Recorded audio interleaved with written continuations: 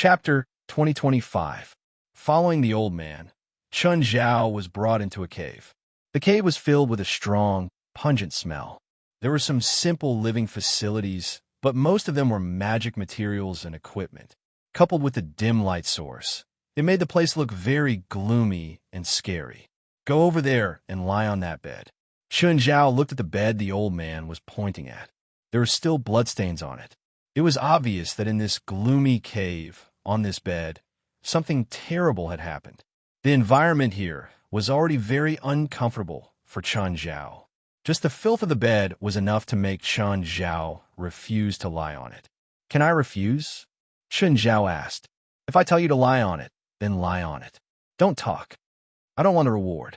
Chun Zhao took a step back, as if he was going to escape. Just then, the old man released a spell with his finger. Countless tree roots extended from the entrance of the cave. They crisscrossed like a spider web, completely blocking the entrance. "Don't think about going anywhere. No one will disturb us. I like you a lot.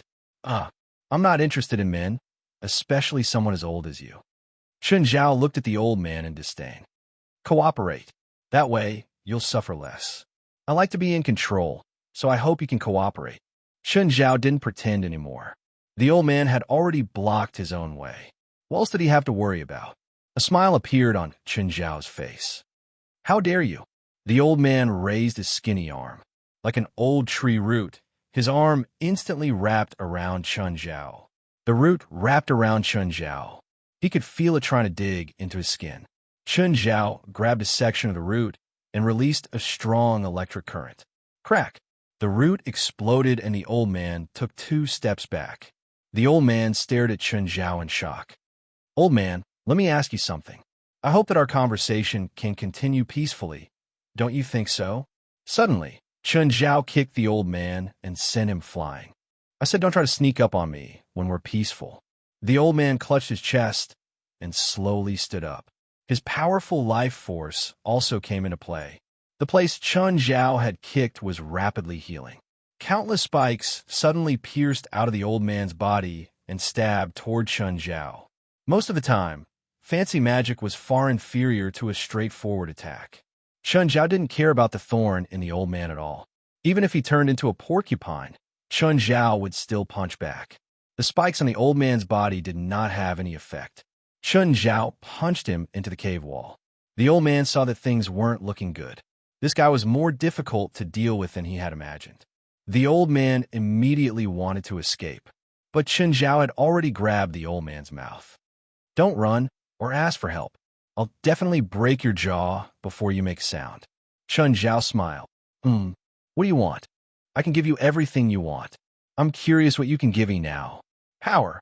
I can give you even more power." Chun Zhao looked at his defeated opponent. "What makes you think you can give me more power? Based on your ignorance or your humbleness?" "I can give you money. I have a lot of money. I have hundreds of millions of dollars in the bank." "Forget it," Chun Zhao said. "I just want the black poison that attacked Marone and the antidote. That's the deadly plague. I have the poison, but you have to get the antidote from the deadly poisoner. He created the poison, so only he has the antidote." "The deadly poisoner? Where?" "In the cave on the upper right." Chun Zhao dragged the old man to the door. "Which cave?" The main part of the spirit of Cursed Nest was like an inner beehive. The inner walls extended downward and were all caves of various sizes. That cave," the old man said, pointing at the entrance of a cave. "Thank you." Chun Zhao crushed the old man to death.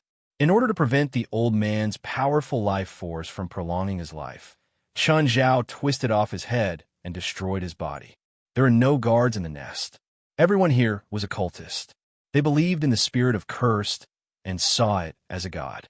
They lived here and were proud of it. Anyway, Chun Zhao couldn't understand their mentality. Of course, there were also some cultists who joined the cult with ulterior motives. The old man had also said that a large portion of the cultists joined to satisfy their own desires. Chun Zhao went to the cave the old man pointed at. There was a naked woman living in the cave. Her face was tattooed with a picture of a flower. On the ground of the cave, there were more than 10 naked men lying on the ground. More accurately, they were naked corpses. All the men were as skinny as a stick. Seeing Chun Zhao standing in the cave, the woman licked her lips and waved at him. Come. Chun Zhao walked into the cave and immediately smelled the strong fragrance of flowers in the air. The fragrance should be an aphrodisiac. After being spread by magic, it would make people feel uncontrollable lust. Chun Zhao did have a reaction, but he wouldn't lose his mind. The aphrodisiac effect was far from making him lose his mind. How can you feel lust for this woman? Belial's voice appeared in Chun Zhao's mind. She's too low class. Just then, the woman had already walked to Chun Zhao, twisting her waist. Her slender fingers slowly brushed across Chun Zhao's chest. She was very confident in her aphrodisiac spell. She believed that Chun Zhao would lose his mind like the corpses on the ground. But the next moment, Chun Zhao grabbed the woman's neck. Can you tell me where the death plague poison and antidote are? The woman struggled. Only when Chun Zhao let go did she finally breathe. Why aren't you affected? Are you impotent or gay? Chun Zhao lifted a foot and kicked the woman away. As a man, the woman's words had hurt him. Let's get down to business. Chun Zhao stood before the woman. Can you tell me where you put the death plague poison and antidote? That's death plague stuff. How can I have it? The woman screamed. All right, can you tell me where Deathly Poison Man is? Chun Zhao roughly understood. The old man had thought that the woman could deal with him, so he'd purposely led him to this cave. After getting the woman's directions, Chun Zhao killed her as well. There was no point in keeping the woman. He would expose himself. Chapter 2026. Soon, Chun realized that he went to the wrong door again. The woman clearly had the same idea as the old man. She led Chun to a butcher's house full of corpse collectors. Then, Chun also added this butcher to his collection. This time, Chun didn't even ask. He sent him on his way. There was really nothing to talk about with butchers like this. Chun randomly walked into another cave. This time, it was a woman with a sinister face. She used black magic to attack Chun. Jin was stunned by the sudden attack. If he took her back, he would send her to hell. Chun Zhao went to another cave. This time, the owner was a cowardly man. Friend, can you tell me where Deathly Poisoner is? The cowardly man looked at Chun with fear in his eyes. Chun wouldn't let his guard down just because of the man's cowardly gaze. Everyone here was a cultist. His gaze and expression might just be a disguise. I'm Deathly Poisoner. At least that's what they call me. You said you're Deathly Poisoner? Chun tilted his head. Just from his name alone, this Deathly Poison Man was an extremely dangerous man. He was also sinister and despicable, good at using poison. But this man didn't look like a sinister person at all. However, there were indeed many bottles and jars in this cave. It did look like a place for chemical experiments. After some hesitation, Chun was even more convinced that this man was disguising himself. Fine, I'll tell you the truth. I want the death plague poison and the antidote. Who are you? You're not a cultist? Deathly Poisoner looked at Chun in shock. Chun glanced at him. Cultists wouldn't call themselves cultists. They called themselves believers of God or believers of God. Of course, even so, Chun didn't let his guard down. If you help me escape from here, I will give you the antidote to the death plague. Escape? Chun squinted at Deathly Poisoner. Why do you want to escape? I was captured and brought here. I didn't want to come here at all. Deathly Poisoner explained anxiously. Chun crossed his arms and stared at Deathly Poisoner. But I don't trust you, Jin said bluntly. How can you prove your words? I can't prove it. What proof can I have? Deathly Poison Man said helplessly. Give me the antidote and don't do anything else. Just hide in the cave and don't come out no matter what happens outside. If you do, I'll kill you. Jin wasn't completely sure if Death Poison Man was good or evil, nor could he be sure if his words were true. Therefore, Chun made a compromise. If he disobeyed and left his cave, no matter if he was good or bad, he might expose himself. Therefore, there was no problem in killing them directly. If he continued to hide in the cave, Chun would have plenty of time to determine whether he was good or evil. The Deathly Poison Man laughed bitterly.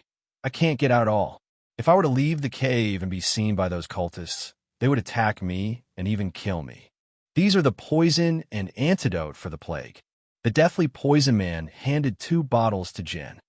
The red one is the antidote, and the black one is the poison.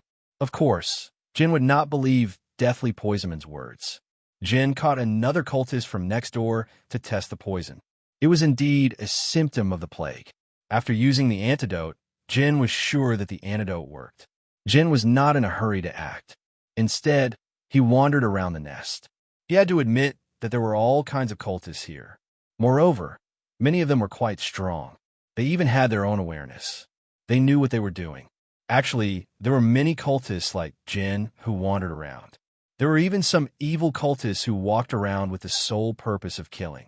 Killing was not forbidden here, nor was it forbidden to kill each other. As long as one was strong and capable, killing each other was allowed. Although to Jin, this was completely inhumane. Nevertheless, this attitude reduced the possibility of Jin being found out. Anyone could be killed here. Suddenly, there was a huge cave entrance in front of him. There was even a wooden fence at the entrance. It looked different from the other caves. Jin walked to the entrance and heard screams coming from inside. Jin walked into the cave without realizing it. He saw Malone being tied up. 2 cultists were torturing him with magic. In just a short period of time, Marin was already covered with cuts and bruises. Jin recognized one of the torturers. When he saw Jin, he stared at him coldly. "This is not a place you should be, but I'm already here. What should I do?" "Get out." Jin walked up and grabbed the cultist's neck. "Sorry, I don't know how to get out." "You." Jin tossed the corpse on the ground. Another cultist saw Jin kill someone here. He immediately yelled, "Why are you doing this? Even if you have a grudge against him, you shouldn't do it here." Jin raised his finger and pointed at the second cultist. Seeing this, the cultist immediately cast a defensive spell.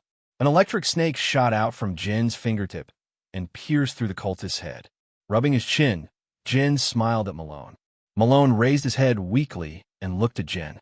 Jin walked up and pinched Malone's chin. Ignoring his struggles, he stuffed the antidote into his mouth. Then, Jin turned and left. Malone thought that Jin was feeding him poison again, but he soon realized that his injured body was rapidly recovering. Was it the antidote? Malone's face was filled with shock. By now, he had enough power. Malone broke the magic ropes that bound his hands and feet. Malone chased out of the cave, but Jin had already disappeared. What was that guy's goal? Malone didn't understand. Malone felt his body's condition. He was recovering faster than he imagined. Marlin tapped his forehead with his finger. He had a very close contract with Terry Boyle. They could communicate from a distance. "Lord Boyle, I'm free. I've brought West and the others to the cursed spirit's nest. We're coming in disguised as cultists." "Lord Boyle, this is a trap for you." "I know. How are you now? Are you in danger?" "I was saved by a cultist, but I'm not sure if he has any ill intentions. I don't understand his intentions. My poisoning was largely related to him, but he just killed 2 of his companions and gave me the antidote. I'm worried that they have a bigger plan, and that's not a good thing. I think you should leave this place now," Fupin Chinese said. Chapter 2027. "Even if it's a trap, I'm not afraid," Terry Boyle said. Terry Boyle said, "The grudge between me and the spirit of vengeance should come to an end. Moreover, he dared to attack you." Terry Boyle was furious. In his eyes, Marlin was his family. Now his family was hurt. This was a vendetta that would not end until one of them died. Of course, even without this, Terry Boyle would still make the same choice.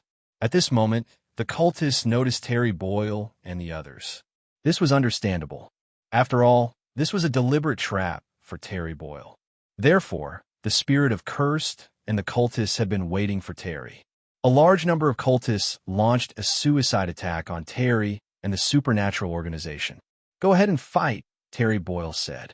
"Marlin is free now, so my power is starting to recover." With Terry Boyle's words, everyone felt more at ease. To be honest, they would rather have Terry fight. They wouldn't send a distress signal to Chun Zhao, especially West. Every time he talked to Chun Zhao would ask if he needed help. Each time, West would proudly say no. West felt that if he asked Chun Zhao for help this time, he would lose all his dignity. Boom, boom, boom.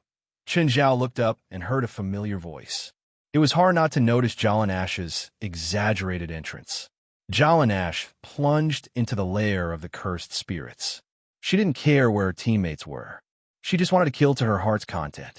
After all, her spell of mass destruction was a lethal weapon. Jalanash floated above the nest. A small sun descended from the sky and blasted the bottom of the nest. Rumble. After a huge explosion, the entire nest shook. Chun Zhao was also affected by the huge shockwave. The flames engulfed him. However, this kind of impact was no threat to him. He was more concerned about Jalanash's safety. Jalanash was too impulsive. Moreover, this place was filled with all kinds of dangers. Chun Zhao had circled around for a few hours. He knew very well how dangerous this place was. The attacks of the cultists were often unpredictable, and Jalanash indulged in unbridled destruction. This put her in danger unknowingly. At this time, another loud noise came from the entrance of the nest. Gaia also charged in. "Jocelyn Nash, you're too impulsive," Gaia said reproachfully. "Gaia, don't worry. These pieces of trash can't hurt me at all." Girls of Jalanash's age didn't like to be nagged by adults. He moved and flew to the front of the cave. Then he released hundreds of small fireballs directly into the cave. Boom, boom, boom. Terrifying flames and heat waves rushed out of the cave. Just as Jalanash was about to fly away, a rope shot out from the flames and wrapped around her ankle. Oh no! Seeing Jalanash in danger, Gaia immediately went to save her.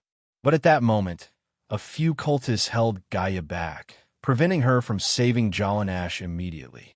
Jalanash was dragged into the cave. While being dragged, Jalanash released a wind blade at the rope around her ankle. But the rope was clearly enchanted, and Jalanash's wind blades had no effect on it. Delicious, delicious girl. A cultist licked his lips. He wore a bright red robe, and behind him stood a body made of fire elements. This flame body was an elemental agitator, a type of fire element. It was because of this that Jalanash's bombardment had been ineffective. Flustered, Jalanash shot another spell at the cultist, but it was blocked by the agitator. Ropes shot out from the cultist's sleeves. The ropes danced under the cultist's control. A dozen ropes suddenly shot toward Jalanash. Oh no! Instinctively, Jalanash covered her face. But the next moment, she saw a hand appear behind her and grab the ropes. Jalanash turned around and was shocked to see Chun Zhao standing behind her. Chun Zhao pulled the ropes over and pulled the cultist before him. Then he smashed his head. Seeing that his summoner was killed, the agitator charged at Chun Zhao in a frenzy. An electric snake shot out from Chun Zhao's finger and pierced through the agitator. The agitator's body collapsed and exploded. President, why are you here? Is this how you usually fight? Ignoring West's strategy? Charging around like this? Do you think you're invincible? You shouldn't have made them worry, Chun Zhao said coldly. President, I was wrong. You should apologize to them. Chun Zhao suddenly looked outside. Guy is here. Don't let them know I'm here. With that, Chun Zhao went into hiding. Jalanash was speechless. They'd agreed not to attack. In the end, Chun Zhao still snuck over. Jalanash, how are you? Are you okay? Gaia looked at the headless corpse on the ground and the scattered bloodstains around it. Clearly, the cultist's head had been smashed by a tremendous force. I'm fine. Gaia, let's go out. Jalanash knew that she'd definitely be scolded and punished this time. However, if Chun Zhao was exposed, then Chun Zhao's revenge would be even more severe. Gaia looked around the cavern. Then, she took a deep breath and suddenly spat out dragon breath at the shadows in the cave. Rumble, Gaia, what are you doing? Nothing. I just feel like there's a bug hiding here. Gaia shrugged and turned to leave with Jalanash. Don't act recklessly. You're not as strong as Chun Zhao. Got it. What could Jalanash say? No matter how impatient she was, she didn't dare to retort near Chun Zhao. If she made Chun Zhao angry, he'd probably spank her without caring where they were. At this time, everyone had already killed their way into the lair of the cursed spirits. However, Chun Zhao still hadn't seen the spirit appear. This guy was really a coward. Someone was already at his door, but he still didn't show up. How cowardly was he? Chun Zhao sat quietly in one of the caves and watched as his people destroyed the place. To be honest, they were like the demolition workers. Their destructive power was superb. Just then, a figure appeared before Chen Zhao. Malone looked at Chen Zhao, who was sitting at the entrance of the cave with all sorts of snacks and beer on the ground. Chapter 2028. Can't you tell? Just watch. Chen Zhao tilted his head back and drank a mouthful of beer. Then he tossed the can down. Malone frowned at Chen Zhao. He was a little clear on whether Chen Zhao was a friend or foe. Chen Zhao's actions were too strange. He wasn't sure if he should attack Chen Zhao. Just then, a cultist charged at them. Chen Zhao lifted his finger and pointed. Another bolt of lightning shot out. The cultist's body was pierced. Malone realized that Chen Zhao was very strong. He wasn't as strong as when Malone had pressed him to the ground and beaten him up the first time. Malone estimated that according to Chen Zhao's current strength, Chen Zhao wouldn't be able to defeat him so easily. If they really fought back then, Malone didn't dare to say that he could beat Chen Zhao so easily, even though he believed that he wouldn't lose. From the start, Chen Zhao hadn't really attacked him. If Chen Zhao had attacked him and cooperated with the other cultists, Malone would have lost even worse. But those cultists clearly knew him. Of course, there was another possibility. Chen Zhao was a spiritualist who'd snuck into the cult with an ulterior motive. Or it could be said that all of this was a conspiracy, a scheme that Malone couldn't understand.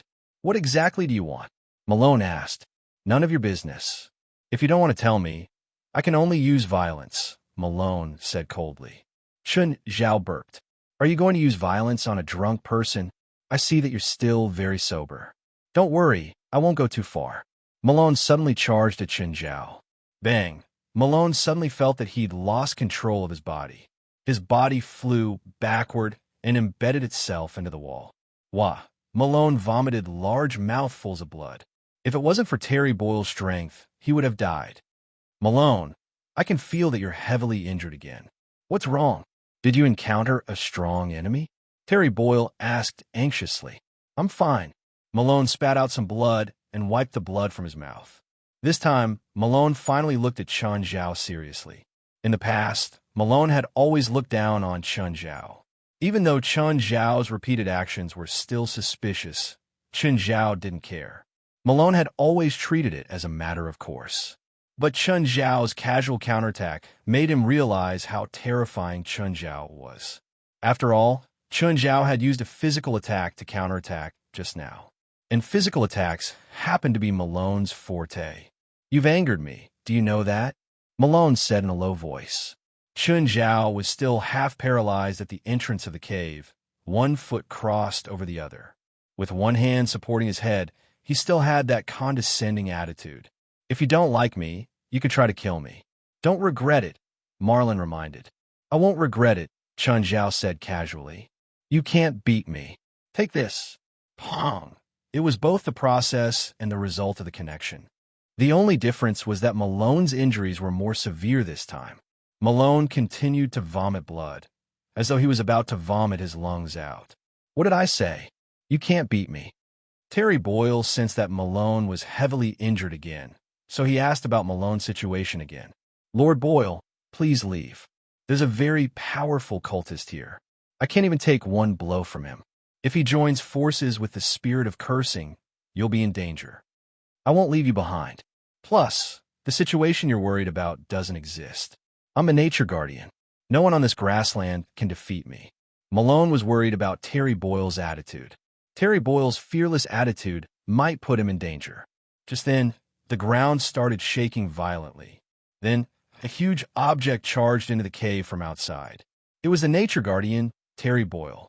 However, he'd charged in his original form. The originally spacious cave couldn't fit him at all. However, Terry Boyle used brute force to smash open a path. Bangla, get out here, you coward. At this time, the temple that was originally standing in the middle began to emit cracking sounds.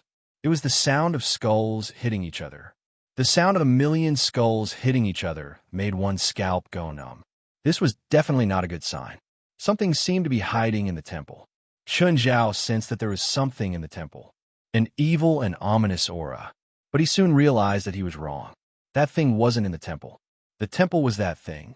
A million skulls flew into the air. They were the spirit of cursing. Is this the spirit of cursing's original form?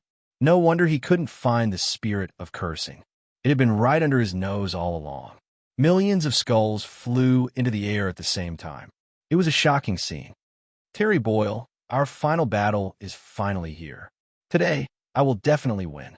The spirit of cursing's voice sounded like hundreds of thousands of people speaking at the same time. It was accompanied by the sound of countless bones hitting each other. Bongla come. This is what I've been waiting for. Terry responded to the spirit of cursing's challenge. In an instant, the millions of skulls released spells at the same time. Moreover, these 1 million skulls were not releasing the same type of magic. Instead, they released various spells. It was like 1 million spiritualists releasing spells at the same time. How shocking would that be? Fuck, this is what I've been waiting for.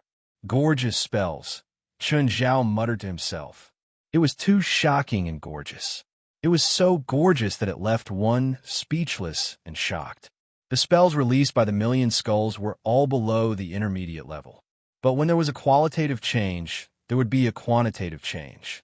Even Ma Long was shocked by this. He had once destroyed a clone of the spirit of cursing under Terry Boyle's lead. But back then, the clone had only been a few hundred skulls. At that time, Malone had thought that killing a clone of the spirit of cursing would greatly weaken the spirit of cursing. But now, it seemed that the destruction of the clone had almost no effect on the original body. This time, Ma Long truly understood the difference between the clone of the spirit of vengeance and the main body. It could not be understood with common sense. I'm starting to admire this guy. He's so powerful, Chun Zhao said in amazement. The spirit of cursing's magic was a clone, but it gathered into a torrent of elements and magic. Terry Boyle spat out a mouthful of dragon breath. Turn everything into nothing. Chapter 2029. Terry Boyd's dragon breath couldn't completely dispel the directional spells. Also, some spells were not directional spells. Furthermore, the number of spells that the spirit of cursed had was simply too many, so many that it was outrageous. Terry Boyle was instantly hit by tens of thousands of spells. At the same time, his almost indestructible dragon scales and magic resistance also instantly lost their effect. In an instant, Terry Boyle was covered in cuts and bruises. However, Terry Boyle's wounds were healing at an astonishing speed. Terry Boyle's aura was rich and full of affinity with nature. Bangla, don't you understand? If you can't kill me instantly, you won't be able to defeat me. You've tried countless times in the past hundreds of years, Terry Boyle said confidently. The more power you absorb from nature, the more damage you will cause to nature. The spirit of cursing said, "This is my ultimate goal. In recent years, I have understood that the possibility of destroying the world and mankind alone is too low. However, I have also learned a lot from humans. I know what the food chain is, what the biological chain is, and what the balance mechanism is. I don't need to destroy the whole world directly. I just need to destroy and pollute. If the balance mechanism collapses, then mankind and the world will eventually come to an end. What you're doing is superfluous. Humans have been unwavering on the path of self-destruction." As a bystander, Chen Zhao didn't like how the two non-human creatures judged humans. But he couldn't refute it. Just as Terry Boyle had said, humans were indeed courting death. However, Chun Zhao felt that the spirit of cursing was scheming against Terry Boyle. This shouldn't be all he had. The battle between the two of them would probably continue for a while. Chun Zhao wasn't in a hurry to intervene. Seeing that Chun Zhao seemed to be moving, Marlin immediately tensed up. He looked at Chun Zhao warily to see what he was going to do. If Chun Zhao wanted to interfere with the battle between the spirit of cursing and Terry Boyle, Marlin felt that he had to stop him. However, Chun Zhao clearly wasn't going to interfere with this inhuman battle. Chun Zhao circled to another cave. Naturally, Malone followed closely behind. But when he followed them in, he realized that Chun Zhao wasn't plotting anything. Malone saw a corpse on the ground. Based on his attire and posture, it was easy to tell that he was a cultist. On the other hand, Chun Zhao was tidying up the items left behind by the cultist. Malone was now absolutely certain that this fellow was not a cult member. He was far more dangerous than the cultists. Robbing and killing cultists? Only this guy would do such a thing. At this time, a female cultist appeared outside the door. The female cultist looked at the corpses on the ground and then at the two people in the cave. Her face twisted and she roared, "Who are you? What did you do to my husband?" Obviously, Chen Zhao looked back at the female cultist. "I'll kill you." The female cultist screamed, and Marlon immediately covered his ears in pain. His mouth, nose, and ears were all bleeding. Chen Zhao was surprised. This female cultist's ability was very similar to Mayev's. Of course, it was also because of this that he knew how to deal with this female cultist. Chen Zhao instantly appeared before the female cultist. He pinched her mouth, and the surroundings quietened down. The female cultist looked at Chen Zhao in terror. She whimpered as if she was begging for mercy. Malone couldn't bear to see this, but it was too late for him to stop it. The female cultist's body slumped onto the ground powerlessly. Chen Zhao clapped his hands. "You're too cruel, you evil person." Chen Zhao glanced at Marlon. "I saved you. Is this how you treat your benefactor? I was ambushed because of you two." "Me? I didn't attack you at all. You were ambushed at the right time. Even if I wasn't there, you would still be ambushed. If it wasn't for you, how could I have been ambushed? What a joke. You clearly had the ability to avoid that ambush, but you naively thought that you could escape unscathed. It's your arrogance that put you in danger. Are you blaming me for that too?" Marlon was speechless. If one really wanted to get to the bottom of it, it was indeed not Chen Zhao's fault. "You're far from being invincible." Chen Zhao sneered and turned to leave the cave. Marlon stared at Chen Zhao's back. "Who exactly are you?" Chen Zhao ignored Marlon's question and continued walking. Marlon followed closely behind. He still didn't trust Chen Zhao. Marlon realized that Chen Zhao never needed a second attack to kill the cultists. The cultists were still arrogant a moment ago, but in the next moment, Chen Zhao would smash their heads or snap their necks. Compared to Chen Zhao, the cultists were more like cute kindergarten kids. Chen Zhao saw that there was a huge hole right below the battlefield. The battle above was already in full swing, but Chen Zhao seemed to be uninvolved. Chen Zhao glanced at the hole. There seemed to be something down there. It was an evil existence, even stronger than the cursed spirit above. Strange. What's down there? Judging from the aura, the two seemed to be very similar. Chen Zhao thought for a moment and jumped into the hole. Seeing Chen Zhao jump into the hole, Marlon also jumped in. The cave was very deep. It was at least 1,000 meters deep. Chen Zhao and Marlon landed one after the other. Marlon had been leaning against the wall to slow down the fall. Otherwise, even he would die if he fell from such a height. But he saw that Chen Zhao's feet were on the ground. There was no resistance at all.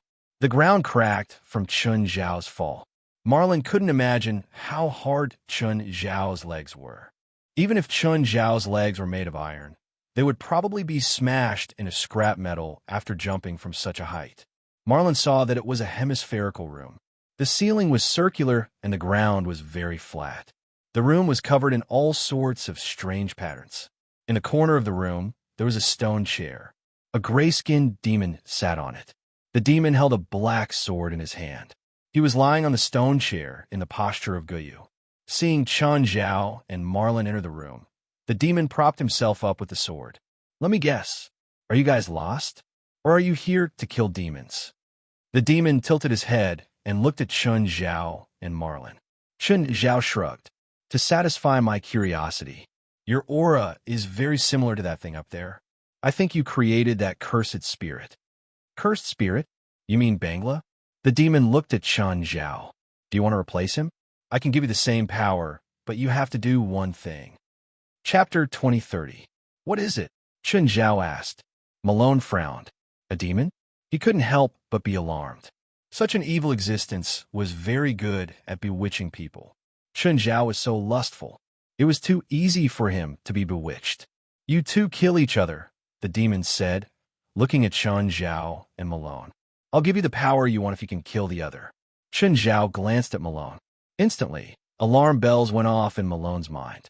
"You can't paint a big picture for me.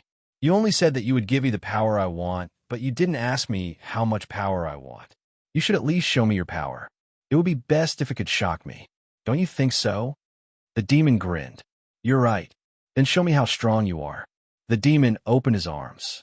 Chun Zhao could feel his power being released, and the space around them started twisting. Malone's vision blurred. He saw that his surroundings had turned into a different environment. He was surrounded by a valley filled with blooming flowers, and the surroundings of the valley were shrouded in fog. Malone sucked in a breath of cold air. What was going on? Weren't they under the hole just a moment ago? Why did they suddenly come here? Only Chun Zhao's face was full of disdain. Sir, don't fool me with spatial magic. Chun Zhao was very displeased. It seemed that they'd moved from the underground hole to a strange valley. In reality, they hadn't moved at all. It was the space that moved. They'd entered an alternate dimension. This should be a permanent alternate dimension, like the one Chun Zhao had created in Minghua Villa. There was nothing special about it. Malone looked at Chun Zhao in confusion. He clearly didn't understand spatial magic. That was why he was surprised by Chun Zhao's calmness. To him, this was already a very powerful spell. But in Chun Zhao's eyes, it was too ordinary. Spatial magic required a lot of magic power, but it was very easy to cast. Those who knew it would find it easy, but those who didn't would find it unimaginable. The demon looked at Chun Zhao. Human, this is enough. You won't be able to accept too much power, even if it's in front of you. Why don't you put your power in front of me and see if I can accept it? As long as you complete my request, you can have as much power as you want. At this moment, Malone spoke up. What if we reject your request? Chun Zhao pursed his lips. Marlon was afraid that Chun Zhao would really attack him. That was why he was the first to answer the devil's question. Then you'll both die here. The demon glared at Chun Zhao and Marlon. We should work together instead of being manipulated by this demon, Malone whispered to Chun Zhao. But his conditions are really attractive. Chun Zhao blinked and grinned at Marlon. Marlon's expression changed slightly, and he said solemnly, he is a demon. You should know of many who have been bewitched by a demon and fallen into a state of eternal damnation. Submitting to him will not do you any good. Chun Zhao looked troubled, as if he'd really been bewitched by the demon. Conflicted, he said, That's true, but the power is right in front of me. It's hard to reject. That's right, the demon said. In this world, only power is irresistible. If you have power, you'll have everything. He felt that Chun Zhao should be attracted by his conditions. Chun Zhao said helplessly, I really want your power, but I can't beat him. How about you help me kill him, and then pretend that I killed him? Marlon was speechless. He felt like Chun Zhao was playing with the demon. The demon's face darkened even more. Human, I, Askamore, will not tolerate your provocation. I'll give you one last chance. Kill the people around you, or else you'll die here immediately. Let's go together. Marlon roared and charged at the demon called Askamore. In his opinion, the demon probably wanted them to kill each other because he couldn't deal with both of them at the same time. Askamore glanced at Marlon casually. He raised the black, crystal-like sword in his hand and casually swung it down. Hiss! There was a tearing sound in the air. Marlon instantly felt great danger. Suddenly, Marlon felt a strong force tug at his back, and he flew backward. Chun Zhao grabbed Marlon's collar. Don't be too rash. You'll die. Marlon's face paled. I won't lose so easily. Don't underestimate me. Chun Zhao pointed at where Marlon had been standing. There was a huge ditch in the ground. The ditch extended all the way back. Not far away, a hill that was dozens of meters tall had been cut off. Marlon's expression changed drastically. Was this a random attack from the demon? What kind of power was this? Even Terry Boyle probably didn't have his kind of power. Askamore looked at the two arrogantly. You have one last chance. 1 or 2 die. Marlon's chest heaved. He looked at Chun Zhao nervously. Would Chun Zhao yield to Askamore's threat? Askamore's cold gaze seemed to be able to penetrate Chun Zhao and Marlon's hearts. His aura grew stronger and stronger. It was as if the entire world was pressing down on them. Which demon king are you subordinate to? Chun Zhao asked curiously. I'm subordinate to the king of power, Askamore said proudly. He was very satisfied and proud of his bloodline. subordinate to the king of power. A smile slowly appeared on Chun Zhao's face. I don't want your power. I just want a drop of your demon blood. Is that okay? No, Askamor snorted. My noble bloodline isn't allowed for a lowly creature like you to have it, even if you worship it. But I want it. Can't we bend the rules a little? Chun Zhao looked at Askamor helplessly. I said it's not allowed. Do I have to give it to you just because you want it? You're just a lowly ant without enough power. How can you have my blood? Not even a drop. Askamor looked at Chun Zhao in disdain. If you want it, take it yourself, as long as you have the ability. If you give it to me voluntarily, I'll just take one drop. But if I take it myself, it won't be one drop. Chun Zhao started to move his joints. Marlin looked at Chun Zhao in shock. Was he going to fight Askamor? Chapter 2031. That was the power that Askamor had displayed. Even if they were 10 times stronger, they still wouldn't be his match. He was an undefeatable enemy. Hearing Chun Zhao's words, Askamor laughed instead of getting angry. Very good, human. You're the first person to be so arrogant before me. I'll give you a chance to challenge me. Challenge is too shameless. You're so strong and have an invincible weapon. You know that this challenge is meaningless to me. Where's your pride as a demon? Is this your pride? Askamor laughed. Since you say that, I'll lend you the sword, as long as you can pick it up. Askamor released the hilt very arrogantly, and the blade stabbed into the ground. The moment the blade stabbed into the ground, a pattern appeared on the surrounding ground. Malone recognized the pattern. It was a power emblem, a magic array that the spellcaster's own power was used to suppress it. Without power that surpassed the spellcaster, one wouldn't be able to break the power emblem or lift the sword. This kind of spell had appeared many times in history. The most famous example was King Arthur and the sword in the stone. Apart from King Arthur, no one could pull out the sword in the stone. Of course, that was a spell specially made for King Arthur. It was like a backdoor for a computer program. Please, as long as you can lift the sword, I don't mind giving it to you. Askamor took 2 steps back generously. Askamor's eyes shone with evil light. Better be careful, Malone said. I'll try first. Sure. Chun Zhao nodded. Malone grabbed the hilt and pulled with all his might. But the blade didn't move at all. Then, Malone felt his power being absorbed by the sword. Damn, it's a wrestling emblem. Malone lay on the ground softly. Don't touch the sword. Why? This guy used a wrestling emblem. If you can't pull it out with your power will be absorbed by the sword and become a stronger emblem. It's already absorbed all my power. I see. Chun Zhao walked slowly to the black sword as if he hadn't heard Malone's warning. You idiot, Malone yelled, but Chun Zhao still reached for the hilt. Clang! Malone's eyeballs almost popped out of their sockets. He stared at Chun Zhao in shock. Chun Zhao pulled out the black sword, and he didn't seem to be struggling at all. It was pulled out just like that. Askamor was also in disbelief. How is this possible? However, Chun Zhao took advantage of Askamor's shock to suddenly appear before him. He raised his black sword and slashed at Askamor. Askamor couldn't dodge in time, and his left arm and shoulder were chopped off. Damn it, you despicable human. Askamor fled in a sorry state. But Chun Zhao chased closely behind. Malone's face was filled with disbelief. Askamor suddenly stopped in his tracks and turned his head around. By then, Chun Zhao had already raised his sword and slashed at Askamor's head. But at that moment, the tip of the sword stopped. A powerful force was fighting against Chun Zhao's own power. Human, this is a part of my power, Askamor said proudly. Do you think you can kill me with my power? Chun Zhao looked at Askamor's severed arm. I think you can. That was only a sneak attack, Askamor said stubbornly. If you do it again, your trick will be useless. Of course, he'd indeed panicked just now.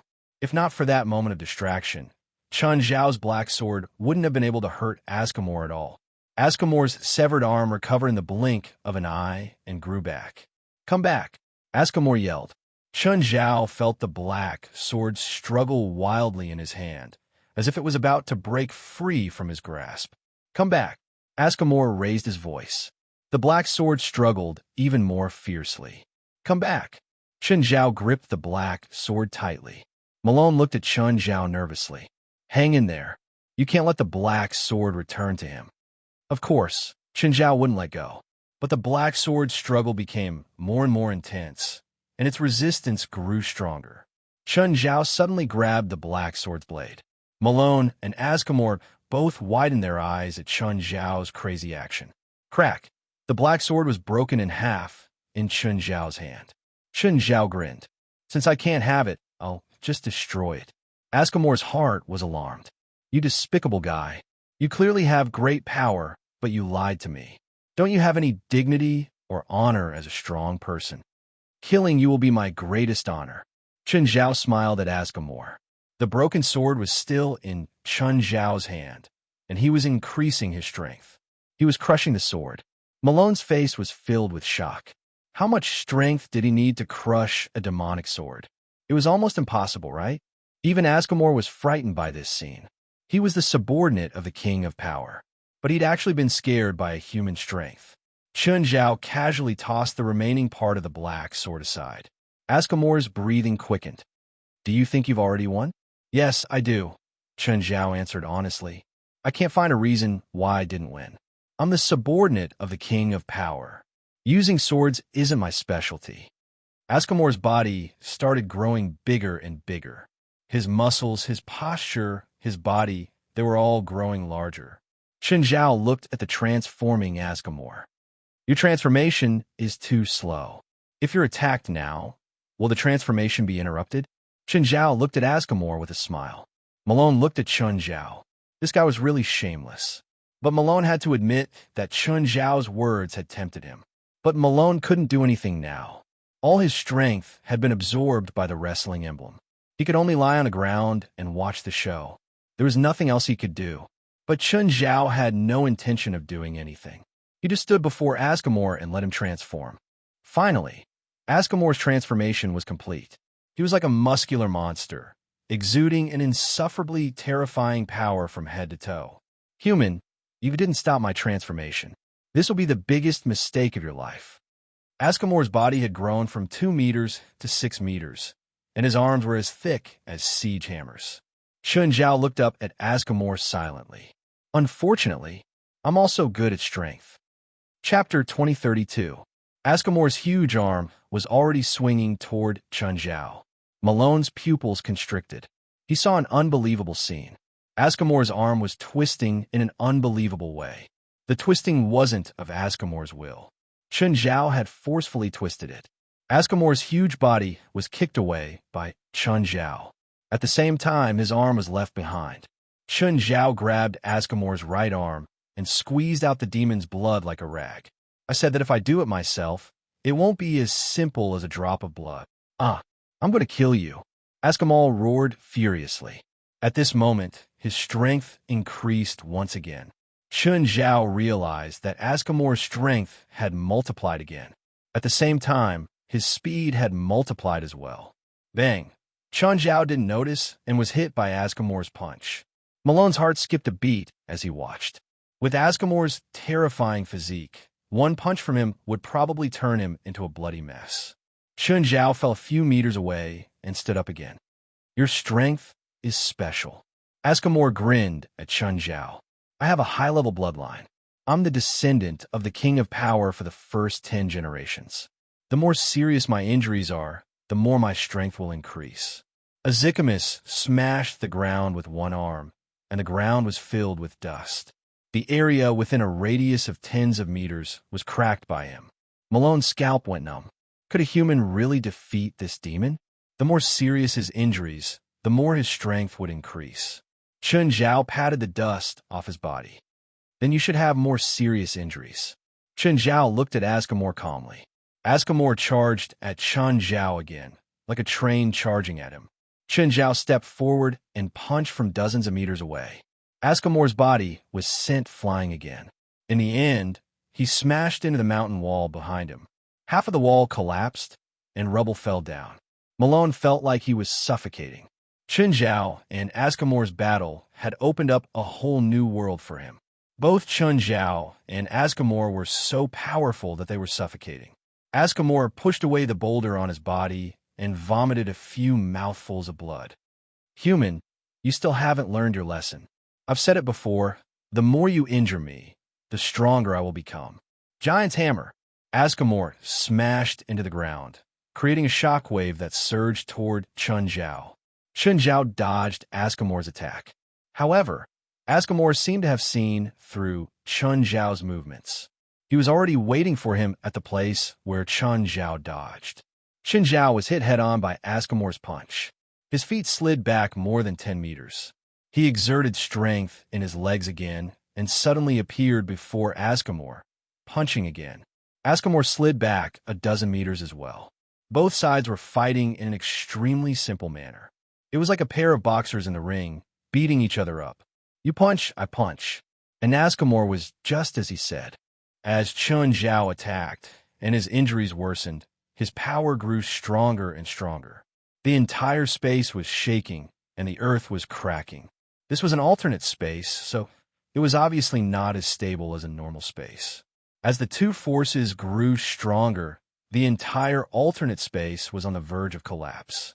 Askamor was indeed getting stronger and stronger, but his limbs were also cracking. His mouth, nose, and ears were all bleeding. Askamor vomited another mouthful of blood. The already turbulent alternate space collapsed directly. They returned to the hemispherical room, but their battle was getting more and more intense. However, what surprised Chun Zhao was that in this room, all the impact they created would be absorbed by the surrounding runes. Suddenly, Chun Zhao understood. This was a seal that trapped Askamor. Askamor was also at his limit now. Stop, human. Stop, I admit defeat. Askamor had to stop. His power had reached its peak, which was relative to his body's limit. His injuries were also at their limit. But Chun Zhao seemed to have no limit at all. No matter how much his power increased, Chun Zhao could always increase it by the same amount. What terrified him even more was his attacks had no effect on Chun Zhao at all. But every time Chun Zhao attacked, his injuries would worsen. Askamor's body was already a bloody mess. Chun Zhao was only panting slightly. His chest didn't rise and fall much. Marin was even more shocked. This was a battle that was hard to deal with. Both sides were displaying extreme power. However, Chun Zhao was clearly better. Chun Zhao's power was overwhelming. Chun Zhao stood calmly before Askamor. I said that when I come to take it personally, it won't be a drop of demon blood. I'm greedy. I want all of you, everything you have. I've been sealed here for thousands of years. I'm pitiful enough. Are you going to kick me when I'm down? You've been sealed for thousands of years, but it looks like you didn't stay here obediently at all. You're still causing trouble. Human, I still have a trump card. I have a dying strike. That's an attack that no human can withstand. Chun Zhao was still so calm. You'll definitely die today, whether you use it or not. Askamor gritted his teeth and looked at Chun Zhao. Why do you have to force me? I'm not forcing you. This is your own choice. Also, I really want to see how powerful your dying strike is. Marin looked at Chun Zhao. Hadn't he used his full power? He was so powerful. Was he really not at his limit? Askamor was still conflicted. If he used that move, death would befall him. But if he didn't use it, Chun Zhao would still bring him death. Fine, let's die together. Askamor suddenly calmed down. It seemed that he'd made a decision. I hope you can do it. Chun Zhao turned to Marin. If you don't want to die, hide behind me. Marin stood up with difficulty, but his legs were trembling. I can't walk. Then wait for your death. In any case, I only had my power absorbed because I was fighting against him. But it's useless. Even if you didn't pull the sword out, I could still pull out, so you're useless. Hearing Chun Zhao's words, Marin felt very stifled, but it made sense. Chapter 2033. Askamor took a deep breath, and the runes around him began to detach from the wall and surround his body. Chun Zhao realized that Askamor's life force was rapidly disappearing. Chun Zhao didn't know how the spell worked, but he understood. But Chun Zhao understood. Askamor was injecting his life force into the runes. These runes trapped Askamor, but Askamor could control these runes. But this control was one time, because he was using his life force to control them. After Askamor used it once, the runes would lose their effect. Askamor would die too. It could be said that the person who sealed Askamor here was quite vicious. He'd given Askamor a choice. He could choose freedom, but he would also have to face death. Or he could stay here obediently, but he had no freedom at all. The person who'd sealed him was clearly very familiar with Asgamor. All the runes lit up. It was different from the slow speed when Asgamor transformed. When Asgamor used his trump card, it was very fast. It was done in a matter of seconds. The next moment, the runes started imprinting on Asgamor's body. The originally dark skin of Asgamor had turned into a golden glow. Chun Zhao immediately cast dark assimilation on himself. Chun Zhao's body turned black. Chun Zhao could feel that Asgamor's life force was almost depleted. How long can you last in this state? 10 seconds. Asgamor didn't hesitate, because he only had 10 seconds. Kill. Instantly, Asgamor shot toward Chun Zhao. In terms of speed, Asgamor was faster than Chun Zhao in this state. Chun Zhao's body was smashed into the curved ceiling above his head. Chun Zhao felt an unprecedented impact. Asgamor was also stronger than Chun Zhao in the dark assimilation state. Asgamor was already prepared to die. Thus, he wasn't as proud and arrogant as before. He calmly released his final madness. "Let's go to hell together," Asgamor said calmly. Asgamor blasted out thousands of shadows of his fists. This move was the same as Chun Zhao's. It seemed that once one's strength reached a certain level, this move would be self-taught. Malone broke out in cold sweat. Previously, all he saw was Chun Zhao suppressing Asgamor. But now, it was Asgamor who was suppressing Chun Zhao. Even Chun Zhao couldn't last more than 10 seconds under that kind of bombardment, right? The rock layer above the ceiling began to shatter. Rocks continued to fall. Asgamor had already smashed Chun Zhao into the rock stratum and was still attacking him. Chun Zhao could feel it too. Dark assimilation alone was clearly not enough to fight Asgamor. Chun Zhao was also sick of Asgamor's ultimate move. At this moment, Malone, who was directly below, could do nothing but dodge the falling rocks with great difficulty. He had only recovered a little of his strength, which allowed him to move. Although Asgamor's bombardment lasted for a long time, it had only lasted for less than 5 seconds. Just then, Malone felt the air turn sluggish. Malone raised his head and looked at the sky. Above the falling rocks, there was a golden glow. Then, Malone saw Asgamor being stepped on by a golden giant. Bang! The flat ground was completely covered in cracks. Asgamor lay on the ground, unable to get up from Chun Zhao's foot. "Looks like your wish didn't come true. I can't go to hell with you." Chun Zhao was in his full state now.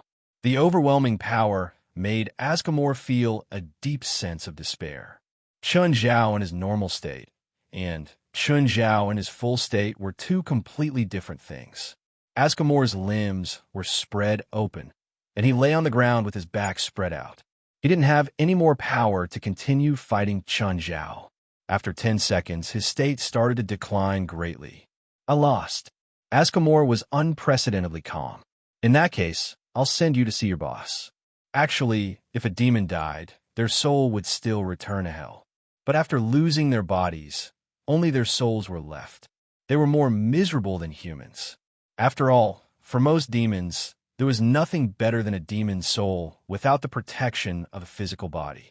Many demons were able to draw power from the souls of others. If it was a normal human soul, it could only absorb very little power. But if it was a demon's soul, then it could absorb a lot of power. Moreover, Asgamor was a mid-level demon, which was quite rare. Chun Zhao wouldn't feel like he was a friend to Asgamor. Chun Zhao was very clear about enemies and friends. An enemy was an enemy. Appreciating each other was just nonsense. Chun Zhao plucked off Asgamor's head. Malone looked at Chun Zhao's huge body in shock. He could also enlarge himself. For an excellent strength-type spiritualist, enlarging himself was normal. But Chun Zhao's enlargement seemed to have caused his power to change drastically. Just then, the rocks above fell even faster. The battle between Chun Zhao and Asgamor had already destroyed the geological structure above. The place was about to collapse. Grabbing Malone, Chun Zhao suddenly flew up. Even with Malone's body, he couldn't withstand the pressure from such high speed. Chun Zhao carried Malone and jumped between Terry Boyle and the Spirit of Cursing. Terry didn't know Chun Zhao. Seeing Chun Zhao grab the weak Malone, he immediately charged at Chen Zhao. Chen Zhao sent Terry Boyle flying with a slap. The spirit of cursing didn't know Chen Zhao when he suddenly appeared, but Chen Zhao clearly wasn't on Terry's side. Plus, Chen Zhao was very powerful. So, the spirit of cursing was very excited. How could he have imagined that when he and Terry Boyle were locked in a fierce battle, such a powerful person would suddenly appear? Chen Zhao didn't have anything to say to the spirit of cursing.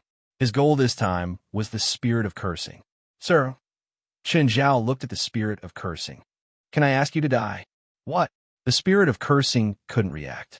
But Chen Zhao didn't plan on reasoning with the spirit of cursing. He used his avatar and released 7,000 stone swords at the same time. The stone swords rushed toward the spirit of cursing like a flood. Chapter 2034. The spirit of cursing was dumbfounded by Chen Zhao's group attack. However, he quickly reacted. Chen Zhao's thousands of flying swords had destroyed tens of thousands of its skulls, but they hadn't really hurt its core. At least, the spirit of cursing felt that it could still fight. Of course, now wasn't the time to fight Chen Zhao. After all, Chen Zhao still had Terry Boyle, who was on par with it. The spirit of cursing immediately broke into pieces. Nearly 1,000,000 skulls flew out of the lair.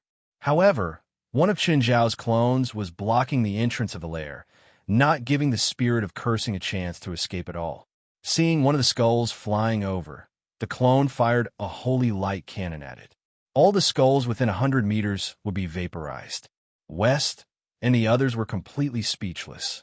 When they saw Chen Zhao appear, they'd completely given up on fighting. There was no point in fighting anymore.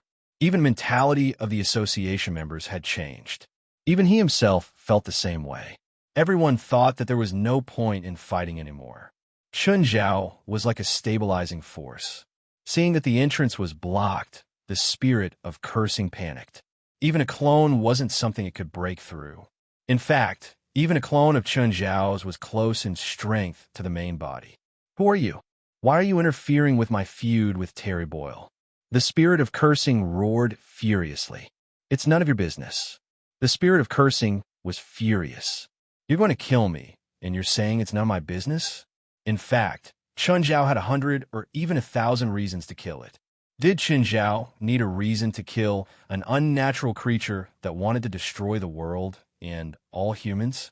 No, Chen Zhao didn't even bother to explain.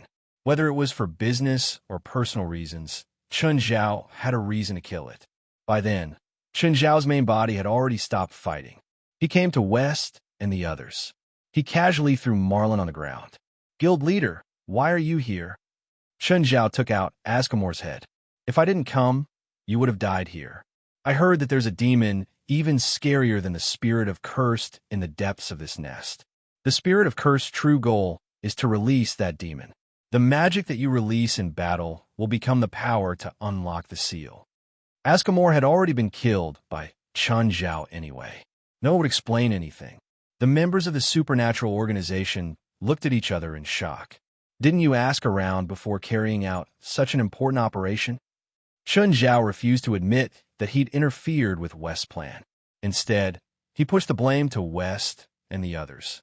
Gaia narrowed his eyes at Chen Zhao. Chen, if there's really such danger here, you wouldn't have kept this secret from us. With your personality, you'd probably have stopped us halfway. Gaia looked at Chen Zhao seriously. I'm afraid you came here and suddenly discovered that there's a demon hidden underground. You used this as an excuse to cover up the fact that you interfered with our operation.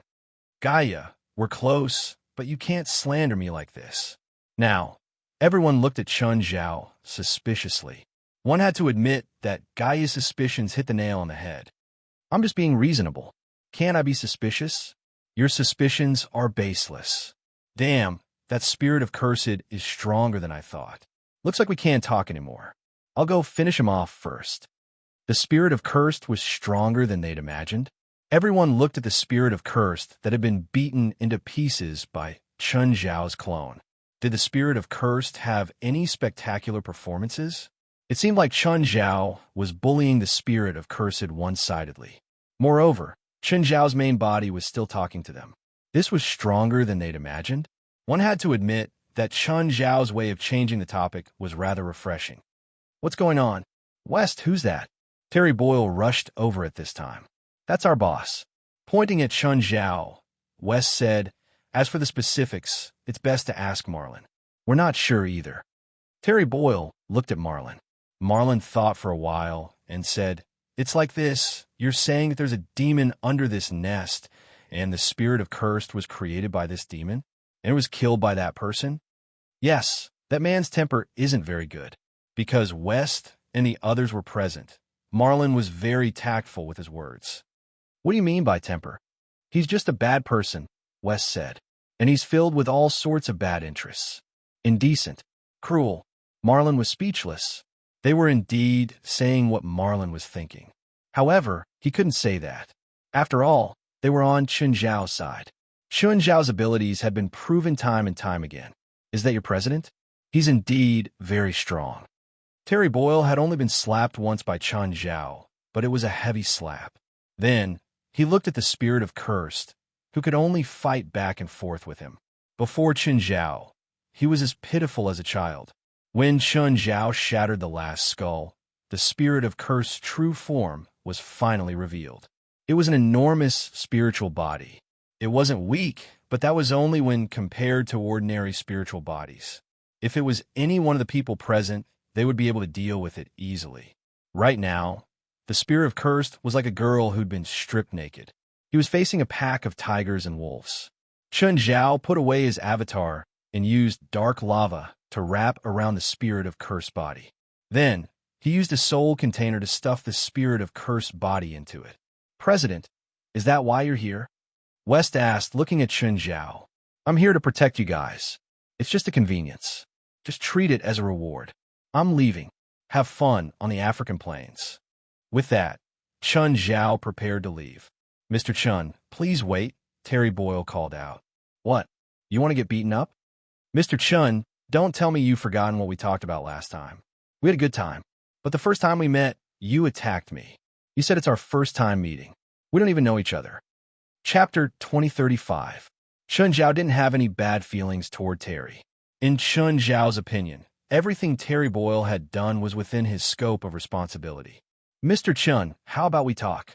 To be honest, Terry had heard too much about Chun Zhao from West and the members of the supernatural organization. Before they met, Terry Boyd had his own imagination. Of course, Terry didn't just want a simple chat. He wanted to talk to Chun Zhao alone. Chun Zhao thought about it and agreed to Terry Boyle's request. "Mr. Chun, you're almost at the level of an unparalleled master now." Chun Zhao didn't feel much about Terry's compliment. Chun Zhao didn't have too many illusions about his own power now. The more powerful he was, the more insignificant he felt. Chun Zhao knew a few powerful and unreasonable existences. There were still many things in this world that Chun Zhao couldn't understand or recognize. Moreover, Terry was definitely up to no good since he was complimenting him like this. "Mr. Chun, just say it." "Mr. Chun, do you want to become stronger?" Chun Zhao looked at Terry Boyle and sized him up seriously. Terry Boyle felt very uncomfortable under Chun Zhao's gaze. "You?" There was indeed some disdain in Chun Zhao's tone. Terry's tone was too similar to the demons and ancient gods Chun Zhao had met in the past. "Do you desire power? Do you want to become stronger?" Only villains would say such things. Hearing Chun Zhao's reply, Terry felt very stifled. He also felt that his tone was a bit strange. "Mr. Chun, of course it's not me, but it's also related to me," Terry said. "Mr. Chun, as the guardian of this grassland, I can borrow the power of the entire grassland. I'm almost undefeatable here." "Oh." Chun Zhao thought for a moment and decided not to expose Terry in front of him. Terry Boyle suddenly remembered the fact that he had been sent flying by Chun Zhao in a single exchange. "Of course, I can't withstand the power of the entire grassland. I can probably withstand about 5 times the power of my main body." Terry Boyle said, "But you're different, Mr. Chun. You have a strong body and amazing strength. You can withstand 10 or 20 times your normal strength." "Oh, are you going to give me the power of the Great Prairie?" "Of course, as long as Mr. Chun is willing to accept." "What are the conditions?" "Become nature's guardian." "Goodbye." Chun Zhao never had any extravagant hopes that he could obtain external power for no reason. No matter what, strength was good for him, and to become a nature guardian, one had to shoulder the responsibility of a nature guardian. Wait, don't go. Let's talk. Mr. Chun, you still don't know the benefits of being a nature's guardian. What benefits? As long as you are a nature's guardian, even if you die, you will be revived. That's immortality? Chun Zhao looked at Terry Boyle in surprise. It's an exaggeration to call it immortality. This grassland needs a nature's guardian. So even if you're vaporized into atoms, your body will be reconstructed and your consciousness will be restored. This is already immortality, right? Chun Zhao exclaimed. Even Chun Zhao couldn't revive after being vaporized into atoms. Of course, the revival time is a bit long. How long? About 100 years. 100 years? I don't even know if I can live that long. Do you have some misunderstanding about human lifespans? I said that as long as you are nature's guardian, you're immortal. Lifespan won't be an obstacle. Terry Boyle looked at Chun Zhao. Think about it. As a human, you're extremely powerful, even stronger than dragons, but your pitiful lifespan is probably only 200 years old. As a nature's guardian, your lifespan will stop being consumed. After you complete your duty, you'll have the right to take away all the power you can. 10 times, 20 times, 30 times. At that time, you'll be truly invincible. Everything in the world will tremble under your feet. Chun Zhao tilted his head and looked at Terry Boyle. Your tone is exactly the same as the demon I just killed. But I'm telling the truth. I'm not lying at all. You're telling the truth, but you're hiding important information, Chun Zhao said. You only told me the benefits of being a nature's guardian, but you didn't tell me what I have to pay or what my duty is. Of course, it's to protect this grassland. If there's trouble, you'll have to help. It's that simple. For you, even if the spirit beasts, the undead elementals, and Gu Yida's army cause trouble at the same time, you can easily suppress them. This duty shouldn't be too easy for you. What else? Chun Zhao smiled at Terry Boyle. Terry purposely said it casually, but he was still hiding important information. There are some small rules that aren't too important. What small rules? Terry pursed his lips. For example, during your duty, you can't leave the grassland. Indeed, there were so many benefits, but he also had to pay a huge price. When Chun Zhao heard this request, he immediately lost interest. Goodbye. Chun Zhao waved and turned to leave. Terry hurriedly pulled Chun Zhao back. Let's discuss more. There's no need. Why don't you recommend one to me? Terry Boyle said. Chun Zhao stopped and turned to look at Terry Boyle. That's what you thought from the beginning, right? You never thought I'd accept this duty. Of course you're my first choice, but I know the possibility isn't high, Terry said honestly. Terry Boyle said frankly, you must know many powerful beings, human or other creatures, as long as they are powerful enough and willing to accept this responsibility. Can you help me find one? What's in it? Chun Zhao asked. I can give you a blessing that you won't be affected by poison at all. I have a special demon bloodline. My poison resistance isn't any weaker than yours. What do you want? Your blessing is good. My family needs it. No problem. I'm not sure when I can help you find one, but you have to bless my family first. Chapter 2036. To put it bluntly, Chun Zhao was just making empty promises. He had to get the benefits first. As for when he could do it, and if he could do it, Chun Zhao wouldn't give any promises. Terry looked at Chun Zhao helplessly. Your request is a bit too much. Fine, Chun Zhao said. Then let's forget about it. Chun Zhao wasn't in a hurry. He wouldn't lose anything anyway. Wait, I didn't say I wouldn't agree, Terry said, frustrated. How powerful does the nature guardian have to be? An adult dragon is the minimum requirement. Like you, I'm not a normal dragon. Since you're a dragon, can't you find one from your tribe? Please spare me. I know better than anyone else what kind of behavior most of the dragons in my own clan are. I'll let you know if there's news, Chun Zhao said. Oh, when will you deliver my family's blessings? Bring your family over, of course. I can't leave the plains. Fine, we'll talk when I'm free. Chun Zhao thought about it. He wasn't in a hurry. After discussing with Terry Boyle, Chun Zhao returned to the crowd. West, when do you plan on going back? We'll leave after taking the benefits, West said. Be more ruthless, Chun Zhao whispered. If he doesn't give enough, I'll ask for more for you later. There wasn't much for Chun Zhao to do here anyway. Chun Zhao left Africa directly. Chun Zhao stayed in Africa until 3 in the morning. It was only 7 or 8 in the evening in America. 7 or 8 hours wasn't a big difference. After returning home, Chun Zhao took a shower first. He smelled really bad. After all, those cultists didn't care about personal hygiene. Furthermore, they all liked to conduct research and experiments that made people nauseous. Chun Zhao suddenly remembered that the deathly poison man was still in the nest. He'd almost forgotten about him. But Chun Zhao couldn't be bothered with him. He could only wish him good luck. Chun Zhao called the witch he'd talked to last time. Miss Witch, can we talk? Mr. Chun, I don't think we have anything to talk about. Buddha's reply was very cold. I've already made my request. If you fulfill it, I'll help you navigate. I have a disaster-grade, evil spirit soul, Chun Zhao said. It's a relatively complete soul. The Buddhist monk jumped up. What? Are you serious? Of course, Chun Zhao said. It's a cursed spirit from Africa. Are you telling the truth? Of course, if you don't believe me, you can check it yourself. Then let's arrange a place to meet. Sure, you decide the time and place. Right now, in Yellow Flower Creek Park.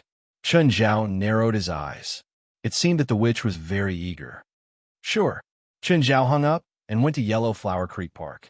The Buddhists arrived at Yellow Flower Creek Park earlier than Chun Zhao. Chun Zhao saw many Buddhists from afar and walked up to her. I am Buddha, witch Buddha said. You must be Mr. Chun. Chun Zhao took out the soul container. It looked like it was only a few 100 milliliters, but it contained an indescribably horrifying thing. Moreover, the ominous and unclean aura of the cursed spirit was still seeping out of the soul container. This is what you want. Chun Zhao tossed the soul container to the Buddhist monk. Not bad, but you still need demon gold, gray eye, and $10 million. After confirming, the Buddhist monk confirmed that there was a disaster-grade spirit inside. She didn't know if it was the cursed spirit.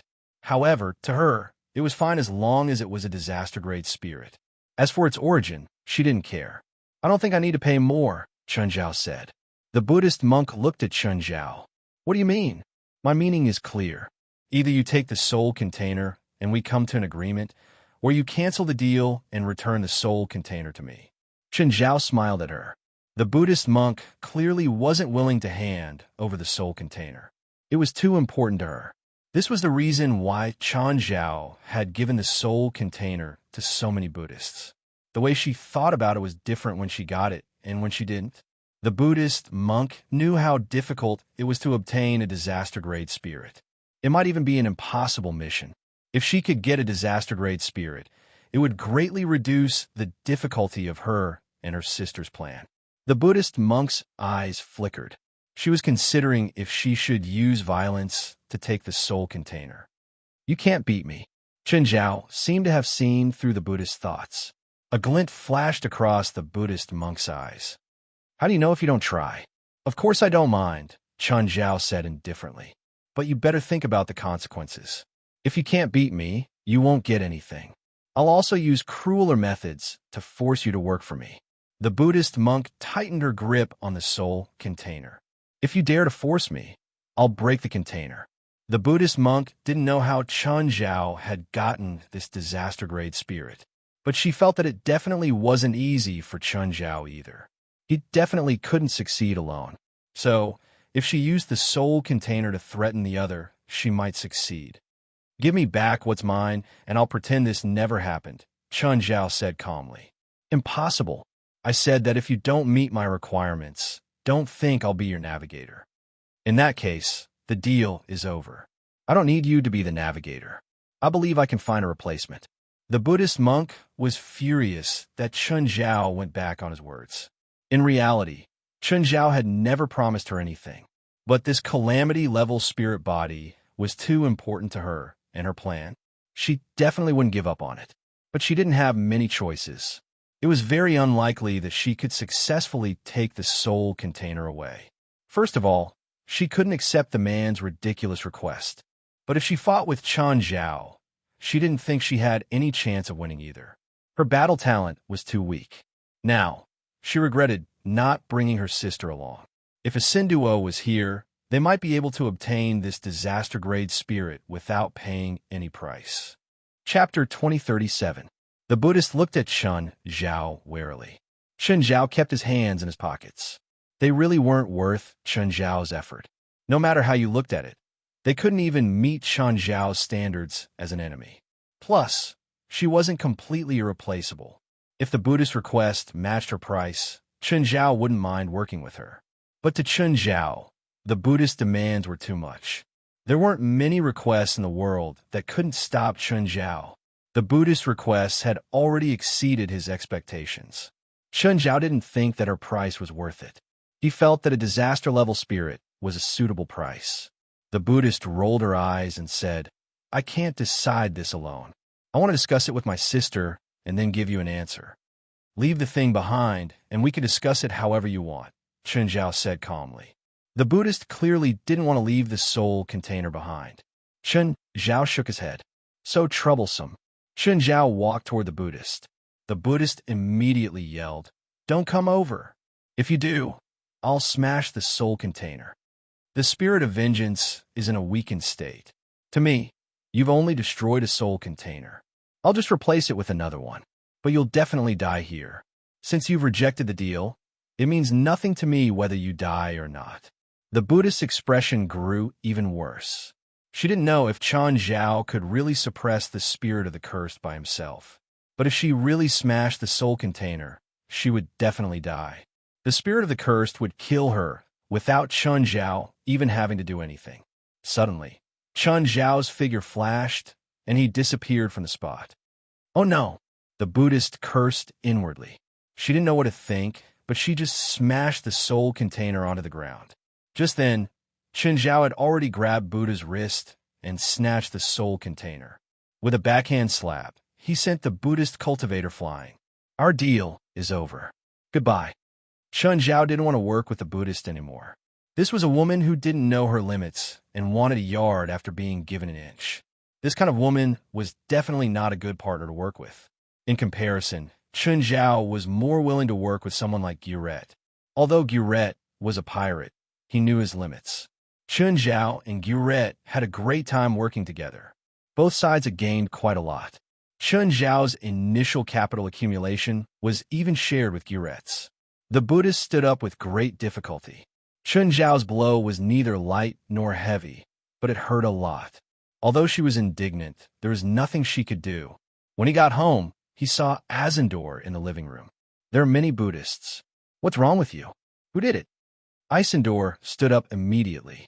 "There is a person who has a calamity-grade spirit body." The Buddhist said, "Are you serious?" Isenduo's eyes were filled with surprise. "I confirmed it." Buddha Duo said, "Why would he have it?" "I don't know.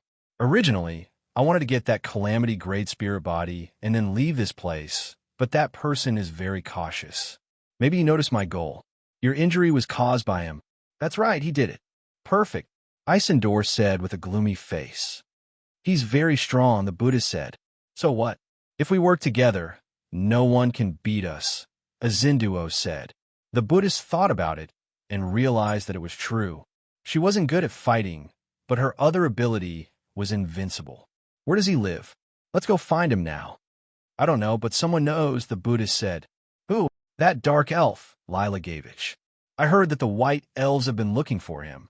He's a coward now. Although he's hiding very well, I can still find him." In the past few days, Lila Gavich had been living like a primitive man. He'd used up all the resources he'd prepared. He even had to use leaves to relieve himself. In modern society, the elves were already used to the technological lifestyle. Just like humans, the elves were already used to it. But this wasn't the most painful thing for him. The most painful thing was that he didn't know when it started, but that uneasy feeling had gotten stronger and stronger. And today, that feeling of unease had finally reached its peak. Lila Gavich felt that something was definitely going to happen tonight. Was nature's test finally coming? But why was the uneasy feeling so strong? Did something happen to Chun Zhao? After thinking for a long time, Lila Gavich finally decided to call Chun Zhao. "Hello, Chun. It's me, Lila Gavich." "Huh? You changed your number again?" "Chun, I feel like something's going to happen tonight. It makes me very uneasy. You mean nature's test is about to begin? It should be tonight. But didn't you say it'll take about a month? It seems to be less than half a month now. I don't know. I think it's the white elves doing. I don't know what's going on. That means you need my help tonight? Yes, Lila Gavich said solemnly. Got it. I'll go now. Give me your address. I don't have an address. I'm hiding in the forest now. I've been living like a primitive man for half a month. Okay, give me the exact location. After receiving Lila Gavich's address, Chun Zhao set off immediately. When he arrived, he realized that Lila Gavich didn't look too good. It wasn't because of his living environment, but his mental state. In Chun Zhao's impression, this fatty had always been the model of a big-hearted and fat person. Very few things could make him so uneasy. Gavich, your mental state is very bad. I can't sleep for many days, Lila Gavich said. Are you sure it'll start tonight? I'm sure that something will happen tonight. Chun, you'll help me, right? Lila Gavich's eyes were even pleading. I said that I'll fulfill my promise. I'll help you. No matter what trouble you encounter, as long as it's within my power, I won't just stand by. Thank you. Okay, let's cut the crap. When does it start? I'm not sure. The uneasy feeling is getting stronger. Chapter 2038. Chun Zhao didn't know how to comfort Lila. He just sat beside him. However, Lila couldn't calm down at all. He kept mumbling something. At that moment, footsteps were heard outside the cave where Lila Gavich was staying. Chun Zhao turned his head to look at Lila. Someone came in. Do you know them? Lila looked at Chun Zhao in surprise. No, I didn't tell anyone apart from you. Huh, one of them looks familiar. Chun Zhao already realized that one of them was Buddha, whom he just taught a lesson to not long ago. The other was similar to Buddha, but also different. It felt like they were twins. When Buddha and Azandor appeared before Chun Zhao and Lila, Chun Zhao realized that they really were twins. Buddha, Azandor, why are you here? What are you doing here? Lila looked at Buddha in surprise. What are you doing here? Lila Gavich looked at the Buddhists in surprise. He and Azandor had come here to find Lila and ask about Chun Zhao's whereabouts. She and Isandor had come here to ask Lila Gavich about Chun Zhao's whereabouts. Azandor, it's him. Azandor looked at Chun Zhao. Hand over the spirit of cursed soul container. Azado looked at Chun Zhao. Hand over the cursed spirit's soul container. Chun Zhao looked at Lila Gavich. They're your friends? His parents and Azandor were here to cause trouble again. His parents and Azandor were here to cause trouble again. That's enough. Buddha, Azandor, if you don't want to die, scram. Lila, what right do you have to order us? Who do you think you are to us? Azandor said arrogantly. Suddenly, Lila clutched his chest. An indescribable pain surged up his heart. He almost lost his balance. His body swayed, and he staggered 2 steps. Gavich, are you okay? Chun Zhao helped him up. I feel it's coming. That uncomfortable feeling is really coming. Suddenly, a black liquid started appearing under Lila's feet. The black liquid started spreading in all directions. It also reached Chun Zhao's feet, and then Buddha and Isandor's feet. Chun Zhao lifted his foot. The black liquid seemed to be very sticky. Even Chun Zhao felt a strong pull. Gage, what's going on? Chun Zhao asked. Lila Gavich was equally confused. I don't know. What's going on? There are no records of such a situation in the ancient books of our race. Damn it, Lila Gavich. What the hell are you doing? Cinder, I can't move. Me too, Isandor said. The black liquid was very sticky. Apart from Chun Zhao, no one else could move at all. However, even Chun Zhao could feel how sticky it was. But at that moment, the black liquid began to take human form. Both Chun Zhao and Lila Gavich realized that the figure formed by the black liquid was Myslan Pryor. Meslin, did you do this? Lila Gavich roared furiously. You should have known that other than my Silon Pulu, no one would scheme against him like this. But he didn't know what my Silon had done. Tilting his head, my Silon looked at Lila Gavich. A strange smile appeared on his completely black face. I want you to go to hell with me. Just then, my Silon Poo Les stood up from the black liquid one after another. Even Chun Zhao and Lila Gavich couldn't tell which one was the real one. All of my Ceylon's black clones pounced at Lila Gavich, Chun Zhao, Frominton, and Cinder. Chun Zhao attacked the black clones with all his might, but they were defenseless. Chun Zhao shattered them with one attack, but the others weren't as lucky. Lila Gavich was surrounded by the most black clones. The black clones' attack method was simple. They pounced on Lila Gavich. "Chun, save me!" Lila Gavich yelled. Chun Zhao used all his strength and charged to Lila Gavich's side, grabbing him. But Lila Gavich was almost swallowed by the black clones. Just then, Lila Gavich let out a pained cry. Let go, my body is going to be pulled apart." Lila Gavich's cries were extremely miserable. Chun Zhao's expression changed slightly. Lila Gavich was really in pain. The black clones seemed to want to sink him into the darkness. Chun Zhao could only let go. If he didn't, Lila Gavich would really be pulled in half. Chun Zhao wanted to protect Lila Gavich, not kill him. Just then, a huge pit several meters in diameter appeared in the ground. Black liquid flowed into the pit continuously. Chun Zhao's expression changed. The pit released an intense hell aura. Did this pit lead to hell? Chun Zhao's expression kept changing. He had promised Lila Gavich that he would protect him. Unexpectedly, Lila Gavich still couldn't escape his fate. Chun Zhao took out his phone. "Handsome, summon me to hell." "Thanks." Soon, Chun Zhao was summoned to hell. "Chun Zhao, why are you in such a hurry this time? What's up?" "I promised a friend to protect him," Chun Zhao said. "But he was pulled into hell." "You mean forcefully pulling his body and soul into hell?" "Yes, that's impossible, but it happened right in front of me." "Tell me the details." "My friend is an elf. He was undergoing the test of an elf envoy. Suddenly, a large amount of black liquid appeared. Not only did the black liquid drag him into hell, but I was also attacked. 2 women were dragged into hell with me."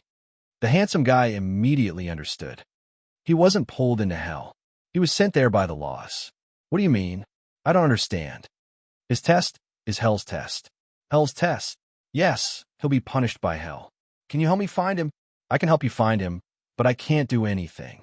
Even if I do, I'll only attack your friend." "Why?" "Because I'm a part of hell. Not doing anything is the greatest help I can give you." "The other demon kings won't do anything, right?" Chun Zhao asked. "How strong is your friend?" "Around the level of a low-level demon, maybe even weaker. Then the demon attacking him won't be stronger than a mid-level demon." Chapter 2039. That's good. Hearing that it was only a mid-level demon, Chun Zhao was relieved. "Can you find it?" "Yes, but I need some time," the handsome guy said. "Will it take a long time?" 1 minute. "Is that long?" 1 minute was indeed not long, but Chun Zhao was wondering if Lila Gavich could last 1 minute. At the same time, in a corner of hell, the place was covered in ice. As far as the eye could see, it was a boundless white world. Lila Gavich, Frodo, and Azindo all stared at the unfamiliar world before them in confusion. Was this the South Pole? Why were they here? But when they saw the red moon in the sky, they felt a chill down their spines. It was daytime, but the red moon was frightening. There was also a heavy smell in the air. It wasn't natural air. It was like the sulfur-smelling air that came out of a volcano. An inexplicable fear rose in their hearts. They were all afraid that their uneasiness and fear would come true. Just then, dark clouds approached them from the sky. The 3 of them raised their heads and looked at the dark clouds. "What's that?" The 3 stared at the cloud. It didn't seem normal and was spreading toward them. The speed at which the dark cloud moved was simply too fast. It was so fast that it made one's hair stand on end. Finally, the cloud was 1,000 meters away from them. At this time, they finally saw clearly what it was. It wasn't a cloud at all. Instead, it was countless deformed creatures. It was a local product of hell, beat demons. They weren't demonic beasts, but pure demons. However, they had a similar social structure to bees. They also had powerful reproductive abilities and swarms, which was why they were called bee demons. This is hell, right? Buddhist duo finally voiced out the deepest fear in their hearts. This wasn't the human world or Earth. This was hell. The legendary hell. How many demons were there? 100,000? A million? Maybe even more. There was no communication or hesitation. Both sides knew what to do in an instant. Kill them. Frodo, give me magic. Azinduo screamed, and the Buddhists immediately cast magic on her. Violent power. Heart of the beast. Nimble wind. Water blessing. Violent fire. Earth entrenchment. The Buddhists threw a lot of support spells at Azindor, as if they were free. Many Buddhists practiced a special school of magic called astral magic. The characteristic of astral cluster magic was that it had a large number of spells, but its weakness was also relatively obvious. All the spells were support spells, and they were all single-target support spells. Moreover, the requirements for the caster of Stellaris were very high. Due to the large quantity, the casting speed was also very strict. If others cast one spell, the user of Stellaris must be able to cast 5 spells in the same time. The target was also under great pressure because the astral cluster spell could be stacked infinitely. For example, the spellcaster could cast the same spell 10 or 20 times on the target. In other words, the target could infinitely increase their strength. But this kind of support magic was like a heavy burden, and the requirement for the caster were also very high. Therefore, the best target for casting the spell was an enhancer-type spiritualist. Coincidentally, Azindor was an enhancer-type spiritualist. Even more coincidentally, Azindor and the Buddhists were twins, identical twins at that. Their magic came from the same source, so Azindor had a very strong tolerance for Buddhist magic. The Buddhists cast support spells on her, so Azindor had to bear much less pressure. It was because of these perfect conditions that when the two of them were together, their strength would increase exponentially. Azindor had now become a superwoman, so powerful that it made people's hair stand on end. Dozens of hornet demons were instantly killed by Azindor. On the other hand, Jacinda appeared to be very relaxed.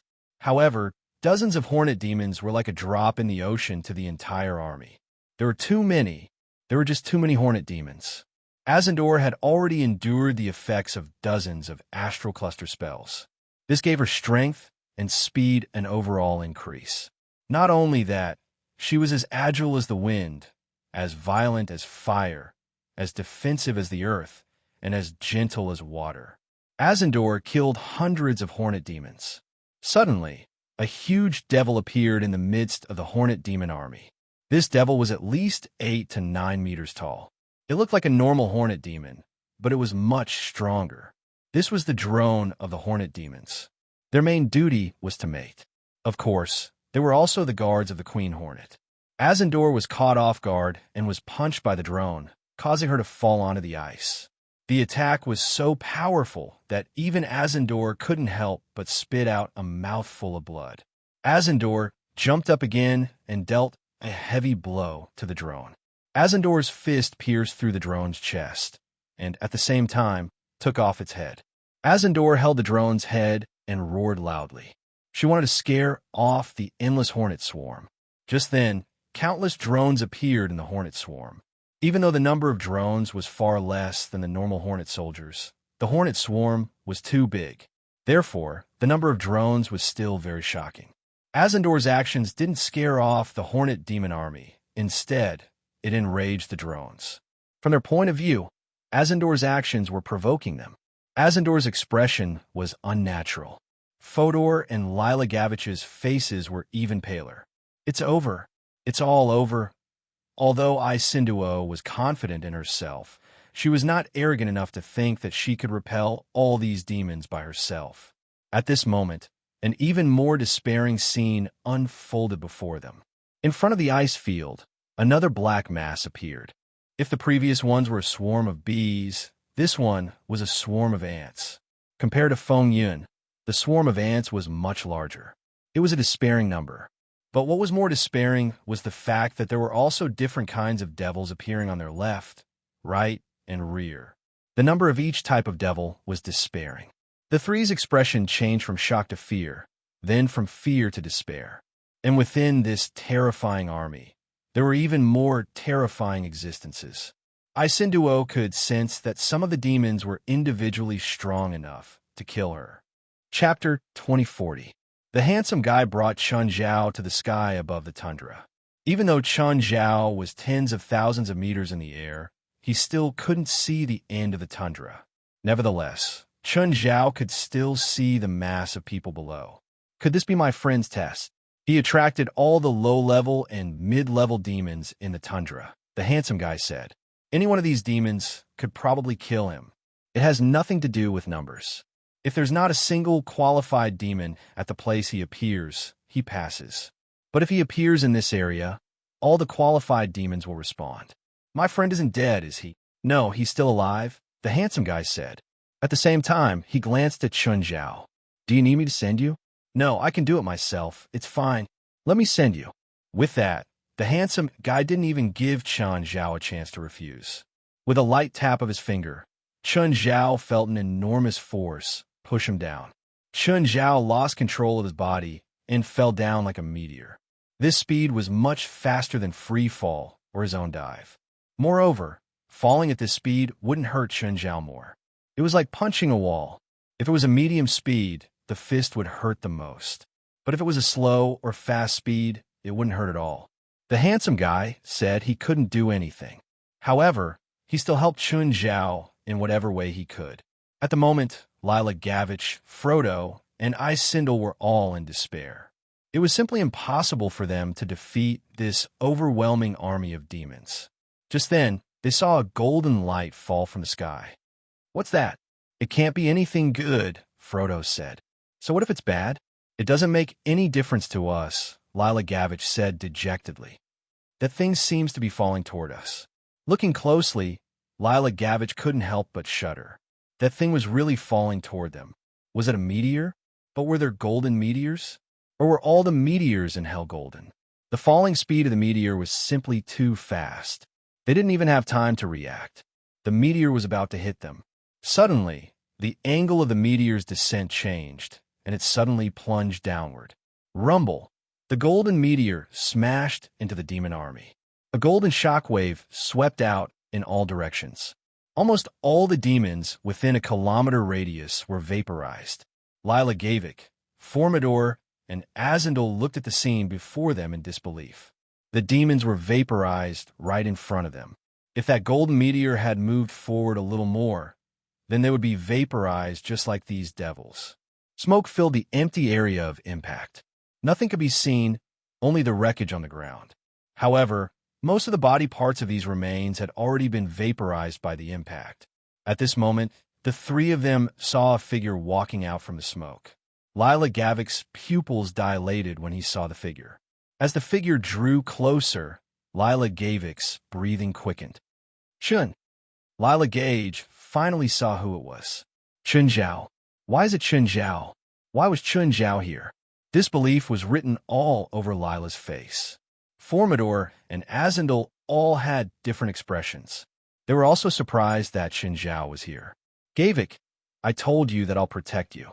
Chun Zhao walked up to Lila Gavich. Other than my family, I've never been so determined to protect someone. Shouldn't you feel honored? Lila Gage still stared at Chun Zhao in shock. Chun, this is hell. How did you get here? I have my ways, Chun Zhao said. Don't ask me how I got here. Lila Gavich was completely speechless. He was touched by Chun Zhao's promise and what he'd done, but Chun Zhao didn't care. However, he'd never heard of someone going to hell for a promise. Chun, you don't have to do this. Lila Gavich looked around at the uncountable army of demons. It was a hopeless number. I also want to see where my limit is. Chun Zhao stretched his limbs. In the eyes of the other three, Chun Zhao was a madman, an out-and-out lunatic. Here, but it was hell. Chun Zhao's fighting spirit soared. Moreover, the boundless devil army would not retreat just because of one more person. The demon army immediately surrounded the four of them. Chun Zhao stomped on the ice under his feet. The 10-meter wide ice was pushed up by his huge force. Then Chun Zhao slapped the side of the ice block, and it flew out. Whoosh! The ice swept over 1,000 meters. All the demons' circles along the way were empty. Lila Gavich, Fodor, and Cinder all stared at Chun Zhao with wide eyes, especially Azendel and Formidor. Previously, They had wanted to fight Qin Zhao and steal something from him. But now, they suddenly realized that their thoughts were laughable. Even if Azendel had received all of Formidor's support spells, she couldn't beat this monster. But Qin Zhao's attack aroused the demon army's fighting spirit. Countless demons pounced at Qin Zhao. Blood and flesh flew everywhere. The battlefield was a huge meat grinder. Most terrifyingly, the battle was changing the terrain. Just then, Qin Zhao was suddenly hit from behind. Qin Zhao turned his head and looked at the demon attacking him. "Are you a subordinate of the King of Power?" "No, human. Human. Although I don't have any subordinates. A lowly human like you should have some respect for me." "Respect my ass." Qin Zhao punched the demon's head. Qin Zhao had never been so at ease before. He had never fought so recklessly. He'd never felt so carefree. Fighting in the human world wasn't very free or carefree. There were simply too many issues to consider. But this was hell. Qin Zhao didn't need to think about what kind of damage or casualties he'd cause. Qin Zhao could squander his power without restraint. Momentum of the world. Qin Zhao's momentum turned into a huge palm and fell from the sky. Tens of thousands of demons were smashed. All his cells were activated and his nerves relaxed to the extreme. Chapter 2041. Are you a subordinate of the King of Power? Qin Zhao smashed another demon's head before the demon started talking trash. However, Qin Zhao still met 4 or 5 subordinates of the King of Power among so many demons. Qin Zhao didn't feel tired at all despite fighting for a long time. Instead, he became more and more energetic. All his cells became extremely active. The handsome guy in the sky watched the battle. His attention was always on Qin Zhao. He knew Qin Zhao's body condition like the back of his hand. Of course, he also knew Qin Zhao's changes. "Qin Zhao, you should open up more and let your power completely merge with your bloodline. This is the bloodline power that demons above the Great Lord level have." The handsome guy's voice suddenly rang in Qin Zhao's ears. Qin Zhao had been focusing most of his attention on the battle, but the guy's sudden voice still lifted Qin Zhao's spirits. "Merge power into my bloodline." Bloodline power? Suddenly, the clouds in the sky gathered into a huge woman's figure. Belia had come. She realized that Qin Zhao had actually appeared in hell. She hadn't realized it until now. Belia looked at the handsome guy in the sky and then down at Qin Zhao. "Qin Zhao, why didn't you tell me you were coming?" "That damn guy covered your aura," Belia said to Qin Zhao, displeased. "Belia, I'm busy now. Let's talk later." "Belia, how can you sense Qin Zhao?" the handsome guy asked, confused. The handsome guy was confident that no demon should be able to sense Qin Zhao's aura if he covered it, even if it was Belia, one of Hell's demon kings. "Because I can sense it," Belia said proudly. After all, she was very proud to be able to sense Qin Zhao's arrival through the handsome guy, the ruler of Hell. "Qin Zhao, are you looking for the King of Power subordinates? I'll mark them for you." Qin Zhao didn't know how Belia would mark them, but he soon realized that some demons were different. A small dark cloud shrouded the fiends' heads. The demons were also confused. They didn't understand what was happening. He waved his hand to disperse the dark clouds, but they quickly gathered again. "Qin Zhao, if your power can't fuse with your bloodline, you'll never understand the power of a great lord." Belia said something similar to the handsome guy. Although their expressions were different, they were all pointing to the same answer. All of your power exists in your body, but only your bloodline and soul are your original structure. Your bloodline and soul construct your past, present, and future.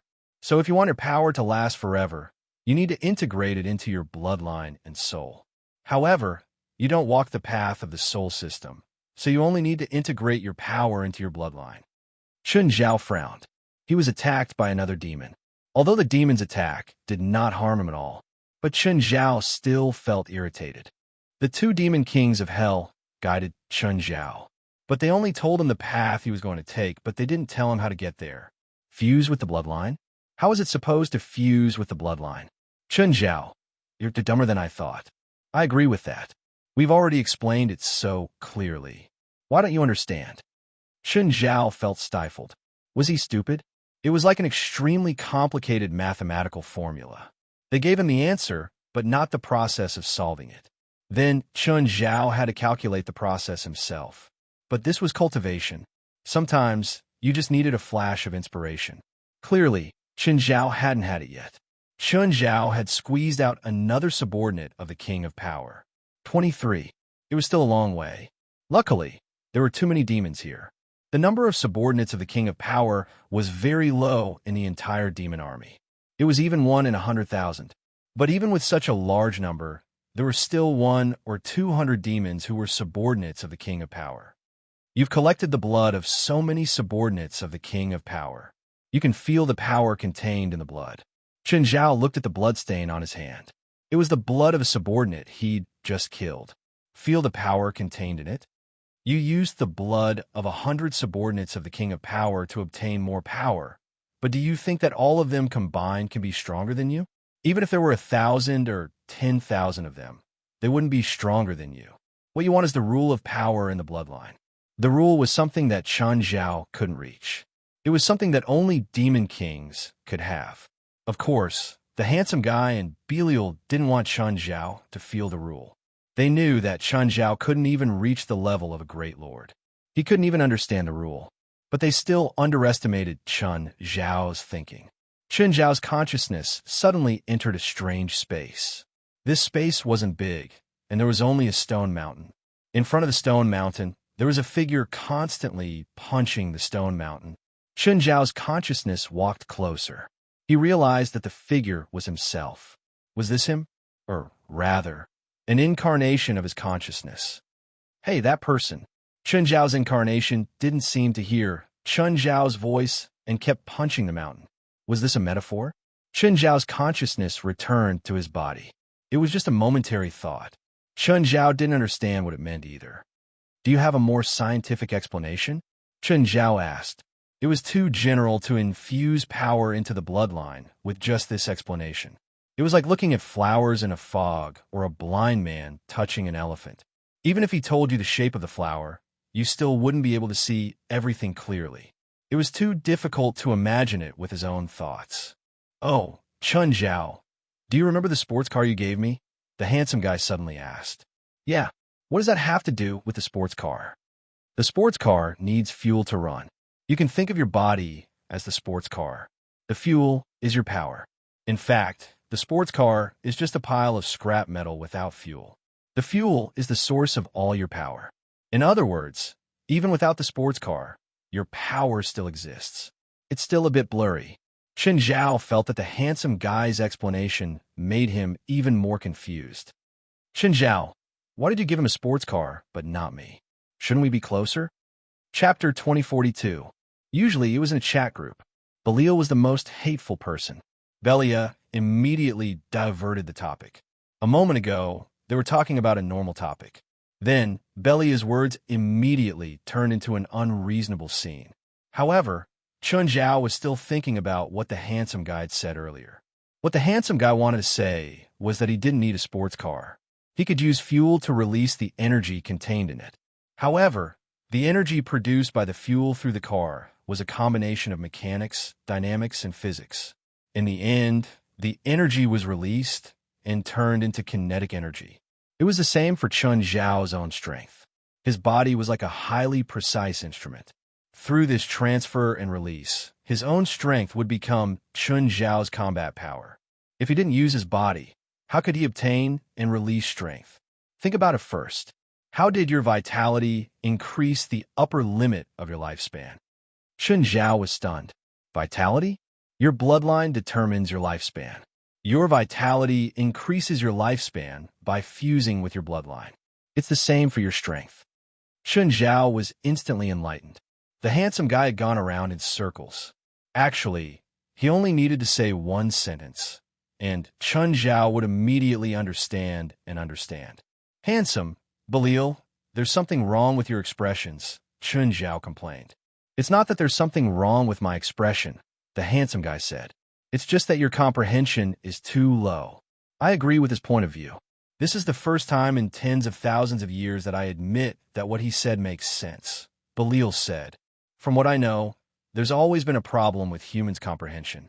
After meeting you, you've pulled down the bottom line of human comprehension again.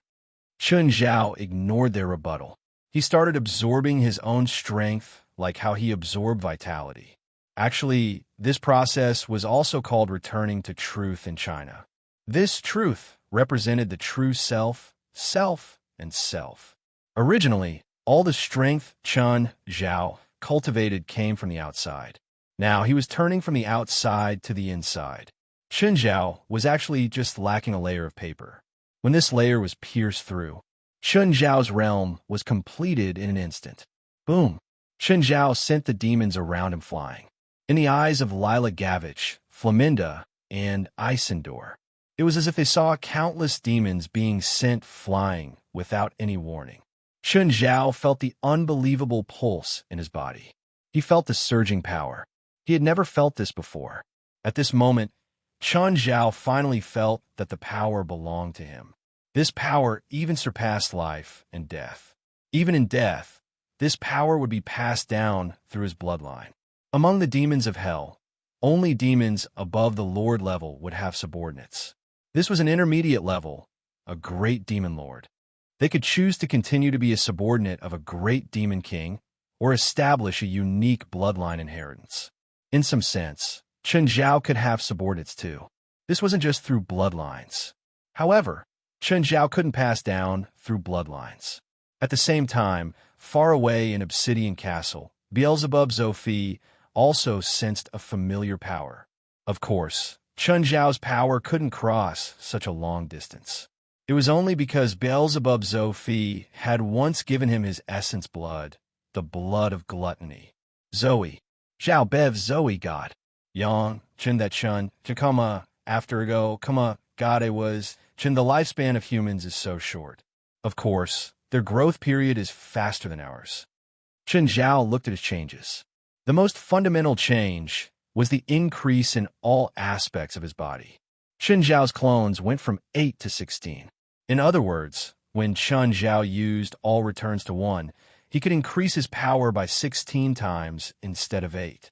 At the same time, he could absorb more spiritual chi when he turned into a titan. The dark lava didn't change much. The most fundamental change was the increase in his basic constitution. However, the real change was in the use of power. Chun Zhao felt that he could use his power more freely. He could easily control even 1 gram of power. It wasn't like before. Every time Chun Zhao increased his power, he would need to familiarize himself with it. He would often break or crush something by accident. Back then, his power had been in his body. Now it was in his bloodline. Each of Chun Zhao's attacks was precise to the point of millimeters. Chun Zhao knew how to use his power more precisely. How much power did he have to use against each enemy? Chun Zhao fought from the ground to the sky, then back to the ground. Lila Gavich, Frodo, and Isindor looked at the demon corpses falling from the sky. There was no place for them to stand. The ground was covered in demon corpses. Looking around, there wasn't even a single empty space. Chun Zhao suddenly thought a new move. He'd thought of this before, but he hadn't been strong enough to use it. It was to use the power of the world to turn into a huge palm. But it wasn't 1 palm, but thousands. Chun Zhao took a deep breath and absorbed the huge power of the world into his body. Then he slapped his palms at the sky at an extremely fast speed. He could do hundreds of palms per second. The palms containing the power of the world shot into the sky. Then they flipped down and bombarded the ground. In the eyes of Lila Gavich, Frodo, and Isindor, countless huge palms fell from the sky. It was like a bombing, constantly bombarding the entire battlefield. The 3 were in disbelief. It was like a god from a fairy tale. The demon army was being destroyed at an astonishing speed. Chun Zhao's move could only be used as a group attack. It didn't do much damage to a single target. Of course, this didn't mean that the demons were at the same level as Chun Zhao. It wasn't that powerful. But if it was just demons at the same level as the demon army, that was equivalent to a calamity. But for Lila Gavich, Frodo, and Isindor, it was like a miracle. Thousands or even tens of thousands of demons were killed every second. Chun Zhao's attack lasted for a minute.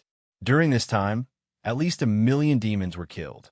This also showed the difference in level. There were many mid-level demons among them, but their performance on the battlefield wasn't much better than the low-level demons. Chapter 2043. There were really a lot of demons. There were so many of them that even Chun Zhao couldn't kill them all. Lila Gavik, Fo Mundo, and Isandor were completely shocked. When the corpses piled up like a mountain and the blood gathered into a river, they were surrounded by corpses. How many demons had been killed here? In their eyes, Chun Zhao was a perpetual motion machine that didn't know fatigue. Ascinder had once thought that as long as the Buddhists were here, she was undefeatable. The Buddhists had the same thought, but now they didn't think so anymore. Chun Zhao's power shattered their confidence and all their courage. Snatch the soul container from Chun Zhao? No way. They'd rather fight a disaster-level evil spirit themselves than this inhuman being. At this moment, a circle of colorful light appeared around Lila Gage's body. These light spots were wrapping around his body. Lila Gavich's heart jumped. Was it done? He'd become an elf messenger? At the same time, the demons started retreating. Lila Gavich, Fo, and Ascinder all felt a pulling force from nothingness. Chun Zhao looked at Lila Gavich. Gavich, your test seems to be over. Chun, I feel a pulling force. I think I'm going back to the human world. Okay, congratulations. But what about you? I'll go back tomorrow, Chun Zhao said. I need to stay in hell for 24 hours. Chun, my friend, thank you. Lila Gavich went up to hug Chun Zhao. Chun Zhao was considering if he should accept the hug. But before Chun Zhao could make a decision, Lila Gavich, Fo, and Ascinder all turned into a beam of light and disappeared before Chun Zhao. After the three left, the handsome young man appeared before Chun Zhao. Looks like you've gained a lot. The young man looked Chun Zhao up and down. Where did these demons come from? Why are there so many of them? This is the Ice King's territory, so the demon army naturally belongs to him. He just watched me slaughter his army? He can feel that I'm here, but he doesn't know my intentions, so he doesn't dare to approach, the young man said. Then, did I become enemies with him? He won't target you. At the very least, he won't take the initiative to target you. After all, you're already a great lord. Chun Zhao looked at his hands. This feeling is really special. Chun Zhao suddenly looked up at the sky. Belia is calling me. I'll go say hi to her. Go. The handsome boy waved his hand lightly. Chun Zhao instantly appeared in a spacious hall. This was Belial's palace. Chun Zhao had already been here once. Belial was lying lazily in front of the palace as usual. There were many graceful figures dressed in light muslin surrounding Belia to serve her. These women were all souls of women, but Belial had given them new bodies. Belial gently waved his hand, and the souls of these women floated away. Belia crooked his finger. The moment Lila Gavich returned to the world, all the elves felt Lila Gavich's presence. Spirit Envoy. Undine revealed a surprised expression. He actually succeeded? Undine's expression immediately became extremely ugly. She knew very well how terrifying Lila Gavich's test was. Myslan had sacrificed everything she had to the Demon King of Hell, the King of Curses. Lila Gavich was cursed to fall into hell to accept the test. This curse was called the Eternal Descent to Hell. It was a curse that would only take effect when the target accepted the Spirit Envoy's test. There was no possibility that Lila Gavich could complete the test, but he had indeed succeeded. Undine couldn't understand it no matter how hard she thought about it. Had Myslan Gavich's curse failed? That was impossible. Myslan Gavich had already completed the sacrifice. This meant that the Demon King of Hell had accepted the sacrifice. The contract was established. As the successor of the White Elves, Undine knew a lot of the White Elves' secrets. For example, Eternal Hell. As the symbol of holiness and nature, most people felt that it was sacred and inviolable, rejecting all darkness and evil. Even the elves thought so. But Eternal Hell was a secret of the White Elves. In order to maintain the glorious image of the White Elves, of course they couldn't let people know that they had such an evil and vicious curse. In the past 3,000 years, the White Elves had used this spell more than once. So there was a more detailed introduction in the White Elves. So Undine knew what Lila Gavich had to face. It was a test that he could never pass. But the result was unacceptable to Undine. She couldn't calm down for a long time. She had to find out what was going on. Undine took out her phone. She called Lila Gavich. She had called this number countless times before, but in the past half a month, she couldn't get through to this number. But now it was through. This meant that Lila Gavich had really succeeded. "Hi, Undine." Lila Gavich's voice was very bright. Obviously, he was in a very good mood. "Congratulations, great spirit envoy." "Undine, other than congratulating me, do you want to ask me why I was able to come back from hell alive?" Undine's heart skipped a beat. She would rather say that the curse had failed, not that Lila Gavich had really passed the test of hell. "I don't understand what you're talking about." "What hell?" "I saw Mysland Pool. He really became too ugly. I almost didn't recognize him at first glance." Undine's heart was even heavier. It seemed like Lila Gavich had really come back from hell. Although she didn't know how Lila Gavich had done it, it was almost unimaginably difficult. "How did you do it?" Undine asked. She didn't think there was any need to hide anymore. Not avoiding it anymore. Lila Gavich's laughter came from the phone. "Don't beat around the bush. Tell me the truth. How did you do it?" "Why should I tell you? What do you want?" "Just say it," Undine said. "Let our child meet me. How about that?" "Go to hell. Looks like our negotiation has broken down. I'm not going to tell you the truth." Chapter 2044. 24 hours later, Chun Zhao finally returned to the human world. As soon as he got home, he received a call from Lila Gavich. "Hey Chun, that's great. You're finally back. I'm very tired now. Let's talk tomorrow." "Of course, I understand." After all, Chun Zhao had stayed in hell for an entire 24 hours. Although Lila Gavich didn't know how Chun Zhao had gone to hell, he thought that it was filled with demons. However, he thought that hell was filled with demons and it was difficult to move an inch. It was understandable that Chun Zhao was tired. Plus, it was already 3 in the morning. Last night, he called Chun Zhao over at this time. He didn't know that Chun Zhao had been fooling around with Belial during the 6 hours he'd helped him. He had no idea that Chun Zhao had been fooling around with Belial during the 6 hours he'd been helping him. However, Chun Zhao recovered his energy quickly. With the power of a great lord and his immense vitality, Chun Zhao's energy recovered quickly too. With the strength of a great lord and a massive amount of life force, Chun Zhao recovered his stamina quickly. Zephyra and Portia were at home with the kids. They didn't even know that Chun Zhao was home. Only when Chun Zhao went downstairs with messy hair did they realize that he was home. They didn't realize that Chun Zhao was home until he went downstairs with messy hair. Before that, Chun Zhao had disappeared for 2 days. They'd asked Fei Lai too. Fei Lai said that Chun Zhao had gone to Africa. Portia was surprised that Chun Zhao hadn't told her that he was going to Africa. For someone with a bad personality like Chun Zhao, he would definitely drag her along. Chun Zhao would definitely drag her along with him for a hard job like going to Africa. Morning. Yawning, Chun Zhao greeted the two. "Boss, it's already noon," Portia complained. Chun Zhao stretched. "Did you guys eat?"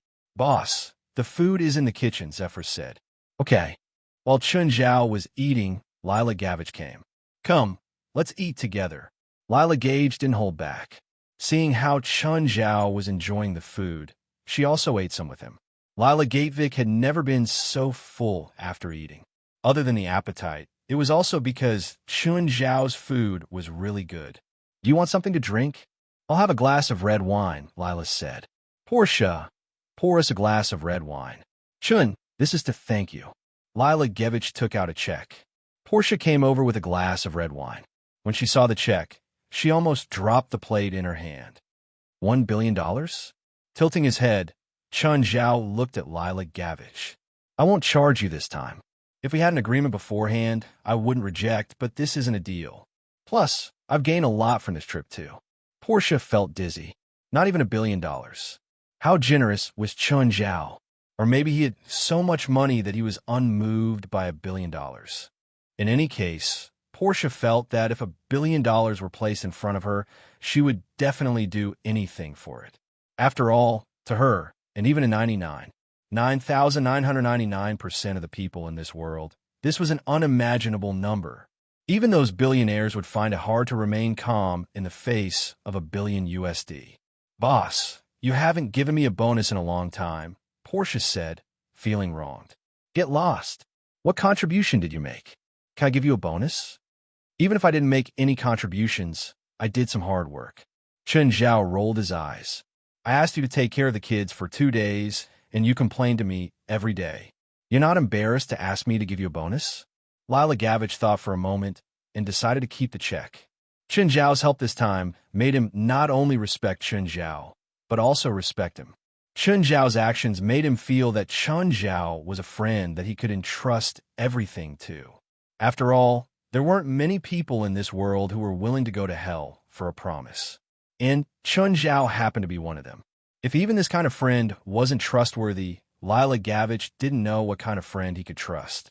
Of course, Chen Zhao's almost legendary strength was also an important reason why Lila Gavich was so determined to maintain a close relationship with him. Lila Gavich didn't doubt that Chen Zhao was probably one of the most powerful beings in the world. Lila Gavich wasn't sure if there was someone stronger than Chen Zhao, or just as powerful as him in this world. After all, his realm wasn't that high, even though he had become a spirit envoy. Although he'd become an elf envoy, becoming an elf envoy didn't increase his strength much. In fact, Lila Gavich felt that even if he became the Elf King one day, he still wouldn't be Chen Zhao's match. The battle in hell also gave Lila Gavich a new understanding of Chen Zhao's strength. It was even more impactful than the battle between Chen Zhao and Amanda Didier. The psychological and physical impact was hard to describe with words. Oh, Chen, what's going on with Buddhist Duo? What? What did she say to you? She didn't say anything. Then she left L.A. with her sister Isendor for no reason.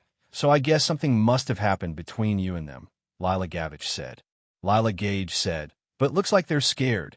Chen Zhao took out the soul container. They're probably here for this. What's inside? It feels really evil. I caught it from Africa. It's a cursed spirit, a disaster-level evil spirit, Chen Zhao said. It was originally used to trade with Buddhist Duo. Chen Zhao told them about their feud. Combining the cause and effect, Lila Gavich finally understood. It was because they'd suddenly appeared in the cave that night. They probably didn't have any good intentions. It's good that they're gone. Chen, I'll continue to help you find a suitable wish. Yeah, it's best if you can find one. If not, then forget it. Chen Zhao wasn't really interested in the treasure island. Plus, he'd promised Fei Lai and his kids that he'd bring them to the island. But the island was dangerous. Chen Zhao couldn't go back on his word. If he could find the island, he'd definitely bring them. Of course, he wouldn't be too disappointed if he couldn't find it. Lila Gavich stayed for more than an hour and then left. Just then, Thera came to Chen Zhao's side. Boss, can I take a few days off? Sure, Chen Zhao said. What do you need? A friend needs my help. Chapter 2045. What is it? It's just a small problem. I'll be back soon, Zevra said calmly. Okay, call me if you need anything. Zevra nodded. Chen Zhao could tell from her expression that even if there was trouble, she probably wouldn't ask Chen Zhao for help. Zevra had always been the kind of person who could clearly distinguish between business and private matters. To her, the entanglements of the past were private matters. Chen Zhao's work was official. She tried not to let her personal matters affect her work. It was impossible for her to ask Chen Zhao for help. Zevra, are you going on a mission or assassinating someone? Or assassinate someone? Portia asked excitedly. She'd always firmly believed that Zevra was a killer or something. She'd even imagined Zevra's background. In Portia's setting, Zevra was a killer who'd left the organization. She would only be hiding her identity as Chen Zhao's assistant. Sooner or later, the organization's killers would find her. When are you leaving? Chen Zhao asked. The day after tomorrow, Zevra answered. That night, Chen Zhao received West's call. They'd returned to L.A. and were at the customs of the airport.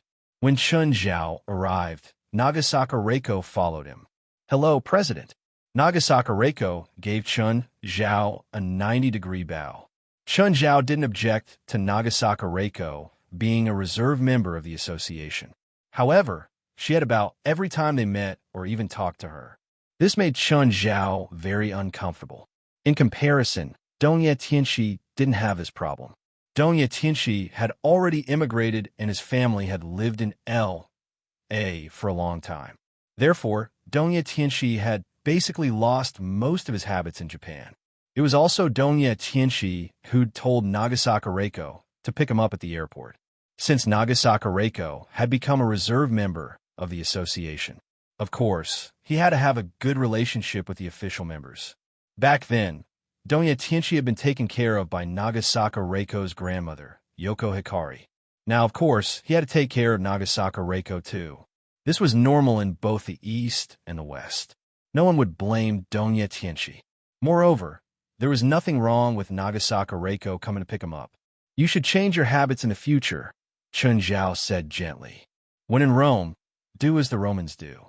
Japanese etiquette isn't bad, but it's not suitable for every occasion. Yes, President. Nagasaka Reiko unconsciously made a deep bow. Chun Zhao patted his head. There was still time. He'd think about it later. This habit was not something that could be changed in a short period of time. At this moment, West led the way out of the arrival gate. Chun Zhao went up and patted West. How was it? How was your trip in Africa? West looked at Chun Zhao and rolled his eyes. President, why do you ask when you already know the answer? Are you still blaming me? Do I dare? Okay, Chun Zhao said. I won't interfere with your next mission. West was helpless.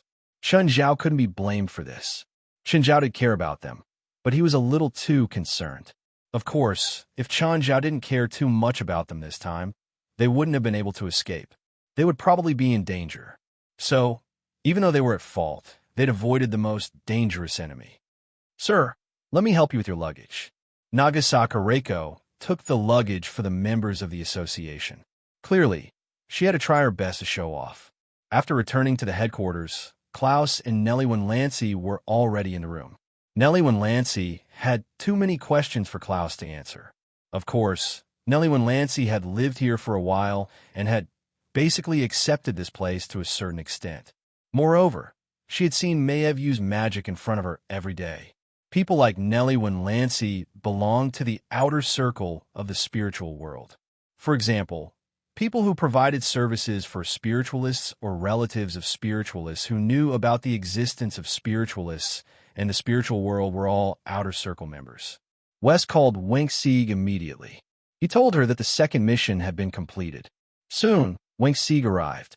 Wenk Sieg really admired the supernatural organization. Out of the 100 Scarlet missions, a total of 12 had been completed by others. On the other hand, the supernatural organization had completed 2. No, including the Turin ghost ship, they'd completed 3. Countless people in the world of the spiritual world were trying, but only 12 missions had been completed. The difficulty was enough to show the problem. The supernatural organization alone had completed 3 of the missions. Wenk Sieg felt more and more grateful for her initial decision. Choosing the supernatural organization was indeed the right decision. Because West and the others had returned, there was a party in the headquarters. Everyone had suffered in Africa, so the first thing they did after returning was to treat themselves better. Even when they'd stayed in Tanzania's capital, Dodoma, for a night, the hotel had only provided water for an hour. Electricity was only provided during the day and not at night. As for the Serengeti savannah, the conditions were much worse than in Dodoma. The water they used was directly extracted from the river next to the house they lived in. After they extracted the water, they had to worry about disinfecting it themselves because no one knew if someone was doing something uncivilized by the river. On the African savannah, they basically lived in a semi-primitive society. Now that they'd finally returned to a civilized society, everyone felt relaxed. Mr. Chun, which mission are you going to do next? Don't ask me, Chun Zhao said, feeling wronged. Ask West. They're ostracizing me and won't tell me. Wenk Sieg knew the reason, which was probably hard for outsiders to understand. Chun Zhao was too powerful. It was hard for anyone to think of a reason. Teams that took on missions all wanted their members to be as powerful as possible. However, the supernatural organization did the opposite. This also showed how powerful they were. Even if Chun Zhao didn't interfere, they were confident that they could complete the mission. But the next mission will definitely be after Christmas, Chun Zhao said. We'll have a group trip next. I'm not in a hurry. Wang Sieg had already given the Hunters Guild a reward for one mission. Now that she'd gotten the second one too, the Hunters Guild didn't have much pressure anymore. Chapter 2046. The Hunters Guild had clearly realized that Wang Sieg had a powerful ally or channel. Now, they were even trying to find out which organization Wang Sieg's channel was. After all, an organization that could complete one or more red missions was already very powerful. The Hunters Guild obviously hoped to have such a channel and obtain such an ally. President, come here. Unelite waved his hand. Wank, I'll go over. West is over there. After greeting Wang Sieg, Chun Zhao walked toward Unelite. President, come and teach me how to use that ballistic speed measuring device. What Unelite was most concerned about was this ballistic speed measuring device. Chun Zhao wanted to use it too. After all, his speed had increased quite a bit recently. Chun Zhao and Unelite entered the warehouse. The shape of the ballistic speed testing instrument was quite high-tech. The metal rings were lined up side by side, spreading out over a radius of more than 30 meters. The rings were sensors. After collecting data, they would transmit it to the main computer. The computer would analyze and calculate the data before displaying on the screen. Unelite, stand at the starting point. Unelite stood at the starting point and stretched his limbs. We can start now. Unelite suddenly shot out like an arrow. Chun Zhao looked at the calculated data on the screen. A while later, Unelite returned to Chun Zhao's side. President, what was my speed just now? Mach 2. 11, Chun Zhao said. That shouldn't be your full speed, right? Chun Zhao didn't know Angelite's exact data. However, Chun Zhao remembered that Unelite could be faster. This is my normal speed. It can last for a long time. There are 2 other explosive speeds. Let me see the other 2 explosive speeds. Unelite stood at the starting point again. After Chun Zhao reset the data to 0, he started the test again. This time, Unelite was even faster. His clothes had already been burned to ashes. Only the dragon scale suit was left. When Unelite returned to Chun Zhao's side, he was already panting. What's your speed this time? Mach 6. 15. The improvement is very obvious. Chun Zhao was also amazed by this speed.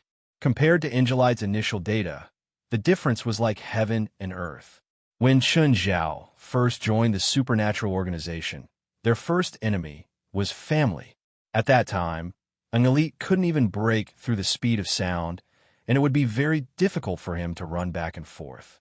But now, Unelite could burst out with such a terrifying speed. Mach 6. 15. This explosive state can last for a short period of time, Unelite said. This is already very impressive.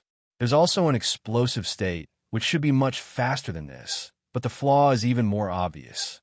Let's run a bit and see. After all, this was his headquarters, so Unelite didn't need to worry too much. Unelite immediately released his third burst state. Just by standing at the starting point, a red aura had already erupted from his body. It looked like he was shrouded in a cloud of fire. Chun Zhao could clearly feel Angelite's aura getting stronger. The moment Unelite burst out, he turned into a red bolt of lightning. Even Chun Zhao could barely see Angelite's figure with his naked eyes. Quick! It was too fast. When Unelite finished running, the cloud of fire on his body hadn't disappeared yet. Unelite, on the other hand, sprinted thousands of meters away before making a detour back. Unelite panted even more heavily.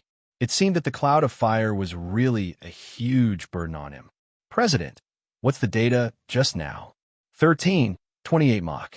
This data is very shocking, Chun Zhao said in amazement. Most enemies will be defeated by your speed. Chun Zhao tried to be cautious. In fact, apart from West, who could counter Unelite, almost no one else in the organization could resist his speed. I comprehended this state when I was in Africa, but there are 2 disadvantages. The duration is very short, only 3 minutes. Once the 3 minutes are over, I will become powerless, and I will need to rest for at least 3 days. It seems that this state is really a huge burden on you, Chun Zhao said cautiously. I'll check your body later. Angelite's cloud of fire was clearly an overload, which was extremely stressful on the body. It could even leave side effects, such as a heart attack. What's the second flaw? I can't turn. I can only move in a straight line, an elite said. Every time I charge, I'll run thousands of meters before stopping. Then I'll adjust my direction and sprint again. You can't even turn in a circle? An elite shook his head. I can't. Try not to use this state in the future. I'll make some medicine for you. If something happens because of this state, take it immediately. Guild leader, test out your speed. Chen Zhao nodded. This time, an elite operated. Chen Zhao stood at the starting point. Similarly, the first round was a regular state test. Then it was the speed test after 10,000 spells return to 1. Next was the speed after assimilation. Then it was the speed after activating the Eye of Power. His strength doubled. Power also affected speed. His normal speed was 1285 Mach. This speed was about the same as Angelite's explosive speed in the Cloud of Fire. An elite was speechless at Chen Zhao's speed. He was a spiritualist who specialized in speed. However, his upper limit was only Chen Zhao's lower limit. Then it was the speed after 10,000 spells returned to 1, Mach 2699. When Chen Zhao ran past the ballistic speed measuring device, he brought with him a wave of heat. Even an elite, who was standing several meters away, felt immense pressure. When the data came out, an elite was still shocked. It was almost Mach 27. It was unbelievable. With the addition of the dark assimilation, the increase wasn't so exaggerated. Mach 30.05 was just over 30. The Eye of Power doubled his strength, but the increase was even smaller. It was 31.66. The increase was very small. The last round was Giant Spirit Transformation. Because of his huge body, he could only fly. Rumble. The members of the association who were still in the party suddenly saw a violent explosion in the warehouse next to the headquarters. Then, an elite ran out. Chapter 2047. What's wrong? Everyone hurried to Angelite's side. Angelite's expression was very ugly. An elite, aren't you with the president? Where's he? Before an elite could reply, Chen Zhao suddenly descended from the sky. It's fine, Chen Zhao said. When we were using the ballistics testing device, it suddenly exploded. Let's continue the party. Disperse, disperse. An elite turned his head. Seeing his expression, everyone guessed that it was probably Chen Zhao's fault. Chen Zhao always cared about his reputation. He wouldn't allow others to expose his own accident. Chen Zhao was also very depressed. After transforming into Jin, Chen Zhao's speed broke through Mach 45. In the end, the strong airflow and the high heat from the friction caused the device to explode. Who would have thought that it would explode? Chen Zhao was as depressed as he could be. $20 to $30 million had gone down the drain just like that. Everyone found out from an elite after the incident. Of course, they said it behind Chen Zhao's back. Klaus, go find a Casuo and buy another set of this device, Chen Zhao said to Klaus. After a pause, Chen Zhao added, Oh, I need a larger one. The larger the diameter of the trajectory, the better. President, you can customize one. It's not much expensive, but you need to build a circular track. That way, the heat and airflow won't affect the stability of the speed measuring ring. Sure. Chen Zhao nodded. He'd already bought the device anyway. He didn't lack money. Oh, you didn't fight with Nellie Lancey, right? Klaus shrugged. No, she's just complaining that I've hidden so many things from her. Chen Zhao could understand. Both sides had their own standpoints. Nellie Lancey obviously didn't like people hiding secrets from her. On the other hand, Klaus didn't want Nellie Lancey to know about his dangerous work. This was the same as most members of the association.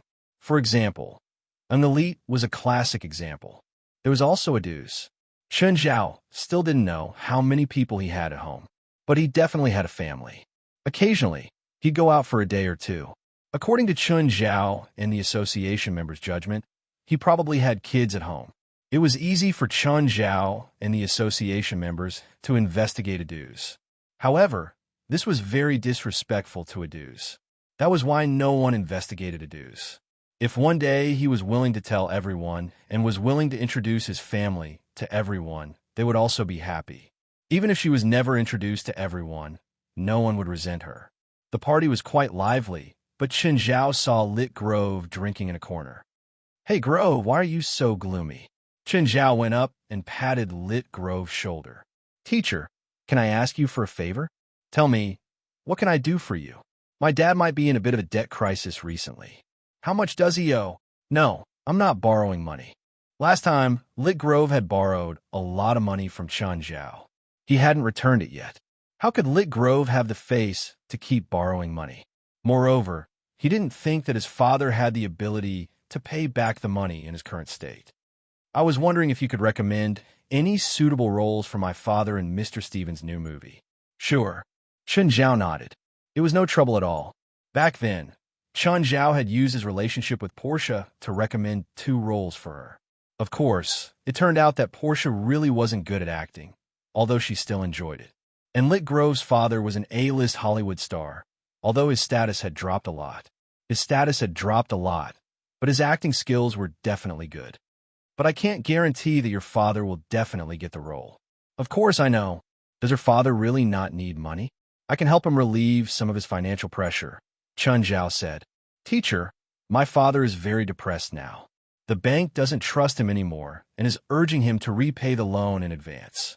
He's under a lot of pressure and no one wants him to act in a movie. I feel that he's not going to be able to recover. Even if you lend him money now, he won't be able to repay it," Lit Grove said. "So, instead of lending him money, you might as well give him a chance. If he can successfully audition for Mr. Stevens' new movie, the bank will have confidence in him again. He'll also regain his confidence." Chen Zhao didn't expect Lit Grove to think so comprehensively. He had underestimated him. Chen Zhao knew very well how much of a bastard Lit Grove was in the past. "I'll ask Steven for you," Chen Zhao said. "I'm not sure if he has any new movies recently. If he does, I'll try to recommend your father to you." The next day, Chen Zhao called Steven. "Steven, are you filming any movies recently?" "I don't have any plans for now." "Weird. Why are you suddenly concerned about my movies? Don't you usually not talk about this? If you have a new movie plan, I can recommend an actor." "Which one?" Steven was even more confused. Chen Zhao had never directly recommended an actor. "Drow Grove," Roland said. "Him? What's his relationship with you?" "I don't know him," Chen Zhao said. "Are you a fan of his?" "Not really." "Then why should I use him? He's good at acting, but his pay doesn't match his status. His box office appeal is mediocre too. I really can't find a reason to use him."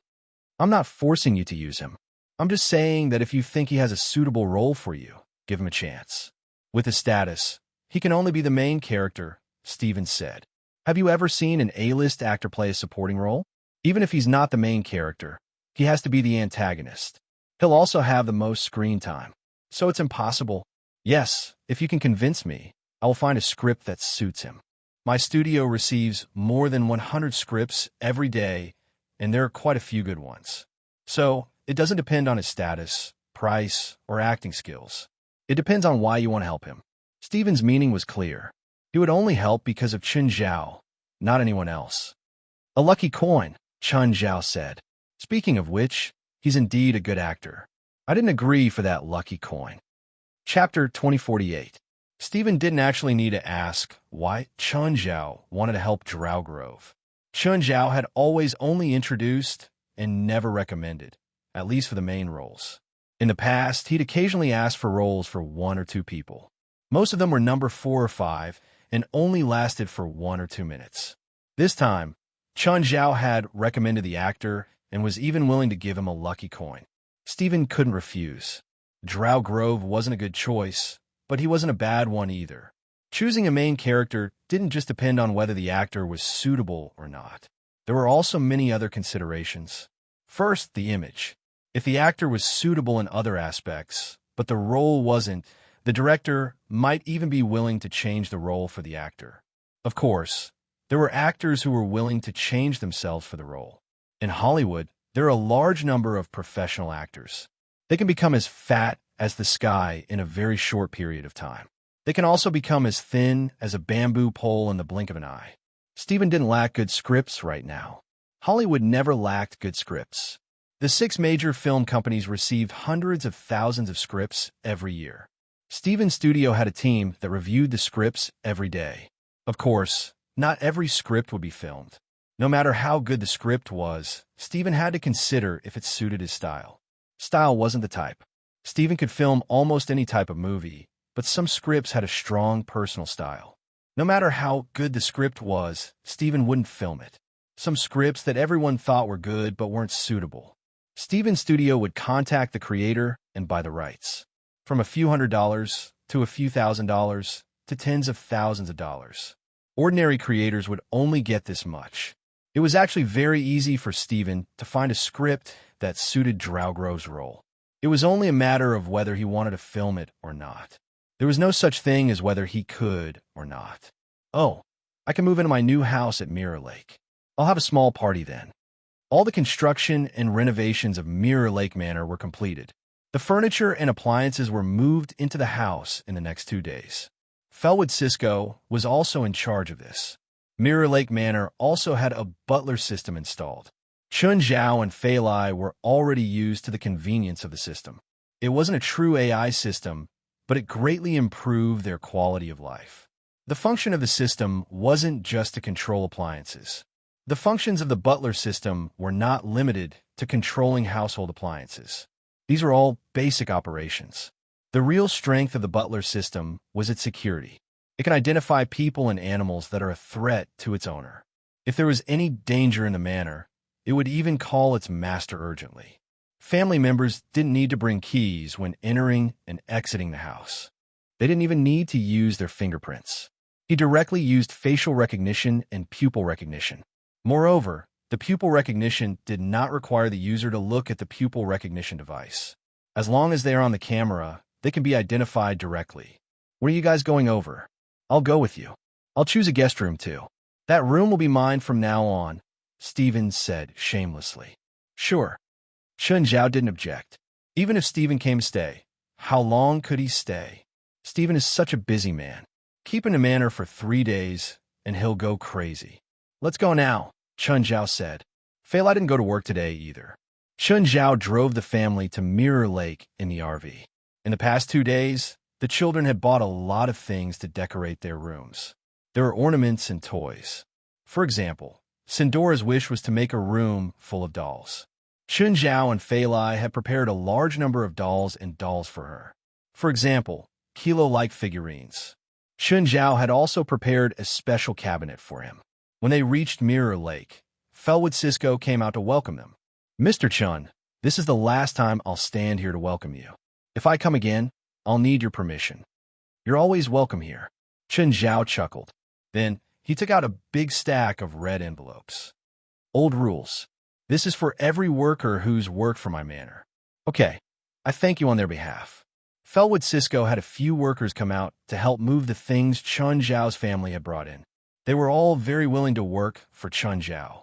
After all, Chun Zhao had always been generous. During the time they'd been working on the project, Chun Zhao had already given them 3 red envelopes. People knew how to be grateful. They obviously remembered Chun Zhao's kindness.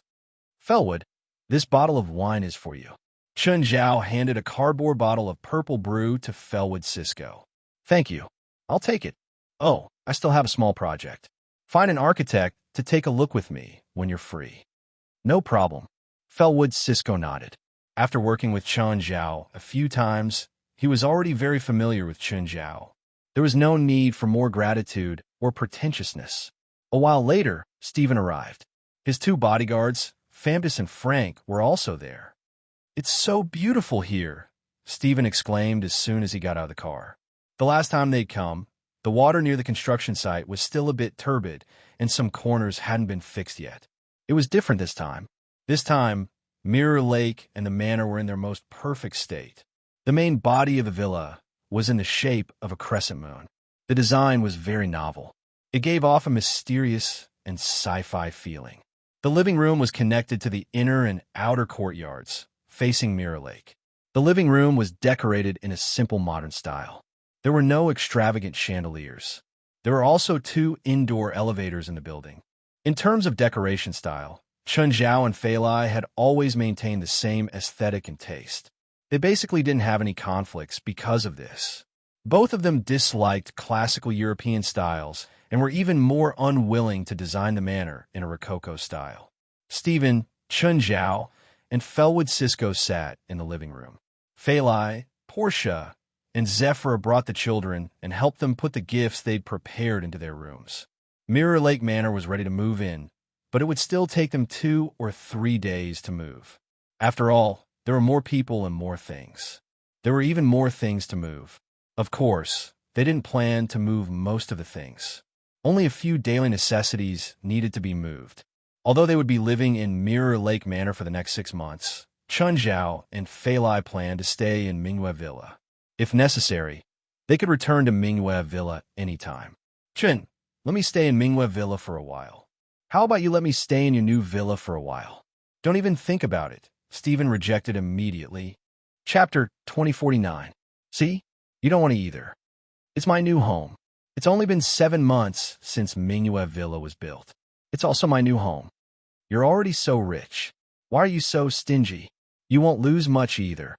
Seeing that Chun Zhao and Stephen were talking about how rich the other was again, Portia escaped to the side. It was too ironic that 2 billionaires were talking about how rich the other was. You said I'm stingy. I just finished building my new home, and you want a room immediately. Did I say anything wrong? It's just a room. How long can I stay here? It's not a problem of how long. You said that it's your room. Can I let someone else stay there?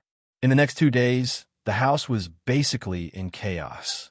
Even Chun Zhao and Falai were a bit forgetful. They needed to bring something and didn't need to bring something. This became even more obvious after Zafra asked for leave. As Chun Zhao's assistant, Portia's job was to remind Chun Zhao. But she had never been a meticulous assistant. Even she was often forgetful herself. She couldn't remind Chun Zhao what to bring and what not to bring. But she could run errands. At first, Portia thought that she could slack off when helping Chun Zhao carry things he left behind. She drove slowly and enjoyed the scenery along the way. But she soon realized that she was wrong. If she was too slow on the way, Chun Zhao wouldn't let her eat lunch and dinner. Moreover, she would not be idle from morning till night. After 3 days, everyone heaved a sigh of relief. To be honest, moving was too troublesome. Chun Zhao's family also moved from Mingyue Villa to Mirror Lake Manor. Xian Li, this is our new home. Chun Zhao was on a video call with Xian Li. Uncle, where's my room? It's the second room in front. Chun Zhao didn't need to use his phone. He could connect to the butler system and video call with the cameras along the way. But there were no cameras in Xian Li's room. Send a 3D image of her room to Xian Li. Xian Li, do you need anything? Let's wait until I get back, Xian Li said. Oh, where are you now? Chun Zhao asked. In reality, Chun Zhao obviously knew where Xian Li was. She had used her credit card to buy a few plane tickets to Rome 2 days ago. According to 23rd Gen, Xian Li and the others were in Rome. They seemed to have made some progress in tracking down the golden apple. He had obtained a very useful clue. Now, they were following this clue and continuing to investigate. Moreover, this clue seemed to be crucial. Xian Li, are you talking to the president? Yes. Uncle moved to a new house. Xian Li hung up and looked at Ruan. Did you find any clues today? We've made some progress on Goddard's score, but we still don't have any clues about the departure point. It was said that the person who could play this music could attract the attendants of the ocean. These sea servants were the servants of Poseidon. Only they could lead people through the storms of the Aegean Sea and finally set foot on the sacred Mount Olympus. The legendary golden apple was in the sacred garden. The owner of the holy garden was Zeus, but the one who truly controlled the holy garden was Queen Hera. Hera wasn't just the queen of heaven. She was also Zeus' older sister. At the same time, she was responsible for fertility and harvest. Zeus' illegitimate son, Hercules, was the guardian of the sacred garden. Naturally, he was under Hera's control. In short, what they needed to find was a way to take them to Mount Olympus. The 3 main gods in Greek mythology, headed by Zeus, Hades, and Poseidon, and a vast divine system, were all named after the Olympian gods. In reality, there was also a Mount Olympus, also known as Mount Olympus. It was the highest mountain in Greece, about 100 kilometers away from Thessaloniki, the second largest city in Greece. Olympus in ancient Greek meant the place of light.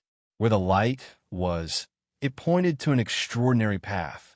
It was impossible to reach the place of light with normal means. In Greek mythology, the only way to reach Olympus was by riding on the thunder of Zeus and the carriage of Apollo. This was the mode of transportation of the gods. If humans wanted to set foot on Olympus, they could only rely on Poseidon's guidance. Just then, there was a knock on the door. Xin Li and Ruan looked at each other.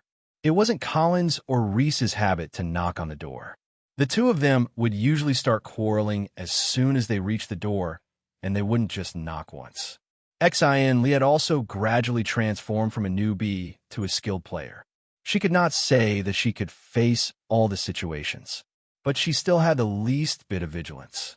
Along the way, Xin Li had experienced a lot. There were setbacks and gains.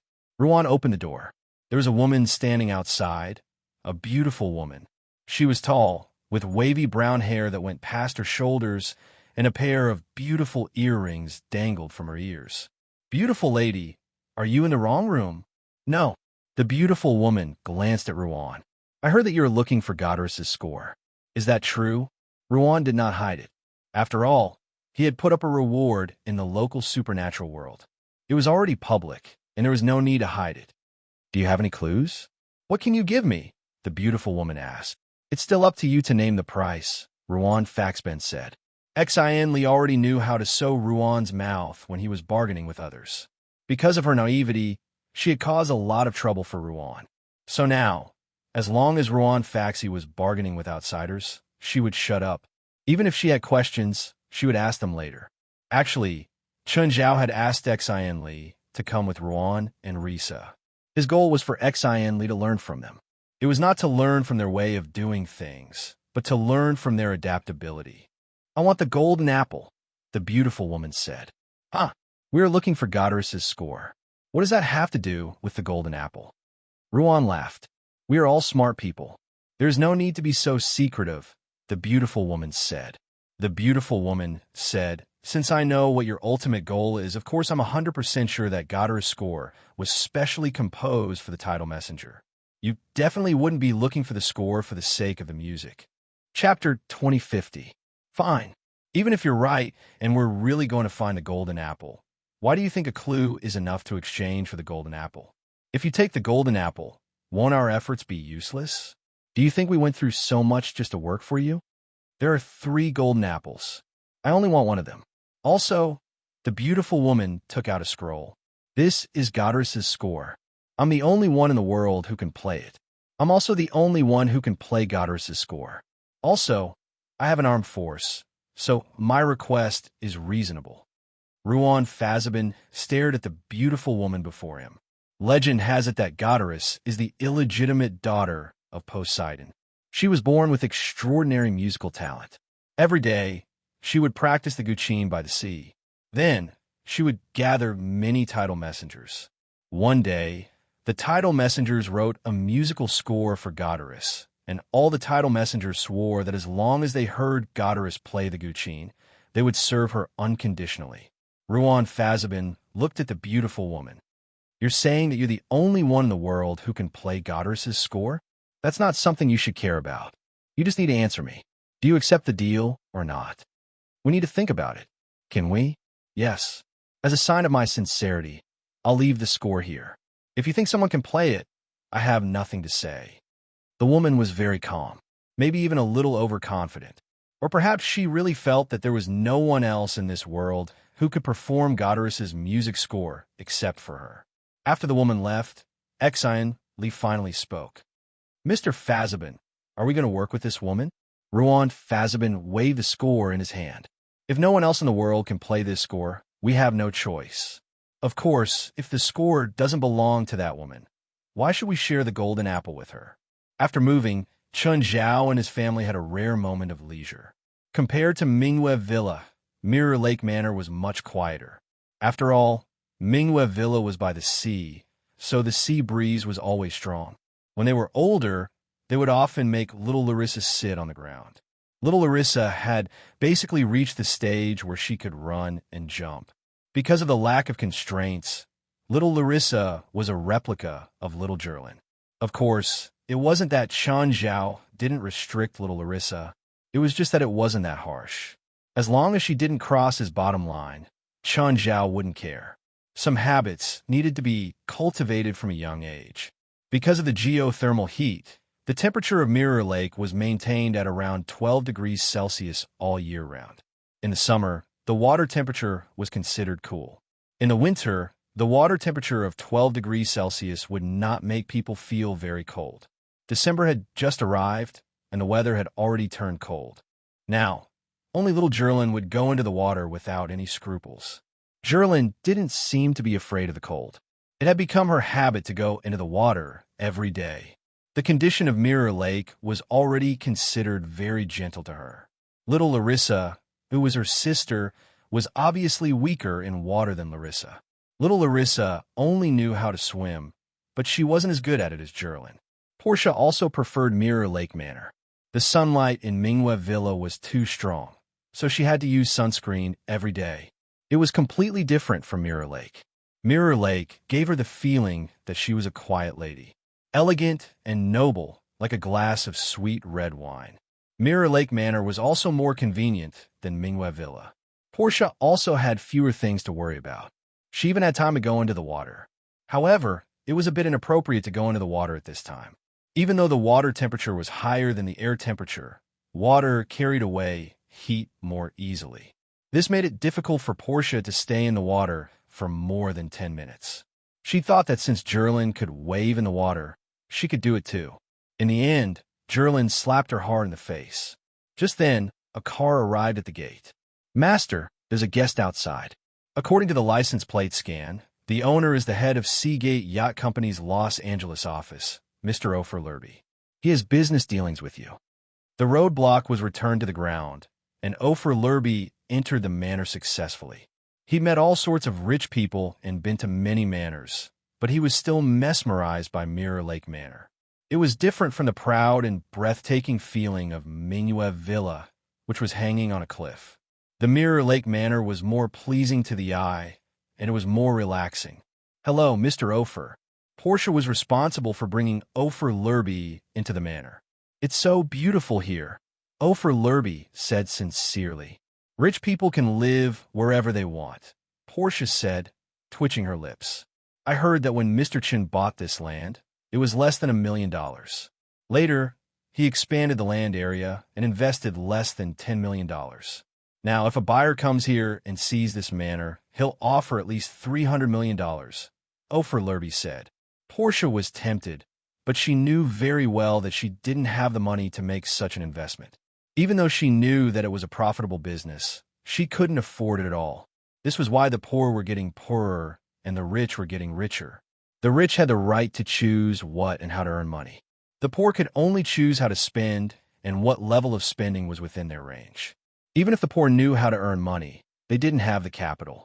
Actually, Portia had caused all of this herself. The salary Chun Zhao paid her was definitely a high one. She'd squandered her own money. Chun Zhao wouldn't pity her. Portia didn't deserve pity. Ofer Lurby was brought before Chun Zhao. "Hello, Mr. Ofer." "Hello, Mr. Chun." Ofer Lurby held a large stack of documents. "Mr. Chun, our head office sincerely invites you again. We hope that you can visit us." "I'll check the time," Chun Zhao said. "I don't have much time." Portia rolled her eyes. "Not much time?" Chun Zhao had been idling at home these few days. "That was not enough time?" "Oh, where's your company in Italy?" "Rome. I suddenly want to go to Rome," Chun Zhao said. Ofer Lurby was overjoyed. "That's great. I'll inform the head office now and have them make arrangements immediately." Chapter 2051. Portia looked at Chun Zhao in confusion. This was strange. Why would Chun Zhao accept this invitation? After all, Chun Zhao didn't even bother to respond to LA's invitation. Why would he agree to go to Rome? Portia knew Chun Zhao well. In her eyes, Chun Zhao always treated the time spent on the plane as a waste of his life. It would take at least 18 hours to fly from LA to Rome. If some flights needed to be transferred, then the duration was likely to exceed 36 hours. She really couldn't understand. Oliver Lurby had already invited Chun Zhao last time. Chun Zhao had rejected without hesitation. But this time, he actually accepted the invitation. She also couldn't understand why Chun Zhao had changed his attitude. In the evening, when Fei Lai returned, Chun Zhao went to discuss with her. Fei Lai, how about we go to Rome for vacation this year? Rome? Why? Xin Li's in Rome. We can also go see our new yacht. The headquarters of Seagate Yacht is in Rome. Their shipyard is also nearby. They're inviting us to visit their headquarters in Rome. Okay, has the time been decided? Not yet, but I think we should hurry. After all, we don't know how long Xin Li will stay in Rome. After confirming with Fei Lai, Chun Zhao called Portia. Portia, help me charter a plane. It's flying from LA to Rome on December 5th. Boss, is that really necessary? My whole family is planning to go, Chun Zhao said. Portia didn't understand how rich people thought. What did this have to do with the whole family going? Even if the whole family went, they could just buy a dozen first-class tickets. Why charter a plane? $1 or $2 million per flight. Got it, boss. Portia already knew not to question Chun Zhao to his face. That would make him look stupid, and it would make him look poor. Chun Zhao then called Ruan Fassbender. Farspin, how's the progress of your search in Rome?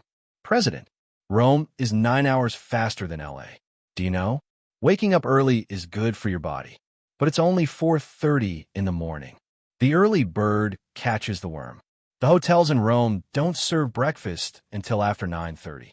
Then let's go to the streets. The earliest shops open at 10. Then let's go for a morning jog. If I go to the streets now, I'll either be targeted by the gangs or the police. To be honest, as a Chinese who had gone abroad from China, Chun Zhao found it hard to understand running into trouble on the street in the middle of the night. It was the same even in Los Angeles, but Chun Zhao was still not used to it. He still believed that it was safe to go out at night. In fact, it was because the security in China was too good. The situation that Chinese people often encountered when they went out at night was that they would either be robbed by gangs or be interrogated by the police. Moreover, some of the habits in Europe and America were that basically all the shops would be closed from 5 to 6 p.m. Only the nightclubs would be open. Most convenience stores rarely stayed open because it was too risky to operate at night. Unlike China, almost every street had a 24-hour convenience store. Then go back to sleep. I'll call you when you wake up. President, I'll tell you directly. Ruan Fascio was no longer sleepy. His sweet dream had been disrupted by Chun Zhao. He was considering whether he should switch to silent mode when he slept in the future. However, he also considered whether Chun Zhao would lose control if he couldn't get through. In the end, Ruan gave up on the idea. According to West, Chun Zhao had secretly gone to Africa a week ago and killed the big boss they were going to fight alone. In everyone's eyes, Chun Zhao was a president who worried too much. Ruan Fascia perked up and explained the situation. We're looking to see if anyone can play the score, but we visited many musicians in Rome. No one can play it. We've expanded the search range and offered a high reward. Then send me the score. I know some music too. I'll try, Chun Zhao said. Oh, we're planning to go to Rome for a vacation. We'll go on the 5th and play for a few days. Before that, don't leave Rome. If there are any changes to your plans, slow down. Okay, Ruan Fascia said obediently. It was useless even if he argued. If he refused, Chun Zhao would throw him into the Aegean Sea. After hanging up the phone, Ruan Faxi sent him a music score. Is this a score? Chun Zhao looked at the score in surprise. Ancient Greek? No, the symbols on it were very cryptic. Even musicians would have a hard time figuring them out, let alone a rookie like Chun Zhao. Chun Zhao thought for a moment. The first person he thought of was Zhang Tianyi. Lao Zhang. Chun Zhao called Lao Zhang. Speak. Do you know music? You mean pop music? Of course I do. Isn't the most popular song, Let's Learn to Meow Together. Meow, meow, meow together. Chun Zhao thought about how Zhang Tianyi's old face would look when he sang the lyrics of this song. Chun Zhao felt like he'd touched on something taboo. He couldn't help but shudder. It's not pop music. Don't force yourself to be dramatic. Do you think I'd call you for something so boring? Last time, you asked me if Wang He was very popular in China. I know him, so I asked casually. It's just a simple question. So you're planning to get to know people in the music industry? No, I got a music score related to ancient Greek mythology.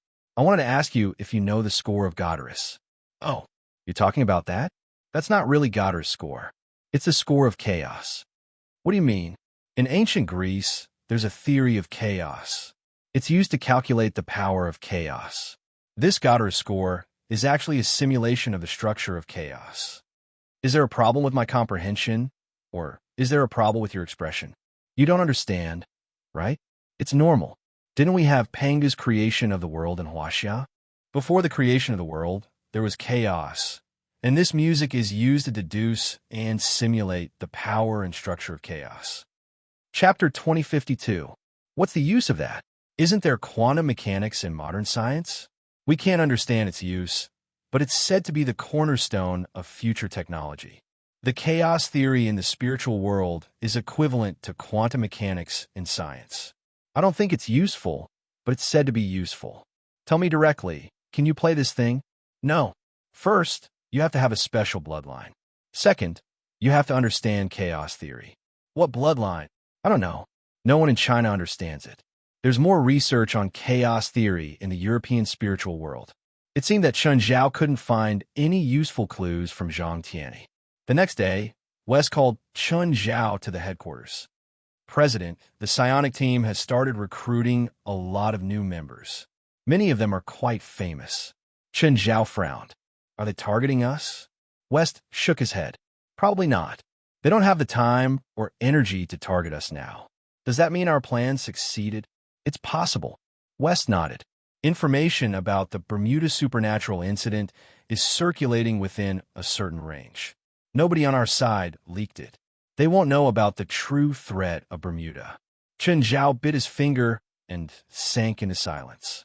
According to their plan, it was very likely that they had succeeded. But the problem was that he'd arranged for Yang Guo to hide in the psionic team. If the psionic team was planning to conquer Bermuda, Yang Guo would probably be deeply involved. But if Yang Guo knew the truth, he might tell the psionic team and Vistana the truth. At that time, their plan would fall short of success. Yang Guo was a spy, a mold Chen Zhao had placed in the psionic team. But he'd been forced to join the psionic team. He'd been unwilling to accept it. As a result, all the information he'd given Chen Zhao was trash. It was completely worthless. Even though they hadn't had much contact, Chen Zhao could still feel the intense resentment. Most importantly, Yang was still had a sense of chivalry in his heart.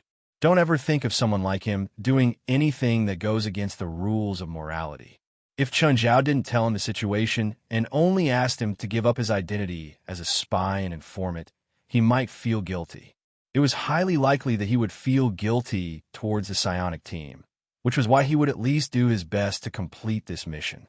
If she told him the truth, he would definitely tell Vistana everything. Chen Zhao felt that forcing Yang Guo to join the psionic ability team as a spy was completely unnecessary. Chen Zhao thought for a long time, but couldn't think of a perfect solution. Yang Guo must not die. Otherwise, he, Zhang Tianyi, and Mount Longhu would be at each other's throats. Zhang Tianyi might be smiling at him every day, but the old bastard was just as protective as Chen Zhao. For the sake of his junior, he would do anything. When the old man went crazy, even Chen Zhao had to retreat. Chen Zhao might be stronger than Zhang Tianyi, but Zhang Tianyi was much stronger than Chen Zhao. But Zhang Tianyi had too many trump cards. The most orthodox Taoist heritage, Dragon Tiger Mountain's reputation, influence, and heritage were all important factors that Chen Zhao couldn't ignore. If Chen Zhao really went to war with Dragon Tiger Mountain one day, Dragon Tiger Mountain wouldn't let him off easily. In that case, it would definitely be a lose-lose situation. Injuring Yang Guo? Making him unable to participate in the psionic team's mission? Chen Zhao thought to himself. He definitely couldn't do it. However, if an ordinary person were to go up against Yang Guo, they would not necessarily be able to gain an advantage. Even the members of the association might not be able to win against Yang Guo. It would be fine if they won, but if they lost, they would all be in Yang Guo's hands. That would be embarrassing. Of course, if it was a few powerful people like Gaia, Norma, Halleys, or Jalanash, the chances of winning were very high. But their magical features were too obvious and could be easily recognized. If it was a second-level member of the association, there was no guarantee. After all, Yanghua was an elite of Dragon Tiger Mountain. He had mastered many mysterious Taoist spells. Last time, when Chun Zhao fought Yi Fengmiao, even though he had absolute power, he was still tricked by Yi Fengmiao's spells. If one didn't have enough strength and didn't have enough exquisite spells to resist, it was very likely that one would fall into the trap. Should he find someone powerful and willing to take private jobs? Chun Zhao thought, West, do you know any powerful spiritualists who are willing to take private jobs? West looked at Chun Zhao in surprise. Clearly, Chun Zhao was plotting something again. But what kind of person was he not willing to fight or someone he couldn't deal with? Even if it wasn't convenient for him to fight, couldn't people from the association do it? Why would he need someone else? After all, many people in the association were willing to be Chun Zhao's fighters. After all, Chun Zhao's notoriety and benevolence were obvious to everyone in the association. Even West felt that Chun Zhao was a qualified president. If Chun Zhao really needed it, he wouldn't mind being a fighter. What kind of power? West didn't ask who Chun Zhao wanted to fight. If Chun Zhao was willing to tell him, then he would. If not, he wouldn't pry into Chun Zhao's privacy. First, they have to be strong enough, at least at the average level of our association, Chun Zhao said. Secondly, I hope they don't know who I am and that I hired them. I have a choice, West said. Europe's Holy Flame sect, a supernatural organization known as gangsters and villains. I know the person in charge of the Norwegian branch, Magri Modric. He's a greedy and daring spiritualist. He's not bad, and most importantly, he has a group of powerful subordinates. Their area of activity is relatively poor in Eastern Europe, so they don't have much money. That's why their prices aren't high. Chun Zhao narrowed his eyes and thought for a while. Can you contact them? President, I can't. If I do, they might link it to you no matter if the operation succeeds or not. So, the best situation is for you to contact them anonymously. I understand. Give me Magri Modric's contact information. President, Magri Modric is a very greedy and cautious person. If you don't show up, they'll definitely ask you to pay a deposit first.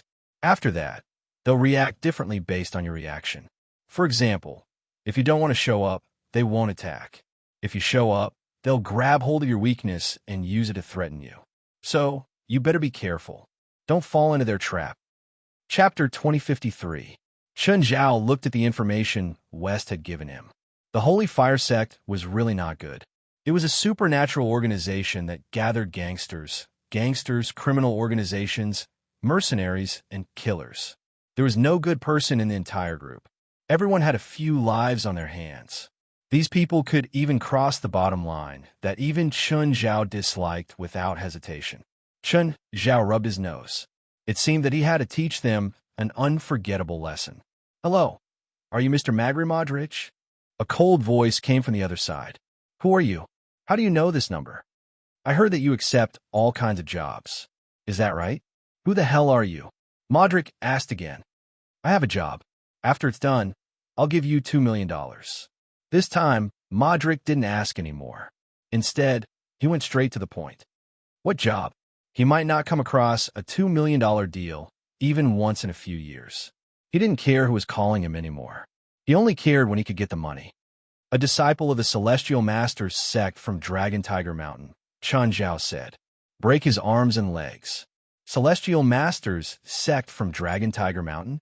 Magri Modric immediately frowned. The price you offered is too low.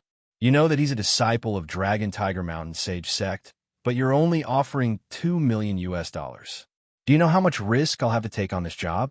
That's your problem. I'll pay you. If you can't do it, I'll find someone else. I believe that there are always people in the world who need money. They'll be happy to work for me. Okay, how about we meet? No need, Chun Zhao said coldly. Just do as I say. After it's done, I'll give you the money. It's that simple. But how do I know that you won't go back on your word? If you do, where can I find you? I haven't even seen you before. I don't even know where you are. So either we meet or you pay me the deposit. Deposit? Sure. Give me your account number. Chun Zhao directly transferred $200,000 to Modric's bank account. The money is in your account, Chun Zhao said. Sir, You seem to be mistaken. It's not 200,000. It's 30%. It should be 600,000. Sure. Hearing Chun Zhao's straightforward answer, Modric was even more certain that Chun Zhao was in a hurry. The money is in, Chun Zhao said. All right, within a year, I will arrange for your task to be completed. 1 year? I want you to finish it in a week. Chun Zhao's tone was as calm as before. If it's within a week, I'll need at least 60% of the full amount. After all, my men aren't very willing to deal with high-risk targets. If I don't give them the money first, it'll be hard for them to be motivated. Sure, Chun Zhao answered again. Magri Modric had never seen such an easy target to deceive. It was as if the thought of the possibility that he wouldn't do anything after receiving the money never crossed his mind. Modric raised his requests again and again. Instead, he accepted and fulfilled Modric's request time and time again. The money is in. Will you give me an answer in a week? Chun Zhao asked. I just discussed it with my men. They feel that 2 million isn't worth the risk. Modric changed his mind again. Mr. Modric, I want to know if you can give me an answer in a week. Yes or no? I said that my men want to raise the price. They'll only be willing to do it if you're willing to pay more. So you want to go back on your word? Sir, take a guess. If I follow the transfer records and trace your bank account to Dragon Tiger Mountain's Celestial Master Sect, what kind of benefits will I get? Magri Modric said proudly. What do you want? 10 million to keep your mouth shut. If you're 1 cent less, you'll be hunted down by Dragon Tiger Mountain's Celestial Master Sect. Maybe that Celestial Master will deal with you personally. Ha! Modric laughed loudly. Give me back my money, Chun Zhao said calmly. I'll pretend that nothing happened. Chun Zhao nodded. Ha! Do you think that's possible? No one has ever dared to cheat my money. Never. Looks like your past partners are more timid, Magri Modric said disapprovingly. He didn't think that Chun Zhao could do anything to him. In his eyes, Chun Zhao was just a coward who hid behind the phone and trembled like a mouse. Modric's tone was still the same. I'll give you 3 days. If you can't gather 10 million in 3 days, you'll be hunted down by Dragon Tiger Mountain's Celestial Master's Sect. With that, Magri hung up the phone. Guardian, why are you so happy? Lev walked in from outside. Seeing Modric, his face was full of joy. Someone who's worried about us. Let's all go out and play today. I earn a lot of money. Ha! I'll pay for all the expenses today. Magri Modric treated his subordinates well. At least he wanted to share the money he earned with everyone. Not long after, Magri Modric led a few dozen people to the local entertainment venue. Norway was one of the 5 Nordic countries and one of the most advanced countries in the world. It also had the best welfare. However, it bordered Eastern Europe, so the consumption level was slightly lower. The few dozen people squandered but only spent tens of thousands of dollars. Magri Modric leaned back in the car seat and breathed in the fresh air to sober himself up a little. Suddenly, the car in front exploded violently without warning. The car was sent flying by the explosion. In the end, it fell to the ground. The 4 Holy Fire Sect members sitting inside seemed to be alive. After all, they were spiritualists. Their resistance and other abilities were higher than normal people's. They climbed out of the overturned car with difficulty, but before they could escape the danger zone, suddenly, a figure fell from the sky and landed on the car. Boom!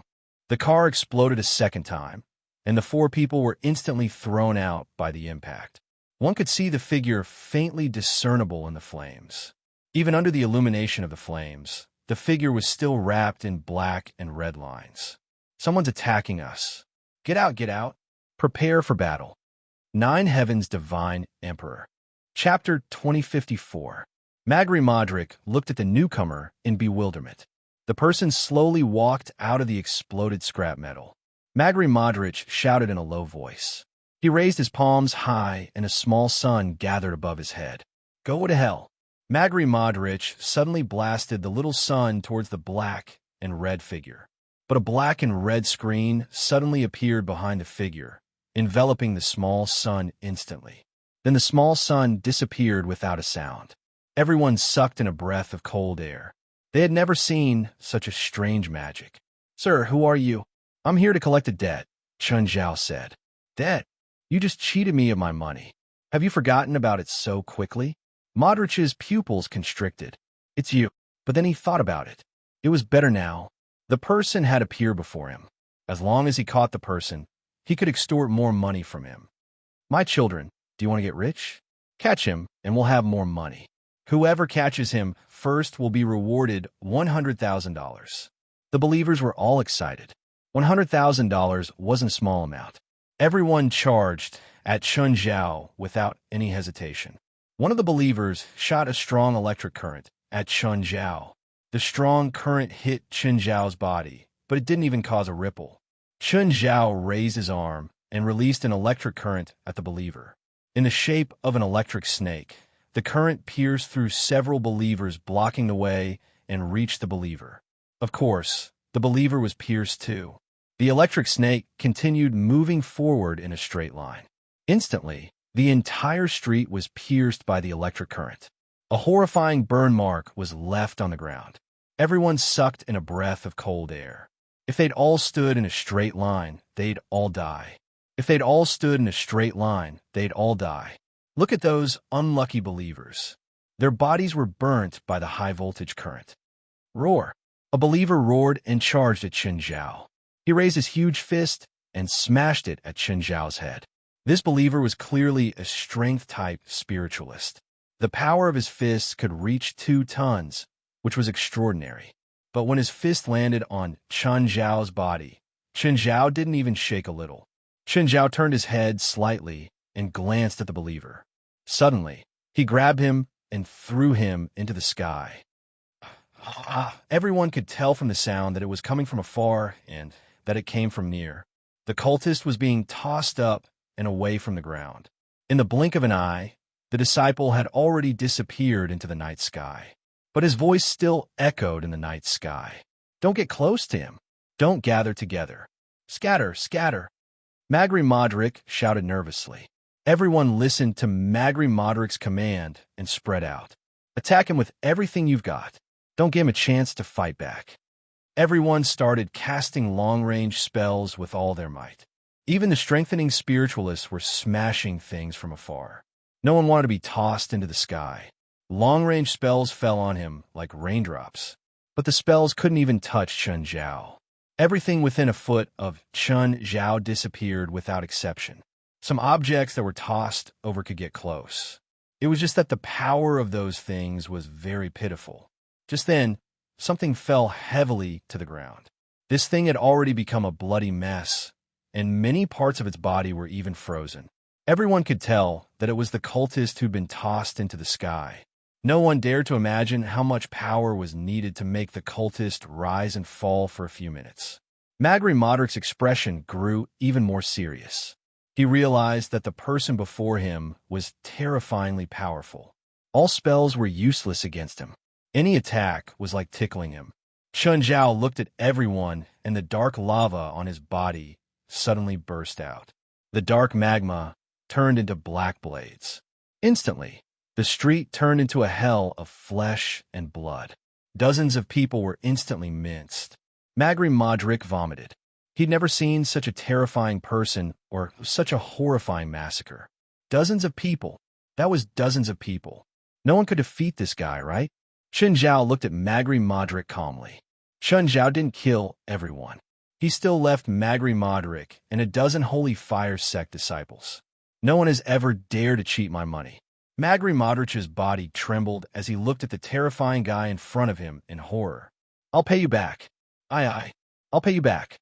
Chun Zhao slowly walked up to Modric. I have money. $1 million, or even 10 million, is just a number to me. But I hate being fooled. I hate being cheated. Modric nodded. I'll complete your mission. I promise within a week. No, 3 days. Within 3 days, I'll complete your mission. 3 days? Chun Zhao stopped.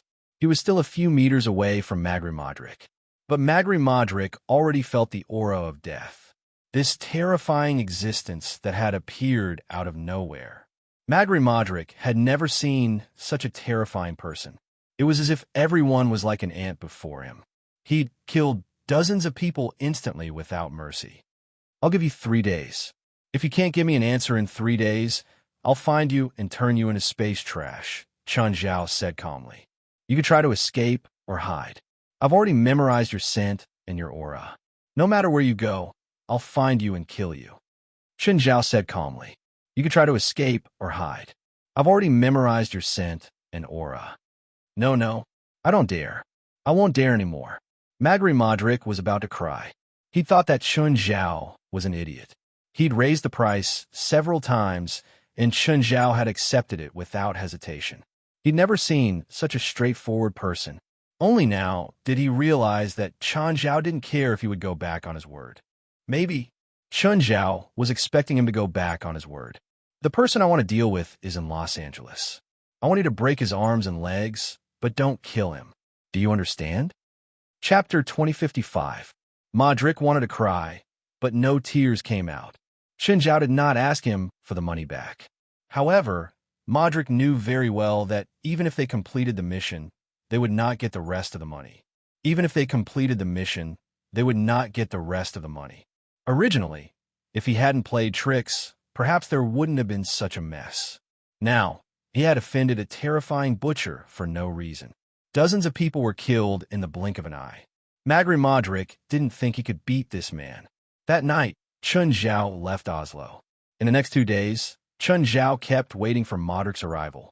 As expected, the next afternoon, Modric brought his men to L.A. If Magri Modric didn't arrive in L.A. today, Chun Zhao couldn't help but teach him a lesson again, because he would go to Rome the next day. West dialed Magri Modric's number. He asked directly, Modric, are you in L.A.? As a matter of fact, West already knew why Magri Modric was here, but he still had to pretend that he did not know. Mr. West, how did you know? Of course. L.A. is my territory. How do you think I know? Mr. West, I didn't mean to offend you. I'm not planning to cause trouble in L.A. That's for the best. If I find out that you've caused trouble for me here, I'll make it very troublesome for you too. Mr. West, I'm just doing some missions. What missions? Beating up a person. Are you sure you're not joking? Yes, I'm very sure. A regular person? No, someone from the supernatural world. Fine, I'll pretend that I don't know. As long as you and your men don't attack regular people, I won't ask. Thank you for your understanding, Mr. West. Magri Modric didn't look too good after hanging up the phone. He knew that West and his men were in North America, but he did not expect them to be in L.A. They had also given him a warning. West and his men were also very troublesome for Modric. Magri Modric didn't want to complicate matters, so he was very humble and put himself in a very low position, although he managed to deal with West. But Modric was still in a rather bad mood. No matter who it was, they would not be in a good mood if they had to lower themselves to everyone they met. Modric wasn't particularly afraid of West. It was mainly because West was a local tyrant. If West wanted to give him some trouble, he would be powerless to stop him. The next day, Chun Zhao boarded a plane to Rome with his family. It was the first time for most of the children in the family to fly. Everyone was in a good mood. However, after 2 hours on the plane, the children couldn't sit still anymore. Little Larissa, in particular, wanted to get off the plane. Little Larissa didn't stop until Phalai tied her face up. Then he fell asleep in Phalai's arms. The flight was estimated to be 19 hours long. It was going to be a long journey. Little E, this is your first time taking charge of the family business. You'd better not fail. Liu Jiao looked at Zhang Yi seriously. What's wrong? Zhang Yi said, unconcerned. At most, I'll be criticized by the board of directors. You better stop being like that. Your father strongly supports you becoming the general manager. If you're impeached by the board of directors, your father's authority will be shaken too. So troublesome. I told you long ago that I don't want to enter the company. Zhang Yi grabbed her hair. Let go of your hair. You just tidied it this morning. You have to meet the client. Liu Jia pulled Zhang Yi's hand away. Let go of your hair. It's just been fixed this morning. You have to meet the client. Liu Jia pulled Zhang Yi's hand away. Let's go to the hotel first. Our appointment is at night anyway. Io. Zhang Yi was knocked into. She turned around and saw a little girl. Ouch. Zhang Yi was bumped into. Turning around, she saw a little girl. Although she had bumped into Zhang Yi, she was sitting on the ground. Just then, an older girl ran over. Mara, are you okay? Didi helped Mara up. Sorry, Miss Mara. Say sorry to your sister. Sorry. Mara lowered her head shyly. It's okay. Is your name Mara? Zhang Yi looked at the two girls. Just then, the rest of the group came out. Zhang Yi looked at Chun Zhao in surprise. She saw Chun Zhao carrying a mixed-race girl. There were a group of children and 2 adult women beside him. Zhang Yi remembered that one of them was Chun Zhao's assistant. The other was even prettier. She was tall and had an even smaller girl in her arms.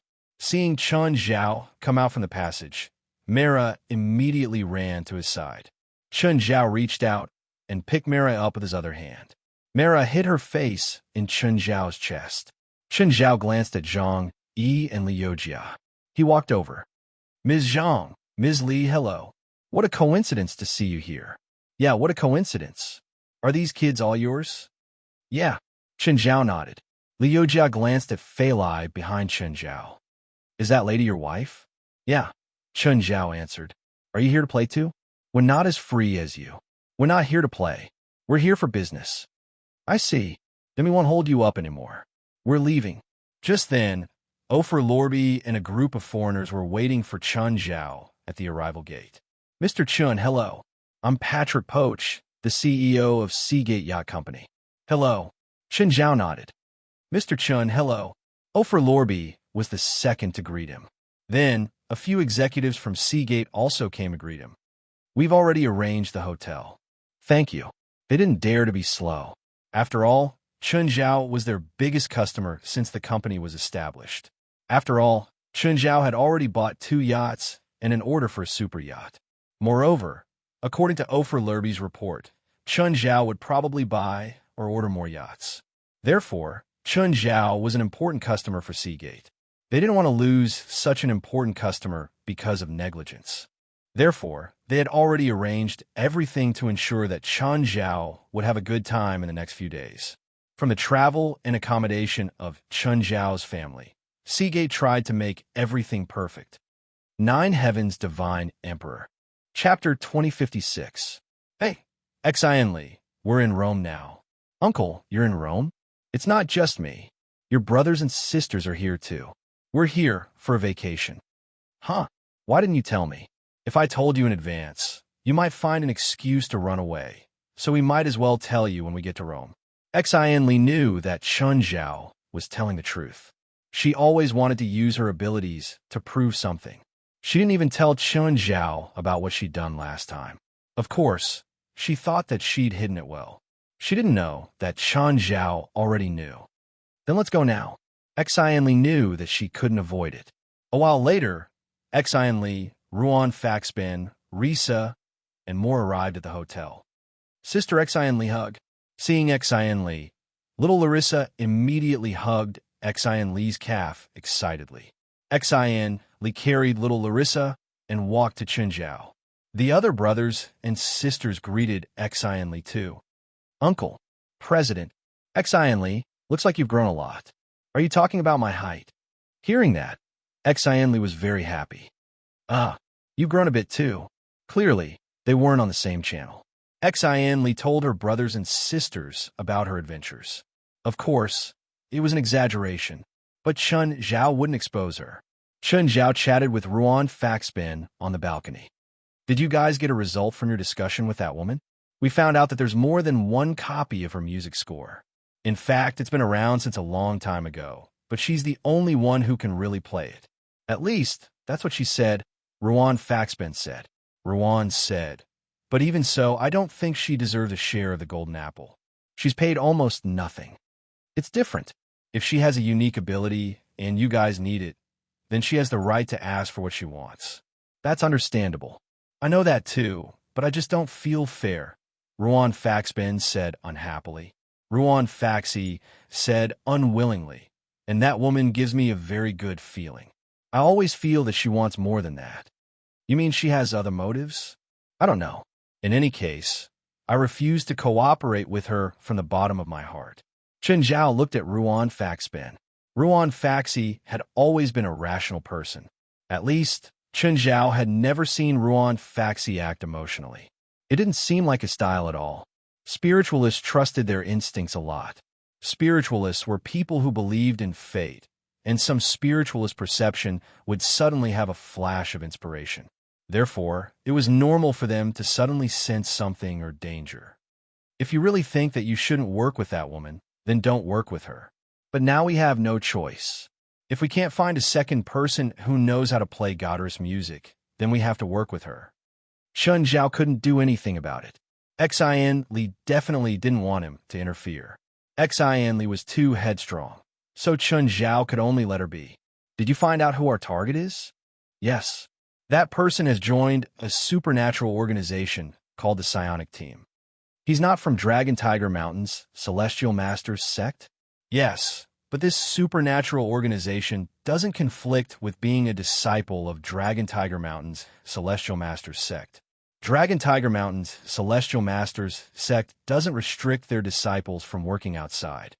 After thinking for a while, Modric asked, "Do you know how strong this person is?"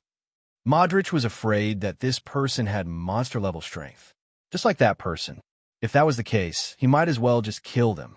He wasn't afraid of Dragon Tiger Mountain's Celestial Masters sect now, but he was afraid of this person's strength.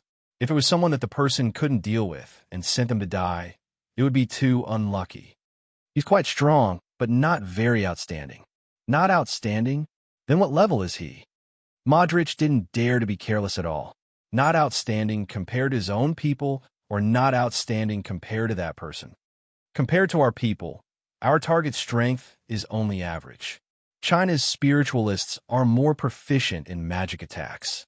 Their magic spells are strange and unpredictable, making it hard for people to guard against them. Furthermore, they have many ways to hide their strength and aura. The information you've gathered might not be accurate. After thinking for a while, Modric said, "How about this? Send a few people to test the waters first. Guardian, won't that alert the enemy? I don't care. If he's strong, we don't need to attack, regardless of whether he's alert or not. If he's weak, we don't need to care either." It was like an army. Even in peacetime, no armed forces dared to mess around in a military camp. No matter how lax they were, an army was still an army. Sometimes, the danger did not lie in whether one let down their guard, but in one's own strength. Magri Modric just wanted to finish this mission quickly and get out of this matter. Maybe Dragon Tiger Mountain's Celestial Masters sect was strong, or maybe the Celestial Master was strong. But not everyone in Dragon Tiger Mountain's Celestial Masters sect was strong. Not everyone in Dragon Tiger Mountain's Celestial Masters sect was strong, unless the Celestial Master personally hunted them down. Moreover, they were hiding in Europe. Even the Heavenly Master might not be able to find them. Even the Celestial Master might not be able to find them. That man had left a deep impression on them. Moreover, unlike the Celestial Master, that person could be unscrupulous. Unlike the Celestial Master, that person could be unscrupulous. That was why Modric would rather face the Celestial Master than that person. "Oh, don't attack in the downtown area," Modric said. After all, this was LA, not Norway. Modric still had to consider West's and the others' attitudes. West and the others had always resisted and rejected him. Plus, they were indeed very strong. Modric didn't want to clash with West and the others. "Lord Protector, I heard an interesting piece of news." "What news?" "West and the others' organization in LA is the Supernatural Organization. They're enemies with the Psionic Team." Chapter 2057. Huh? Enemies? Surprise flashed across Magri's face. The Psionic Team has the power to fight against West Group? No, the Psionic Ability Team is a very young organization.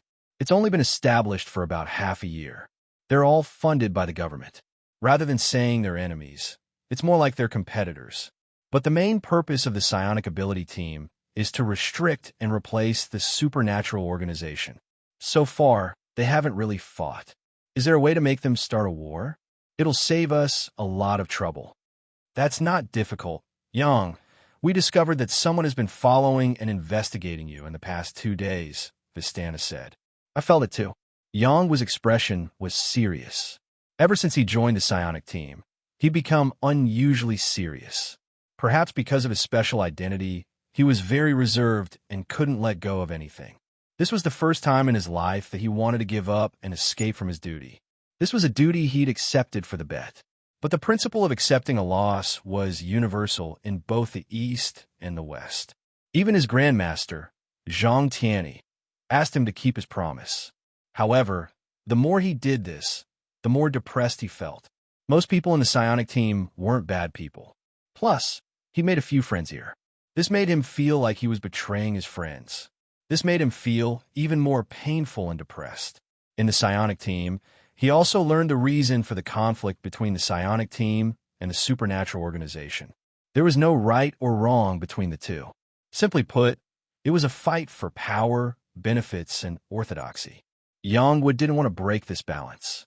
He knew that Chun Zhao was very powerful. In the psionic team, no one could match him, even though the psionic team had expanded several times. Do you know who's following and investigating me? Yang Wu asked. The Holy Flames sect from Europe. They're on the international supernatural blacklist. They're a gang in the supernatural world. Do you know them? No, I've never met them before, Yang Wu said. Maybe I met them by accident, but I don't have any impression. Maybe someone else found them, Vistana said. For example, the supernatural organization. They don't dare to fight us head on, so they're using this method to weaken us. It shouldn't be possible. Yang Wu shook his head, because he felt that the supernatural organization was the most unlikely. After all, they knew each other best. The supernatural organization has been maintaining this peace with us, Yang Wu guessed. They won't break this balance. He was more willing to believe that there were other reasons. But he didn't know about Chun Zhao's vile style. So, he still didn't know Chun Zhao well enough. Chun Zhao was much worse than he had imagined. This mission is very important to our psionic team. Many higher-ups are paying attention to it, so I don't want anything to happen to you. You're a trump card, Vistana said. Yang Wu was very important.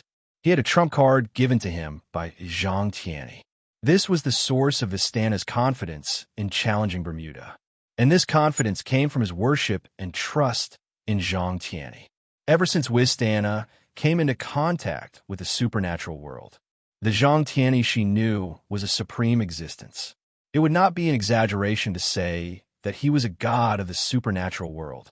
His words were the decree of others, and his will was the conviction of others. In Zhang Tianyi's life, he had experienced two major events. One was in China 20 years ago, and the other was in South America.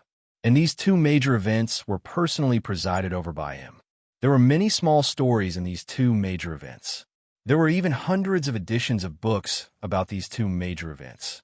Some were official, and some are the personal feelings of independent spiritualists. Back then, Vistana had tried her best to rope Yang Wu in because of his powerful backer. Plus, Yang Wu was already very outstanding. He was proficient in many spells and was very helpful to the team members. At the same time, he was also very powerful. Most importantly, Yang Wu didn't care about fame and fortune. He would never argue with the team members and was easy to get along with. Gradually, Vistana trusted Yang Wu more and more. In a few small missions, Yang Wu had displayed outstanding strength. Vistana always felt that if Yang Wu could continue to grow, one day, this person who came from the same land as Chun Zhao would become his greatest threat. Moreover, Yang Wu had a more orthodox legacy and a stronger backer than Chun Zhao. However, Vistana didn't expect this at all. The more she trusted Yang Wu, the more pain he felt. Every time, Vistana's trust in Yang Wu increased. Yang Wu had the urge to tell the truth. Humans have feelings. Yang Wu didn't want to continue betraying his friends and comrades. This was different from the education he had received and the worldview his surroundings had instilled in him. To find out their goal and who sent them, Yang Wu said calmly, "The easiest way is for me to be the bait. No, that's too risky. I have the ability to protect myself. Not everyone can hurt me," Yang Wu said. "It's still too risky. Let the other team members go." "You can't go." "No, this is my problem. I can solve it myself." "How about this? I'll have someone stay with you. No matter what happens, you'll have someone to help you," Vistana said. "That's good. Who do you want to team up with?" Vistana asked. "Tank," Yang Wu said casually. Vistana was speechless. Tank had the worst personality in the team. However, he was a good match for Yonghwa. Yonghwa was easy to get along with, while Tank was impulsive and easily angered. Yet the two of them could talk well. If Tank went berserk during a battle, Yonghwa could always suppress Tank's movement instantly and then use spells to calm him down. After working together a few times, Tank liked working with Yonghwa more and more. If she hadn't heard that Yonghwa was already married, Vistana would have thought that Yonghwa and Tank had developed beyond friendship. But thinking about this possibility, Vistana shuddered. If the celestial master Zhang Tianyi found out that she had turned his disciple gay, would he come looking for trouble and anger? Chapter 2058. Mr. Luong, what do you think? Let's meet, Wes said. Sure, you decide the time and place. Let's do it now. The location is, after the two agreed on a meeting place, Ruan hung up the phone. Ruan Faxbin, Xin Li, Lisa, and Kalon were all present. Not long after, the woman also arrived. This was the second time they met, and this woman had changed her clothes again. She was still as elegant and charming as ever. I told you to wait. The woman's face was brimming with joy. Reisa curled her lips. For a girl of her age, she hated this kind of woman the most, who was rich and open-minded. Anyway, Lisa was full of disdain and jealousy toward her. Miss, we still don't know your name. Ruan Faxabin said. Is it convenient to tell you your name? You can call me Goddess. Goddess? What's your family name? Name. Hee. The same name as the main character in the song? Goddess is not a rare surname. At least not as rare as an animal. All right, Miss Goddess. Let's get down to business, Ruan Faxburn said. Go ahead. Although Goddess did not display any disrespect or impoliteness in her behavior. However, he still gave off an air of superiority. Ms. Goddess, apart from being able to play that piece of music, what else can you do for us? Ruan Faxburn asked directly. What he disliked was that Goddess had too little use and too little functionality. I have a powerful army that can solve any problem, Goddess said. We don't intend to start a war, Ruan Faxburn said. Also, in terms of combat power, we don't lack it. No. What you guys think is the conventional combat power, but I'm talking about the high-end combat power. Furthermore, what we're going to face might be a battle that is even more exaggerated than a modern war. Do not underestimate your upcoming journey. Miss Goddess, you seem to understand the upcoming journey very well. Do you think you're the first team to find the golden apple? So, before us, there were already many people looking for it? Many. What was the result? You've all failed. You can't imagine what you'll be facing. What's next? I can't say it. I can only say it when I face it. Why? Because it involves unconventional things. Well, no matter what, I still don't think your help is worth it. I'm the most important one. If you think I'm not worthy of a golden apple, then there's nothing for us to talk about. Ruan Faxi was still calm. Miss Goddess, do you only want the golden apple? I want the golden apple. As for the other things, that's my problem. It has nothing to do with you. If I find a coin on the way to the Holy Garden, do I have to share it with you? That's not it. I just want to confirm if you have any other intentions. Goddess furrowed her brows. Could it be that she had accidentally exposed something and allowed the other party to notice her intentions? What are you trying to say? If we're going to cooperate, we should at least be honest with each other, right? I've already said what I can. What else do you want me to say? But Miss Goddess, you're still hiding many things from us, such as your true identity. What identity? Goddess. There are currently 2 surnames. One is Countess Goddess from the 15th century.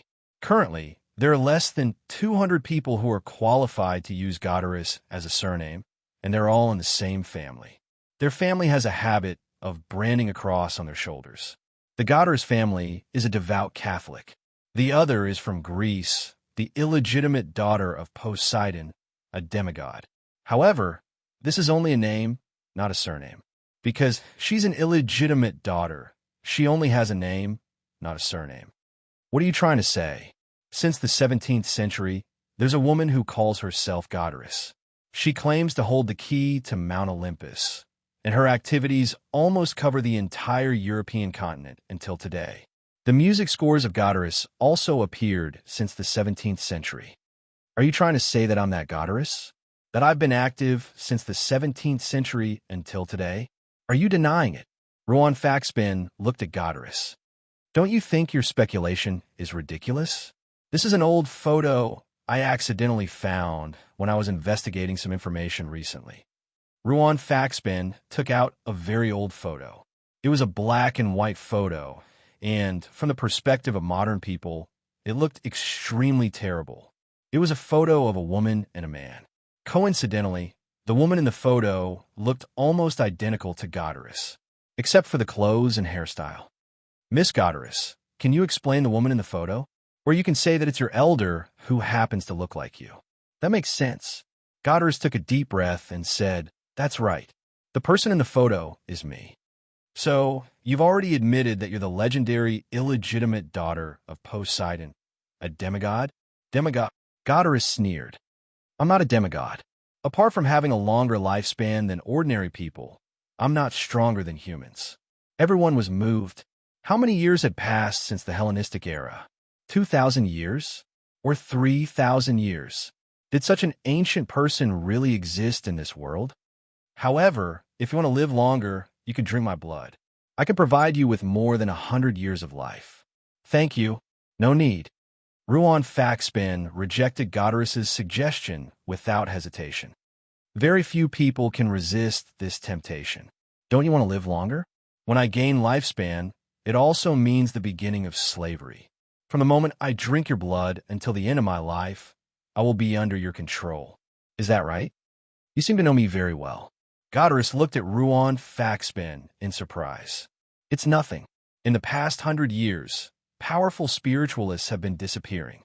The powerful army you mentioned should be referring to them, right? Nine Heavens Divine Emperor. Chapter 2059. Xian Li, Moore, and Colin stared at Ruan in surprise. Lisa, on the other hand, looked like she already knew. Goddess smiled and didn't say anything else. What's your final answer? You know where to go to see, right? Ruan asked. Of course. Since you already know that the legendary Goddess is me, there's no reason for me not to know. All right. Happy working with you. Ruan didn't make any other requests this time. Happy working with you. Smiling, Goddess shook hands with Ruan. At the same time, she glanced at the kids sitting beside them. To be honest, she was very curious about this group. Ruan looked like a babysitter. Of course, the weaker Ruan and his team were, the better it was for her. But she also believed that the team wasn't as weak as they looked. After all, they had something. If one didn't have enough strength, it was absolutely impossible to obtain that thing. I won't disturb you anymore. Goodbye. Wait, when do we leave? Ruan asked. We have to wait until the high tide the day after tomorrow. Rome is where we're going. Rome is one of the places. Goddess stood up. Okay, I'll let you know when it's time to go. With that, Goddess turned to leave. Is that woman really a demigod? Moore asked curiously. Should we try to kill a god? This is a once-in-a-lifetime opportunity for us. In our association, we only have this opportunity and the ability to do so. It's not easy for us to meet such a weak demigod, Reisa said with a hint of excitement. Let's try to kill a god. That's a rare opportunity for us. In the Supernatural Association, Lisa was the one with the weakest morals. Remember, when she'd met Qin Zhao, she'd been a thief and liar. Plus, with her high IQ, she was also quite extreme in her actions. The strange fruits I placed around were all touched, Moore said. This means that when the woman met us, she had subordinates around. Even if we want to kill a god, it won't be that easy. What are you afraid of? Lisa said arrogantly. The president is in Rome anyway. The president won't satisfy your crazy ideas. Moore rolled his eyes. That woman doesn't look like a good person, and she seems to have an ulterior motive. Killing her now will save us a lot of trouble, Raisha said. If we kill her now, who will show us the way? You? Then, we'll kill her after she's done giving us directions. In the past 100 years, at least 200 famous spiritualists in Europe have disappeared for no reason. Most of them are related to her. When the day of the operation comes, she will definitely bring all her people. I don't think we can fight against her spiritualist army with just a few of us. Fashi Ben, can demigod blood control people? Moore asked curiously. Not every demigod has this talent. Demigods inherit the bloodline of gods, but they also have human characteristics. The bloodline of gods doesn't necessarily give demigods great power. Her ability to control people should come from her bloodline and her extremely long life. Ruan Fa Shiben said. Ruan Faxi said, actually, the so-called gods are just powerful humans. Our president is almost at that level. He should also have some kind of bloodline. Is Uncle a god? I can only say that he may have reached the power of God. As for whether he has reached the level of a god or not, I can't answer you. If our food and water are accidentally poisoned by that woman, isn't it very dangerous? We could become her slaves in minutes. That's too dangerous. Although this is her innate talent, it is also a contract. Since it is a contract, there are two choices, whether to accept or not. If she can really use her blood to control others, she can directly rule the world. Is there need to go through so much trouble? That's good. That scared me. It's too dangerous to work with a woman like that. You're the dangerous one. You want to kill her the second time we meet, Ruan Fa Shiben said. As if you don't want to, Lisa said with a cold smile. Ruan Fa Shiben could fool the others, but he couldn't fool her. Lisa knew what Ruan Fa Shiben was thinking. That's right, since that woman can play the music, knows where the starting point is, and has a strong army, I really don't understand why she would want to work with us. In her eyes, we are a group that can be easily bullied. Xin Li looked at Ruan Faxaben in confusion, hoping that he would be able to answer her question. What's so strange about that? She must be interested in something in our hands. It should be something important. Without it, we can't find the sacred garden. What is it? Do we have something like that? Think about it. How many things have we obtained along the way? Where are they? Think about it, and we can basically determine what she wants from us. The gemstone scepter used by ancient priests, the ancient spirit book, the flying wings, everyone counted the items in their hands. These were all things that they had obtained along the way. Some were obtained through the guidance of clues. Some of the items were unexpected gains. For example, the wings of flight was created by Icarus in ancient Greek mythology. Equipped with the wings, one would have the ability to fly, but it could only fly at night. Once the sun shone on it, it would be ignited and fall to the ground. Moreover, the flying wings required a lot of magic power. Even if they worked together to inject magic power into the wings, it would be difficult for one person to fly for 20 minutes. Therefore, it was a very useless magic tool. Of course, if it was an emergency, it was not completely useless. After thinking about it, the group finally fixed their eyes on the gemstone scepter. The scepter was obviously a product of ancient Greek mythology. Moreover, the scepter was made of unknown materials and gems, which they had also obtained along the way. However, the scepter didn't seem to have any practical use. It also couldn't increase the power of magic like ordinary magic staffs. It looked like a beautiful piece of trash or a work of art. But now, they felt that the scepter might be the key to this adventure. Jiutian Shenwang. Chapter 2060. After Goddess left, a figure appeared behind her. Master, we should just snatch the scepter. Expressionless, Goddess said coldly. Don't fall out with them yet.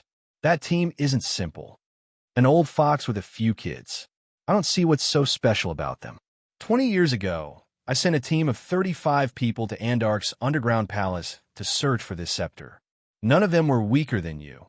But in the end, they were completely wiped out and disappeared forever from Andark's underground palace.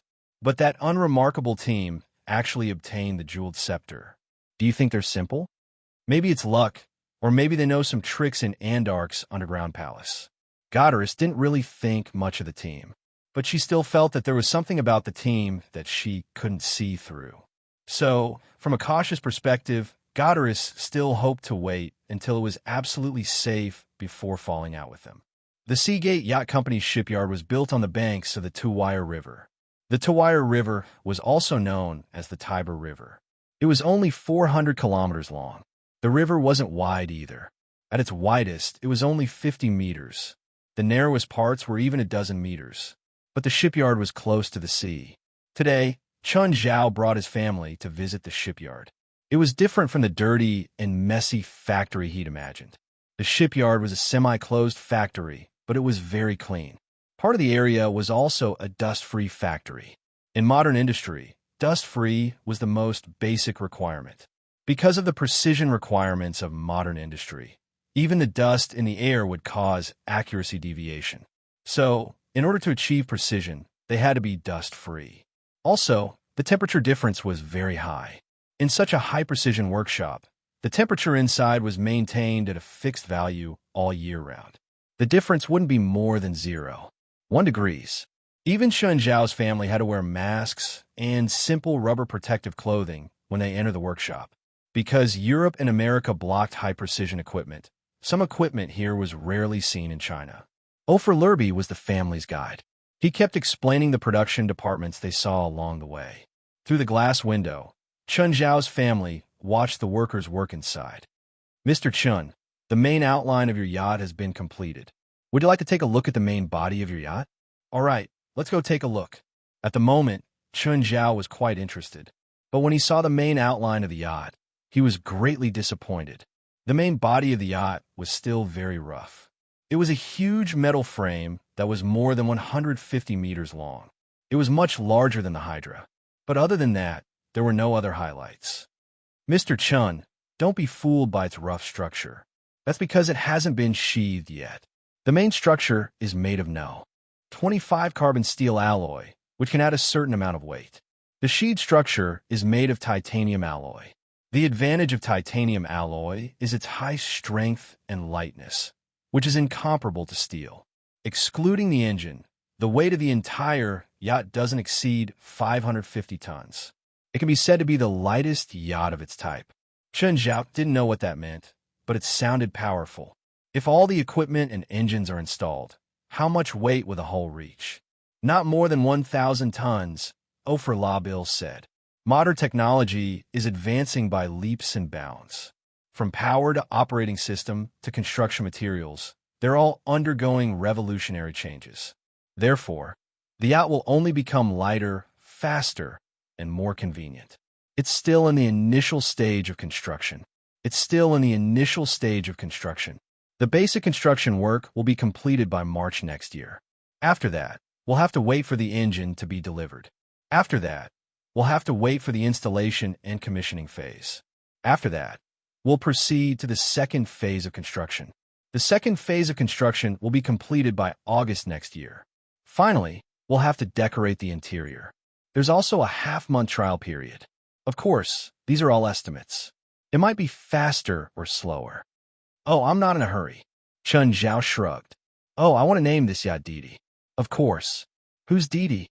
This kid, Chun Zhao said, pointing at Didi. Beautiful lady, do you want to design your own logo? Can I? Didi looked at Ofer Labil shyly. Of course. For the yacht company, this was only a small request. The yacht company would definitely try their best to satisfy customers like Chun Zhao. Moreover, after the customer provided a logo, they would also go through deep refinement. No matter how ugly the logo was, it would fit most people's taste after refinement. The tour of the yacht's construction process took around 2 hours. Then, Seagate Yacht Company sent people to send Chun Zhao's family back to the hotel.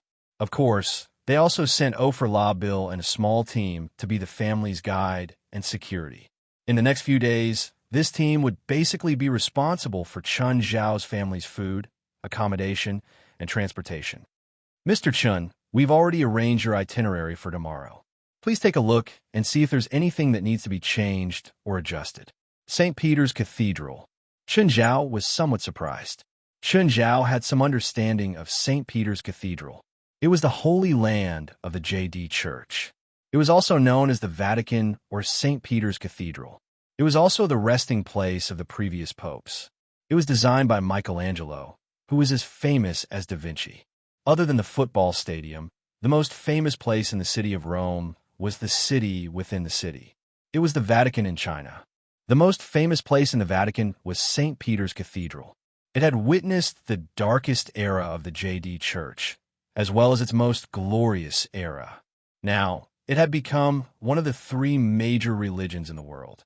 Its influence even surpassed the other 2. Mr. Chun, are you satisfied with this arrangement? It's not bad. Chen Zhao said honestly. Let's go and take a look.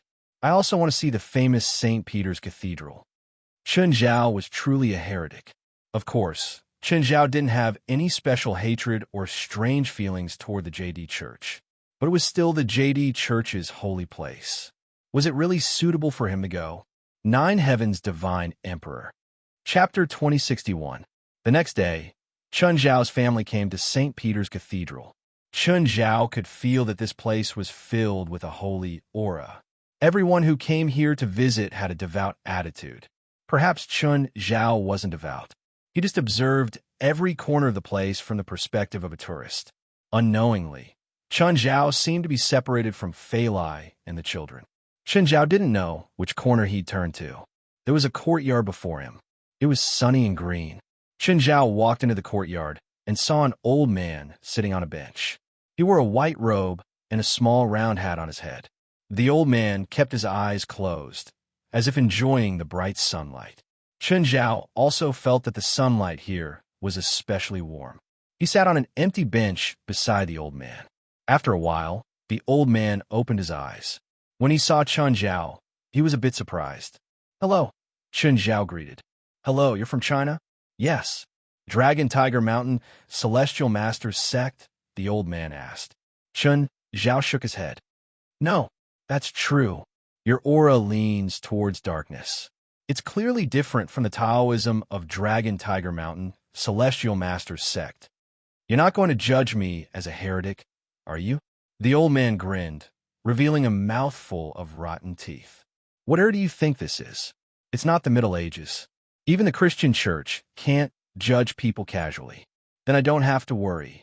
Chen Zhao thought for a moment and asked, "Why do you think I'm from Dragon Tiger Mountain Celestial Masters Sect?" "You have the aura of Mount Longhu's Celestial Master Sect. 100 years ago, that guy was the only one to silently barge into my spirit formation without any guidance. I thought he had some trick, but now you're the same as him, silently barging into my spirit formation. That's why I thought you were from Mount Longhu's Celestial Master Sect." Hearing the old man's words, Chen Zhao smiled. "I've cultivated a few Taoism spells from Dragon Tiger Mountain Celestial Master Sect, but I don't have this trick. I don't know how I got here. I didn't even feel the barrier." "I see."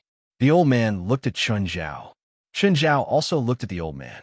They were both sizing each other up. "You're the Pope?" "I'm not anymore." The old man shook his head. "So you're the former Pope?" "Even further.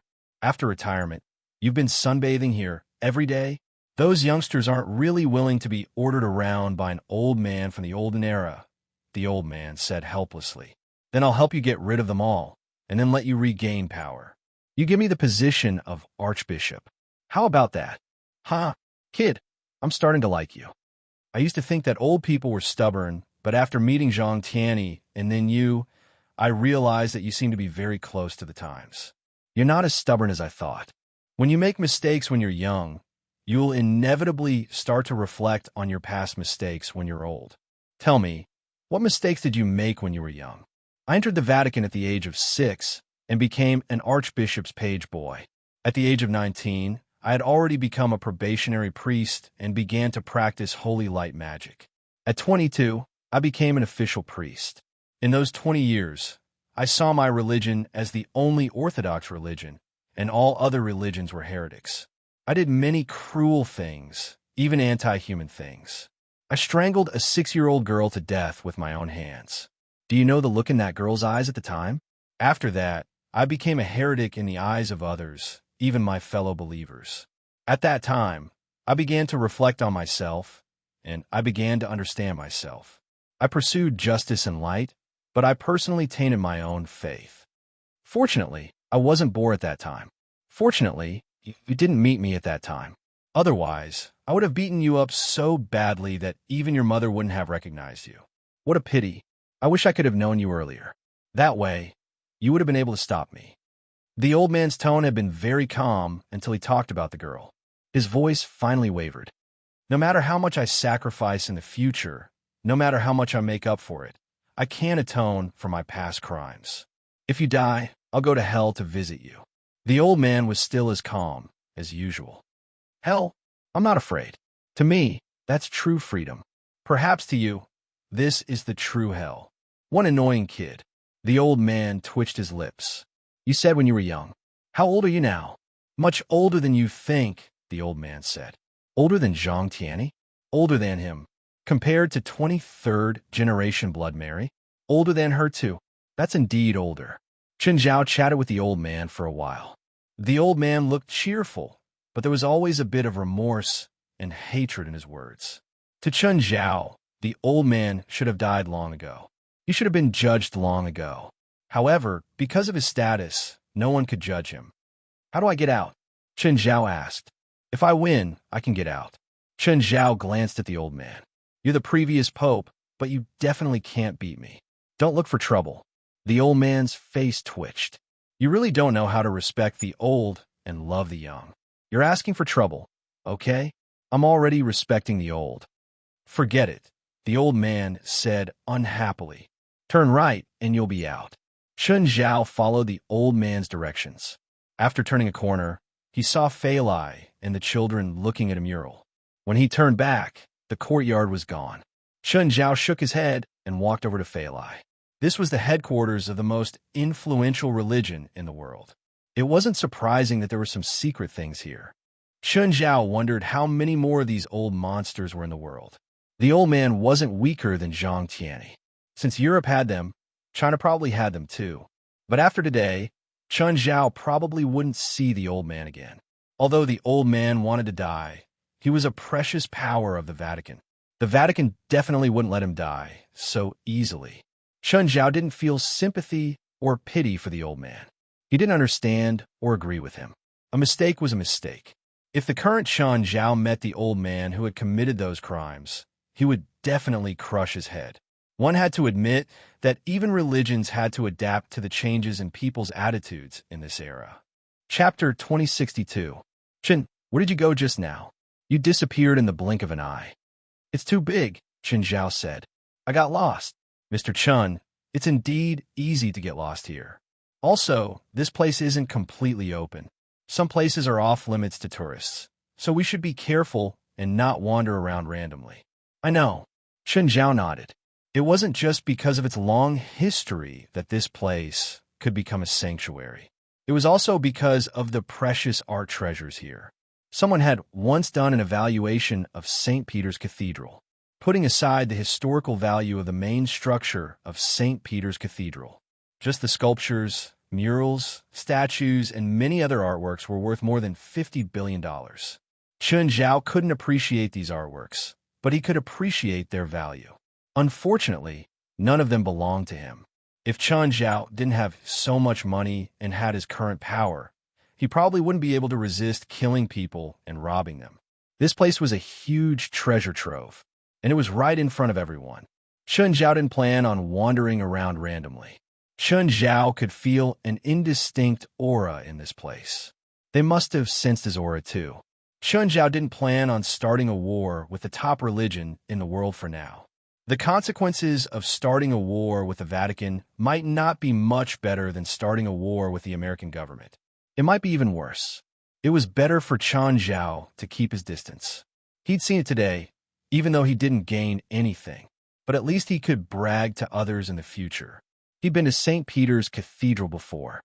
Instead of calling it a cathedral, it was more like a majestic and extravagant palace. At the same time, it was the most representative work of the European Renaissance. Michelangelo had poured all his artistic cells into this sanctuary. Of course, it wasn't completely out of his passion for art.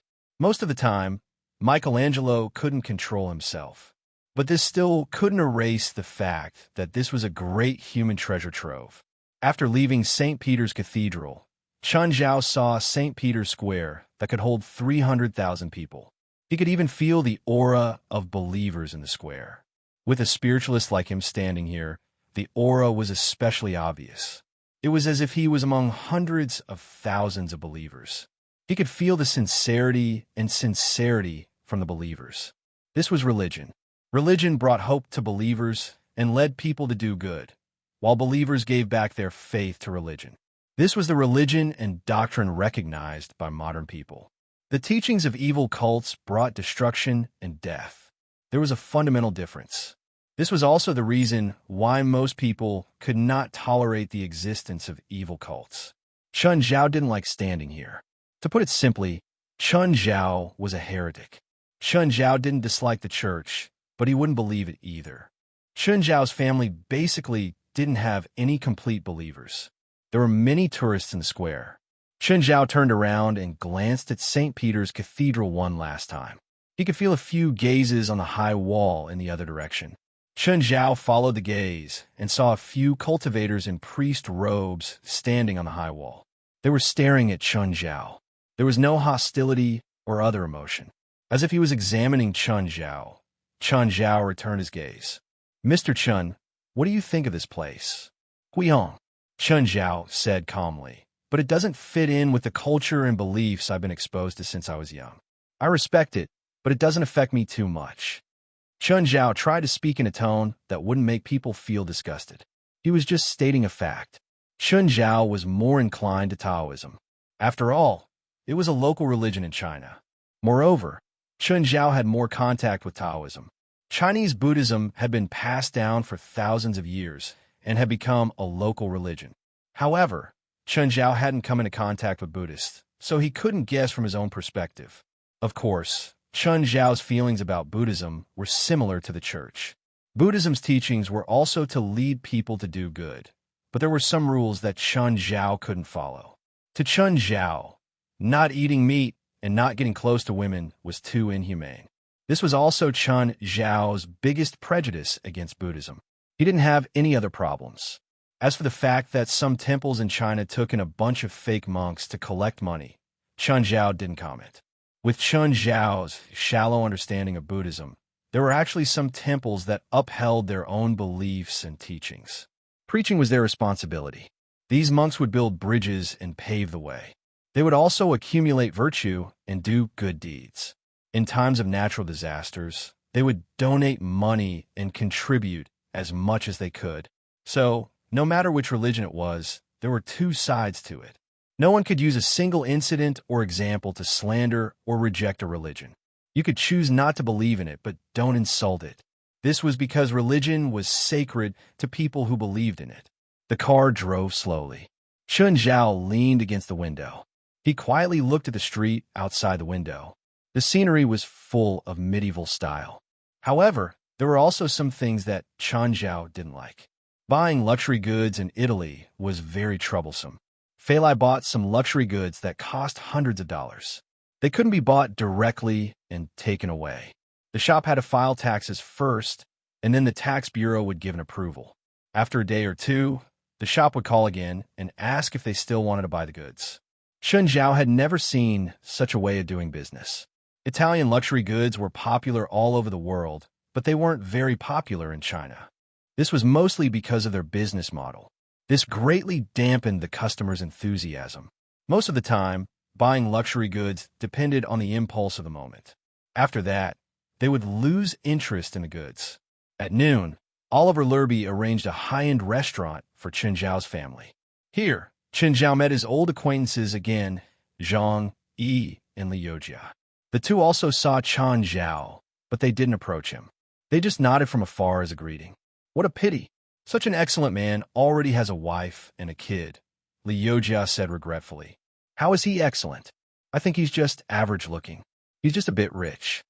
Conversation, taste, wealth, knowledge, and experience are all standards to evaluate a man. In China, he's already an excellent man. What more do you want? But he already has a family. That alone wipes out all his good points. Zhang Yi pouted. She was still brooding about the time she tried to hook up with Chun Zhao, but was rejected. Chapter 2063. "They seem to be talking about you," Fei Lai said, a little jealous. "I'm so outstanding. Isn't it normal for other women to talk about me?" Chun Zhao said proudly, which was rare. Fei Lai rolled her eyes. In fact, Chun Zhao didn't just know that Zhang Yi and Li Yojia were talking about him. He even knew what they were talking about. After lunch, Chun Zhao, Fei Lai, and Portia brought the kids back to the hotel. A few of the kids were sleepy because Chun Zhao had forced them to develop the afternoon nap habit. Rome was a typical European city. It had a slow pace of life. This was completely different from China, where most people were still struggling to survive.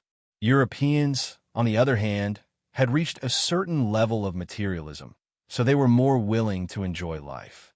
Thus, most of the shops here opened after 10 o'clock. If they opened too early, there wouldn't be any business. Before 10 o'clock, there wasn't a single person on the wide street. Chunjiao didn't like this kind of city. It had no vitality at all. Chunjiao preferred the new cities in China or America. Everyone was full of energy. Moreover, after nightfall, it was like the entire city was under curfew. The entire city quieted down again. After dinner, the kids were playing in the room. Feilai and Portia were chatting about fashion. They planned to go to a fashion show tomorrow. Chunjiao didn't even have to worry about the invitation. Ofer Labil took the initiative to help them. Just then, there was a knock on the door. Didala immediately stood up and ran to open the door. "Hello, who are you looking for?" Didala looked politely at a man in a suit outside the door. The man poked his head into the room. "Hello, where's your family? What's wrong?" Chunjiao walked behind Didala and looked at the man outside the door. Chunjiao saw a strange pattern on the skin of the man's wrist under his sleeve. "We're doing an anti-terrorist drill in this area, so you might need to change hotels," the man said. The man said, "Of course, we've already arranged a hotel for you to change to. It's just a block away." "Can we not change hotels? We have a lot of family members. It'll be very troublesome if we change hotels. If you have any secret requests, we can promise you that we won't go out no matter what we hear." "Sir, I'm sorry, but I'm afraid that's not possible. Our drill is a live ammunition drill. For safety reasons, please cooperate with us." Chunjiao thought about it and nodded helplessly. "Fine, let's pack." "Sir, you don't need to pack your things. As long as we're done with the show, you can come back here again. Maybe tomorrow, so you just need to bring some daily necessities." "I see. Okay." Chunjiao nodded. Chunjiao went in to inform Feilai and Portia. Chunjiao, Feilai, and Portia gathered all the children and followed the man downstairs. When he arrived at the lobby, he saw that there were many people there. They were all hotel guests. He saw Zhang Yi and Liu Jia. "Hi, Miss Zhang, Miss Li, we meet again. You're staying in this hotel too? Are you following us?" When Zhang Yi faced Chunjiao, it was as if she had completely forgotten about their past. "Are you following us?" When Zhang Yi faced Chunjiao, she seemed to have forgotten about their past. She was calm and even joked with Chunjiao. "That's strange. Does the Italian anti-terrorist drill require a priest to pray?" Zhang Yi asked in surprise. "That's strange. Do they need priests to pray for the Italian drill?" Zhang Yi asked, surprised. These priests were all high-level cultivators, and all of them had extraordinary magical abilities. They were communicating with the armed soldiers around them. It seemed that this wasn't a drill. Instead, a supernatural event had happened. Moreover, the presence of these high-level cultivators meant that the situation was serious. But for now, Chunjiao didn't notice any supernatural activities nearby. "Sir, your car is ready," a hotel staff said. "Okay, thank you." Because Chunjiao's family stayed in the best suite, the service and treatment were obviously different. Chunjiao's family was the first to leave. Because Chunjiao's family had a lot of people, the hotel arranged for a big bus. It wasn't very luxurious, but it was only 2 streets. It was a 10-minute journey. Chunjiao wouldn't ask for more. Less than 3 minutes after the bus left, there was a sudden tremor in front. The bus lost control on the road and crashed into a street lamp. The bus driver was scared out of his wits, but Chunjiao's family was very calm.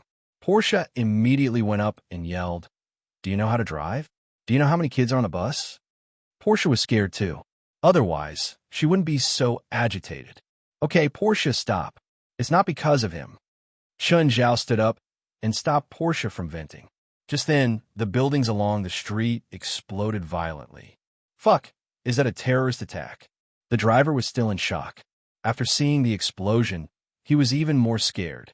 Just then, a dozen fully armed soldiers appeared along the street. They were shooting wildly at the exploding buildings. But another explosion occurred. The soldiers were instantly engulfed in flames. "No, we can't stay here." The driver was scared out of his wits and tried to start the bus. But the bus seemed to have malfunctioned due to the crash. It couldn't start no matter what. The bus driver became even more anxious. He didn't care about Chun Zhao's family at all. He opened the door and fled. Boss, what should we do? Portia looked at Chun Zhao. Perhaps because of Chun Zhao's past achievements, Portia trusted him a lot. With Chun Zhao here, she felt much more at ease. It's okay, Chun Zhao said. You guys stay in the bus. I'll go take a look. Chun, don't go too far, Fei Lai reminded. The kids are in the bus. Yes, I know. Chun Zhao nodded.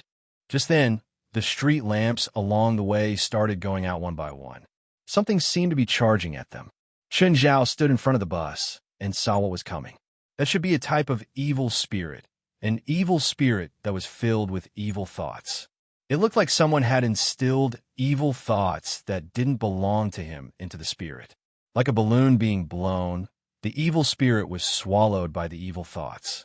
It completely lost its sense of self and became a terrifying monster. 9 Heavens Divine Emperor. Chapter 2064. Portia saw that the row of street lamps in front of her that had been extinguished suddenly lit up one by one. The street became bright again. At the same time, she saw Chun Zhao standing at the front of the car. It was as if nothing had happened. Just then, more than 10 people came over. The leader was the person who'd talked to them and told them to stay in another hotel for the night. Behind him were more than 10 fully armed soldiers. The person walked up to Chun Zhao. Sir, did something happen just now? No, Chun Zhao replied calmly, shaking his head. The man frowned. He'd clearly seen the impure soul coming over. How could it not be? The impure soul had killed many people. All living things along the way had become its targets. Our driver ran away because of the explosion. Can you find another one to take us to the hotel? The man's expression was strange as he kept staring at Chun Zhao.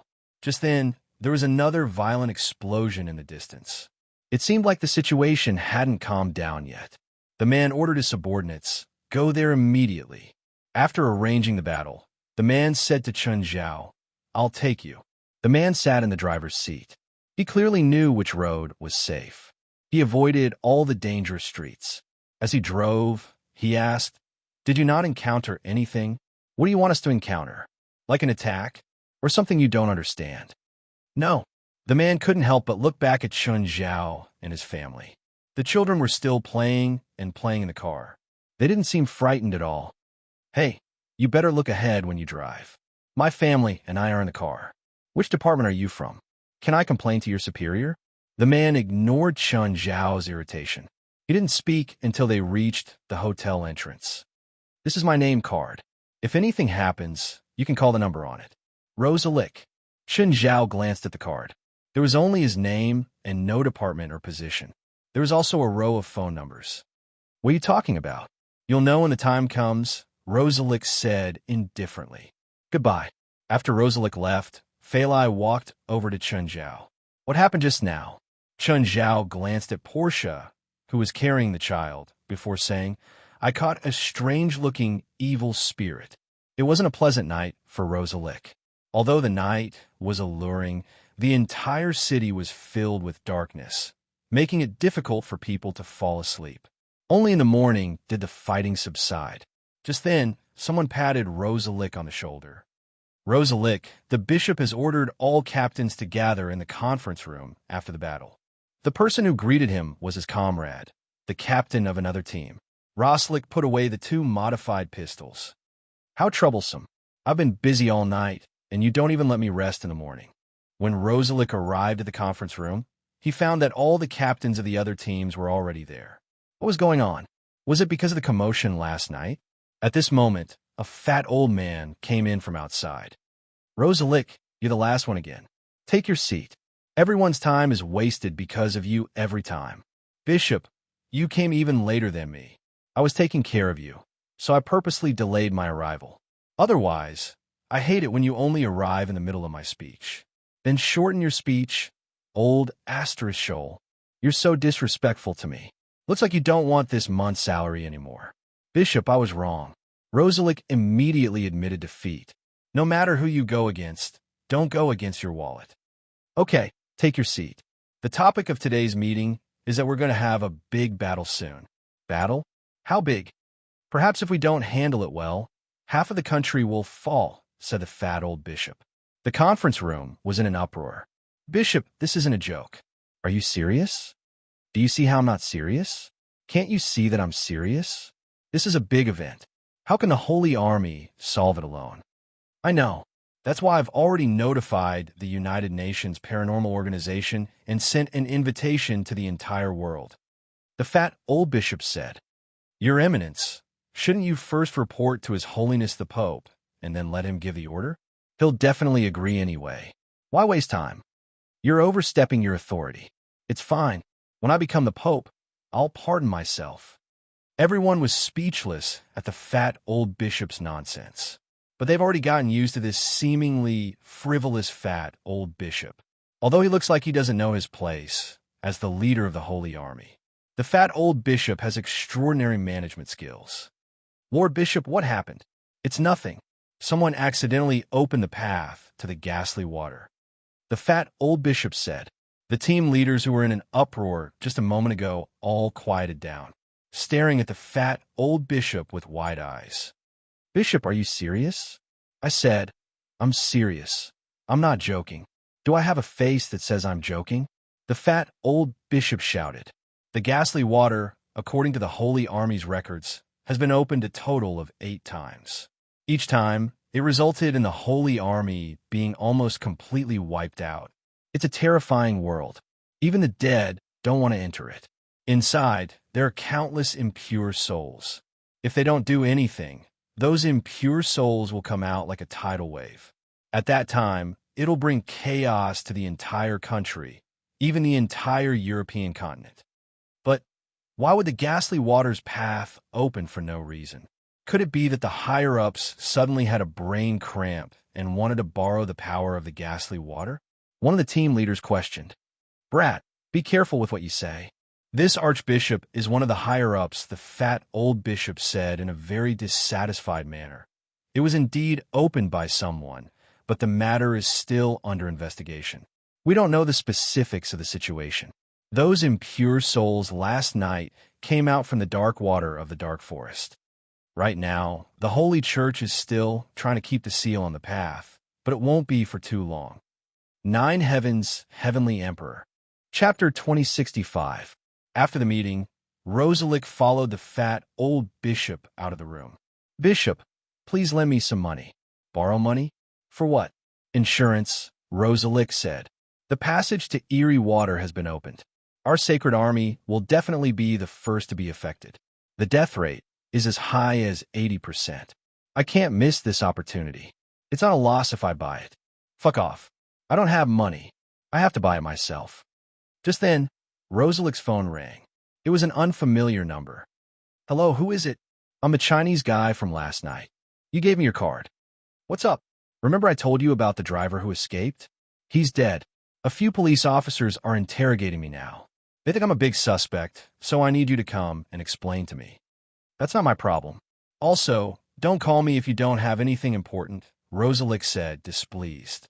You gave me your card. Didn't you say I'd call you if I needed something? That's not what I meant. Rosalick was even more displeased. I found out that you've defaulted on your credit card. Chun Zhao suddenly changed the topic. If you don't come and explain for me, your credit card might be frozen. You might also become a person who broke your promise.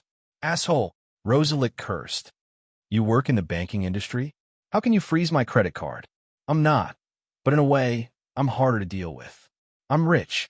Rosalick was furious. He'd never seen such an arrogant person. But he was helpless, even if he was a sacred army and a spiritualist.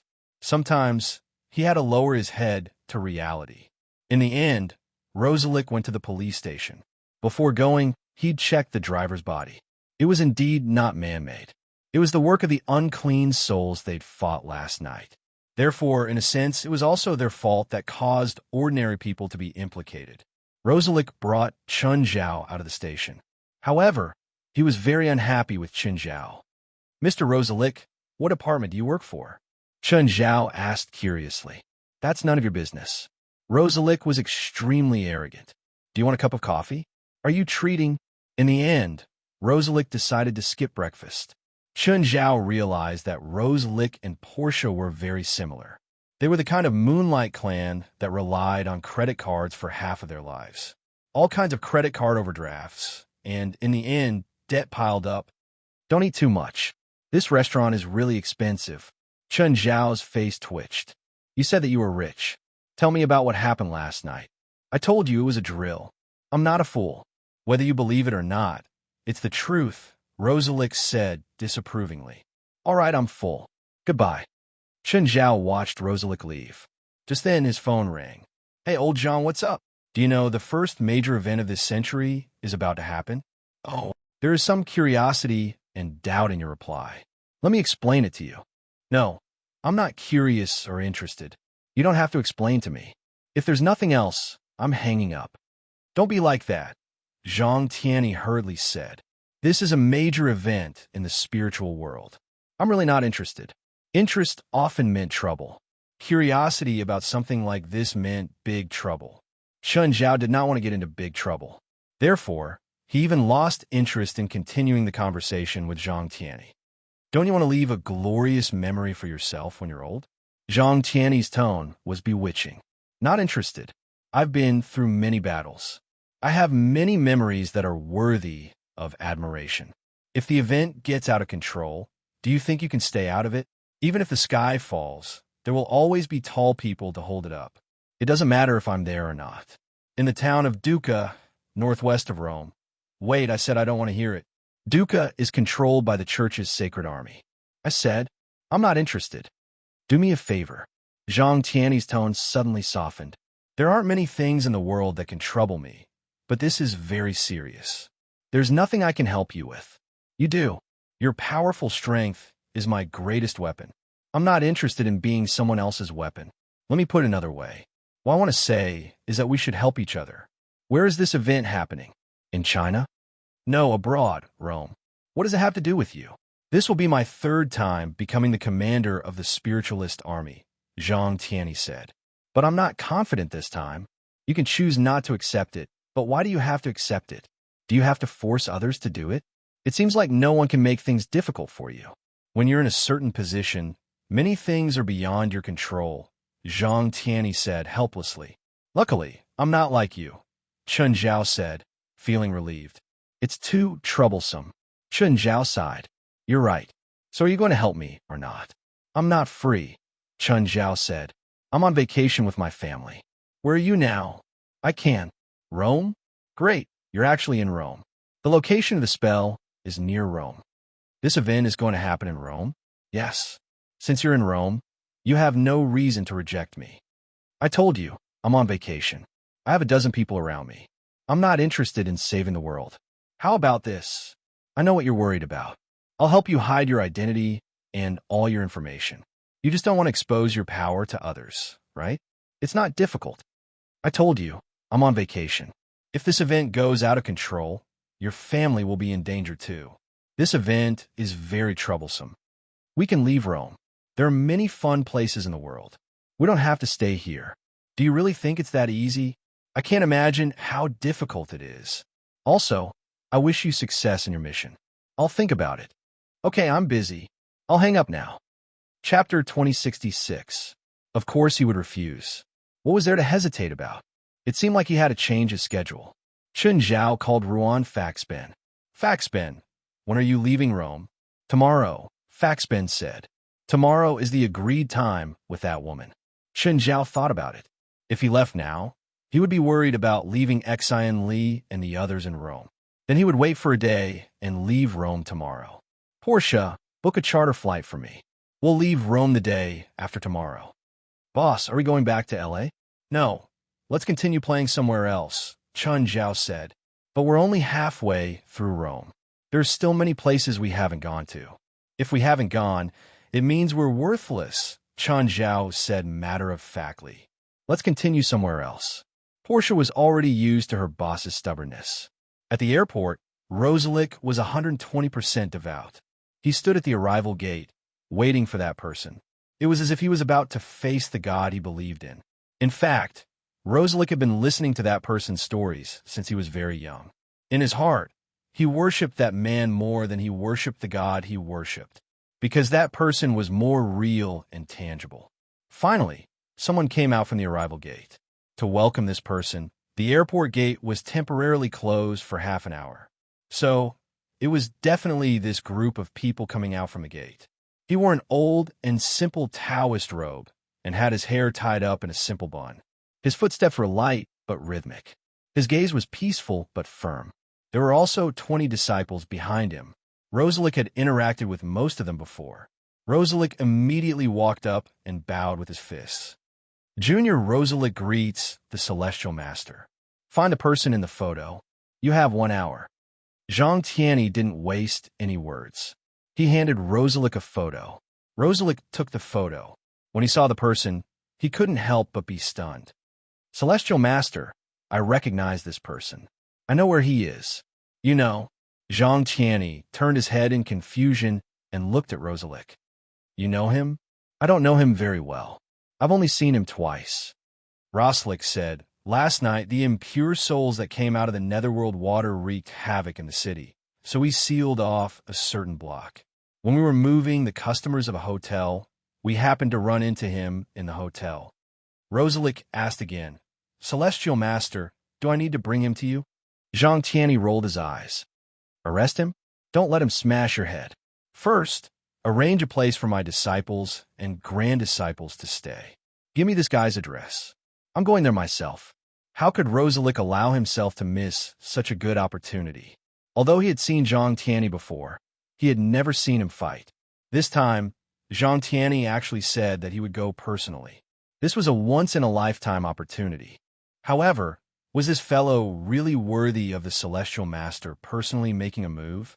Rosalick had interacted with Chun Zhao twice, but he didn't find anything special about Chun Zhao. There wasn't even the slightest mana fluctuation. No, that's not right. Yesterday, on the street, that ferocious, unclean soul had walked towards that person's direction. But in the blink of an eye, that unclean soul disappeared. This was very suspicious no matter how he looked at it. Was that person also a spiritualist? And a spiritualist that was far stronger than him? It didn't seem like it. Rosalick tried hard to recall how he had interacted with Chun Zhao. To not be sensed by him, Chun Zhao was either wearing a magical item that could suppress his aura, or Chun Zhao was far stronger than him. Rosalick drove while Zhang Tianyi sat in the passenger seat, resting with his eyes closed. Celestial Master, is that person very powerful? Zhang Tianyi turned his head slightly and looked at Rosalick. Yes, he is the strongest among his generation. The chief disciple of Mount Longhu, the 24th generation of the Scarlet Church, the saintess of the sect of fire, and His Highness Matthew of your church will all be under his shadow in the future. Zhang Tianyi didn't say anything else. Not just the future, but from now on. Oh, send out the holy contract with a holy seal. I also used the Celestial Master's token. How many people responded? Currently, there are 2,300 spiritualists from all over the world in Rome. There are even more who haven't landed yet. There should be more than 5,000 people by tonight. Time is too tight this time. All the airports in the world are giving priority to spiritualists to buy tickets. Is this enough? No, far from enough. Do you know how many spiritualists gathered for the big incident in China last time? Rosalick's expression changed slightly. Compared to last time, it was really insignificant. Compared to last time, the number of spiritualists that had arrived was less than 1/10. Looks like we have to find a way to seal off the passage to the nether water before it escalates into a major incident. Otherwise, the situation will escalate further. Zhang Tianyi sighed. Is the 23rd generation Blood Mary, the sect leader of the sect of Flame, here? The 23rd generation Blood Mary and Mr. Sance are both on their way. They'll arrive at Rome's airport in 3 hours, but someone else will take care of them. Where's your Pope? He's leading the Templars to suppress the passage. Is your Pope out of his mind? Zhang Tianyi frowned. Rosalick turned his head and pretended not to hear. He's wasting his magic and energy. When we arrive, suppressing it together is the best choice. He's using his power alone now. The passage to the ghastly underworld water is near a small town of commoners. There are several hundred commoners in that town. If they're not suppressed, the residents of the town will be completely razed to the ground. His Holiness the Pope is doing this to protect the commoners. Forget it. What else could Zhang Tianyi say? The church had made mistakes, and the current pope had been atoning for the mistakes of the church in the past. In terms of strength, the pope was not the most outstanding among his peers. However, in terms of charisma and firm belief in light and justice, most of his peers combined were probably not as strong as him. The current pope had a high chance of becoming an existence on the same level as him and the 23rd generation. However, because he had consumed too much of his origin in the past, he had been unable to break through the final barrier. Didn't your old man show up? He hasn't left the cathedral since he received the disciplinary punishment. Chapter 2067. Zhang Tianyi didn't like that person. He didn't like him even if he had changed for the better. Plus, there were some things that others could understand. But he himself didn't understand. This person was hopeless, no matter how powerful he was. Zhang Tianyi didn't like to work with him either. We're here. It's here. Rosalind parked the car in front of the hotel. At the same time, he ran to the side door and opened it for Zhang Tianyi. Oh!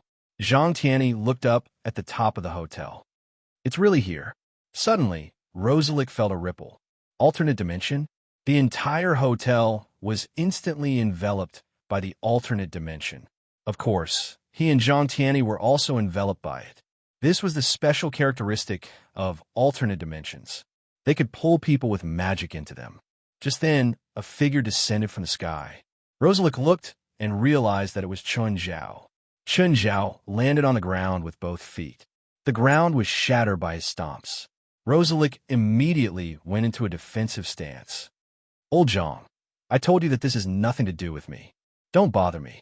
Also, Rosalind, did you bring this old man here? Look at how sincere I am. Is this how you treat a guest? Treat my ass. I'm not the owner here, and you're not a guest either. Scram and don't bother me. How about this? If you help me this time, I'll introduce you to a pretty little senior sister from Dragon Tiger Mountain. I won't let Feline know. How about that? Chun Zhao hated this shameless old man who had no bottom line. Scram, you're like a pimp now. Celestial Master Zhang was indeed an otherworldly master. That proud demeanor, that unconventional temperament, really made people feel as if they were bathed in the spring breeze. Rosalind didn't understand Chinese. He could only see that Zhang Tianyi's face was calm and modest, while Chun Zhao's face was filled with rage, as if he would attack at any moment. Naturally, he thought that Chun Zhao was so angry because his whereabouts were exposed. Do you always force people to do things they don't want to do just because of your seniority? It won't work on me. What do I have to do for you to agree? What do I have to do for you not to make things difficult for me? It's not difficult for you. Not difficult? How can it not be difficult? Do you think this is a trivial matter? I don't need you to attack me directly. Just protect me and leave the rest to me. What do you mean by protecting you? I, the 23rd generation and the sect leader of the sect of Fire Worship Sect, will seal the passage of the Nether Forest Netherwater. At that time, you just need to protect me from the attacks of those impure souls. You just need to stand there, and there won't be much trouble. You know, I don't like this. Chun Zhao's idea was simple. If he participated in such a big event, his name would easily be known by the supernatural world. The more famous he was, the more trouble he would face.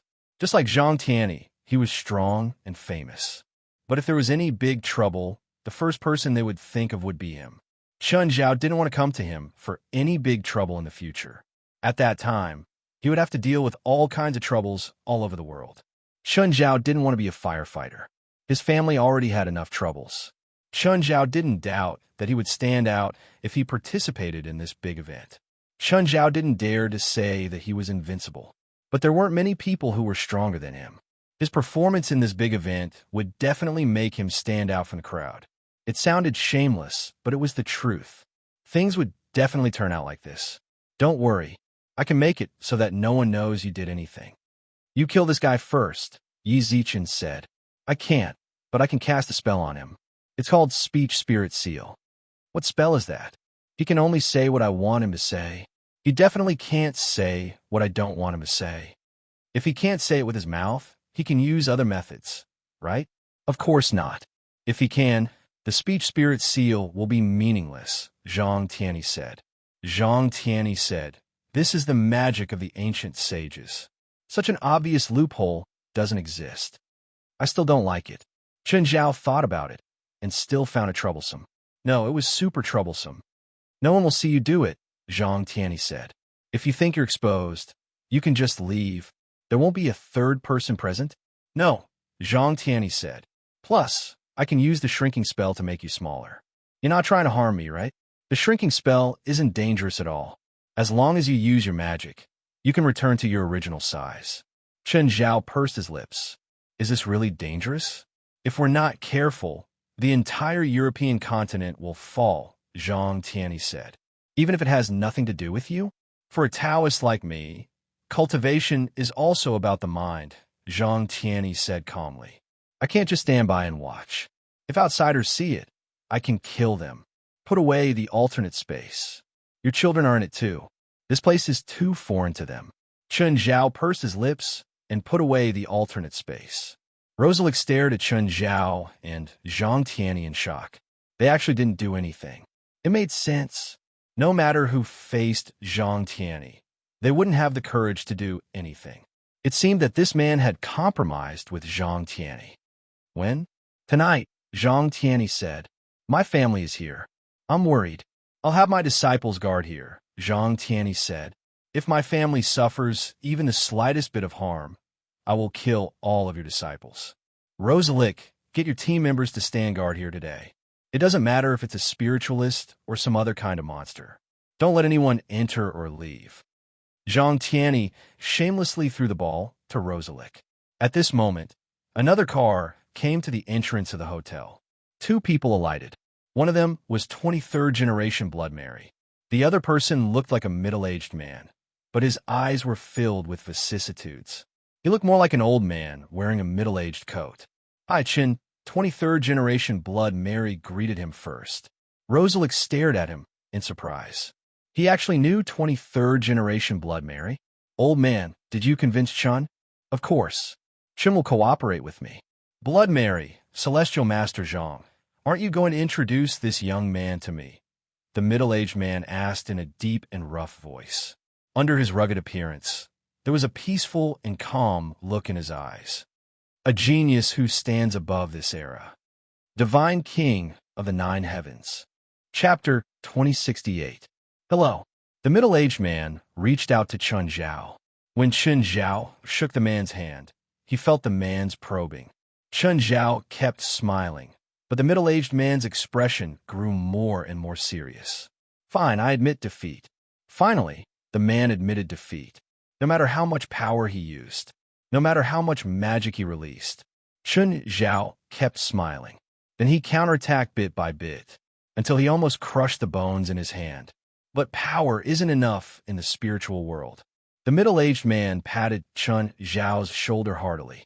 Chen Zhao felt that there was something wrong with his senses. Just now, he thought that the man was easy to get along with. But after touching him, he realized the man's eyes were too deceptive. Chen Zhao glanced at Zhang Tianyi and 23rd Blood Mary. What's with them? Why do they look like they're watching a show? Did they purposely bring this guy to him? Since they were old acquaintances with this fellow, it was impossible for them not to know his character. Did they purposely make this guy fight with him? Then, he would use his own hands to kill this guy? Chen Zhao turned to look at the two. The two of them acted as if nothing had happened. We'll go first. We'll meet again tonight. Zhang Tianyi put his hand on Chen Zhao's shoulder. Old Zhang, what's with that guy? The leader of a new church, Khmer Deacon of the Holy Stone Church, Zhang Tianyi said. Then what's with you and 23rd Blood Mary? If you want me to kill him, just say it. If we say it directly, will you listen to us? You have a grudge against him. I don't have any evidence, but his reputation is really bad in the spiritual world. Oh, did he do anything that angered the heavens? He's called the Genius Killer, Zhang Tianyi said. He broke the limbs of one of my disciples. How can you tolerate that? Chen Zhao looked at Zhang Tianyi in surprise. With your protective personality, you can't be unmoved, right? I can't help it, Zhang Tianyi said helplessly. Even if you're in the wrong, you can't be a coward. This isn't the old bastard I know. My disciple was drugged, and the next day, a female corpse was lying next to him. Then, he was sent to prison. While in prison, my disciple was severely injured. When we saw him in the hospital, he could no longer stand up. Now he is still carrying the crime of rape and murder on his back. Seriously, did your disciple really not do it before? Chen Zhao looked at Zhang Tianyi suspiciously. Get out of here. My disciple wouldn't do such a thing. Moreover, all the people involved, including the police who arrested him at that time, the prisoners who injured him in prison, and even the body of the female victim, have all disappeared. If I say that there's no mastermind behind this, would you believe me? Then how can you be sure that he did it? There are some things that don't require substantial evidence. It's enough, Zhang Tianyi said. If that's the case, why don't you just kill him yourself? I'm a senior. If I were to make a move, my reputation and that of Mount Longhu would be completely ruined. I wouldn't be able to act freely. Chen Zhao thought about it. He could understand Zhang Tianyi's concerns. After all, Zhang Tianyi was different from him. His disciple was still carrying such a heinous crime. If Zhang Tianyi attacked Khmer Deacon, then Mount Longhu's Celestial Master sect would most likely bear the stigma of hiding evil. So when you introduced me, you purposely dug a trap for him? Chen Zhao looked at Zhang Tianyi in annoyance. You're shifting the blame. To you, taking care of him isn't a big deal. Someone from the Scarlet Church has suffered from him before. He's still somewhat restrained in Huaxia's territory. After all, the Huaxia government has never been lenient in cracking down on religions like the Holy Stone religion. However, in Europe, this is the headquarters of the Holy Stone religion. Today, the Holy Stone religion has already developed over 1 million followers. You can imagine how powerful they are. This Holy Stone Church is a cult. What they do is actually no different from a cult, but they're not as brazen as a cult. They do most of their things in private. Chen Zhao could always feel the gaze behind him. Chen Zhao had his own judgment. Perhaps Zhang Tianyi's words were from his own perspective, but he didn't have a good impression of Khmer Deacon either. When Chen Zhao turned around and looked at the pair of eyes behind him, they also met Chen Zhao's gaze. Find a chance to kill him. Chen Zhao saw these words in Khmer Deacon's eyes. Khmer Deacon also felt the words in Chen Zhao's eyes. Did you see his eyes clearly? Zhang Tianyi whispered. This man's eyes are too naked, Chen Zhao said. He doesn't hide his evil intentions at all. That's normal. He never knows how to hide when he's weaker than him. Weaker? Do you think I give off a weak feeling? That's how a person's senses work. If you haven't displayed your strength, you won't be able to see through a person. He's been in a high position for a long time, so he's long been used to looking down on others. Aside from a handful of people in the spirit world, there aren't many who can make him look them in the eye. It's also because of this psychological advantage that he has developed certain thoughts that he shouldn't have. But I almost crushed his bones just now, Chen Zhao said. He's not good at strengthening, and he has too many subordinates at his disposal, so he naturally thinks that he has an advantage over you. It's all your fault, Chen Zhao said, annoyed. Huh, you, me, and 23rd generation. As long as he sees our conversation as equals, he'll have evil intentions towards you. Instead of keeping you in the dark and being deceived by his hypocritical face before he takes action, it's better to let him show his evil intentions directly. So I have to thank you? There's no need to thank me. Just protect me tonight. Chen Zhao sighed. Zhang Tianyi's words weren't completely unreasonable. Based on his first impression, it was hard for Chen Zhao to imagine that Khmer Deacon would have evil intentions towards him. In the past, Chen Zhao had never believed that there would be evil intentions for no reason in this world. Now he believed it. They didn't even know each other, but Khmer Deacon could have evil intentions towards him. I have a suggestion, Zhang Tianyi said. Do you want to hear it? What suggestion? Rather than a suggestion, it's more like a request.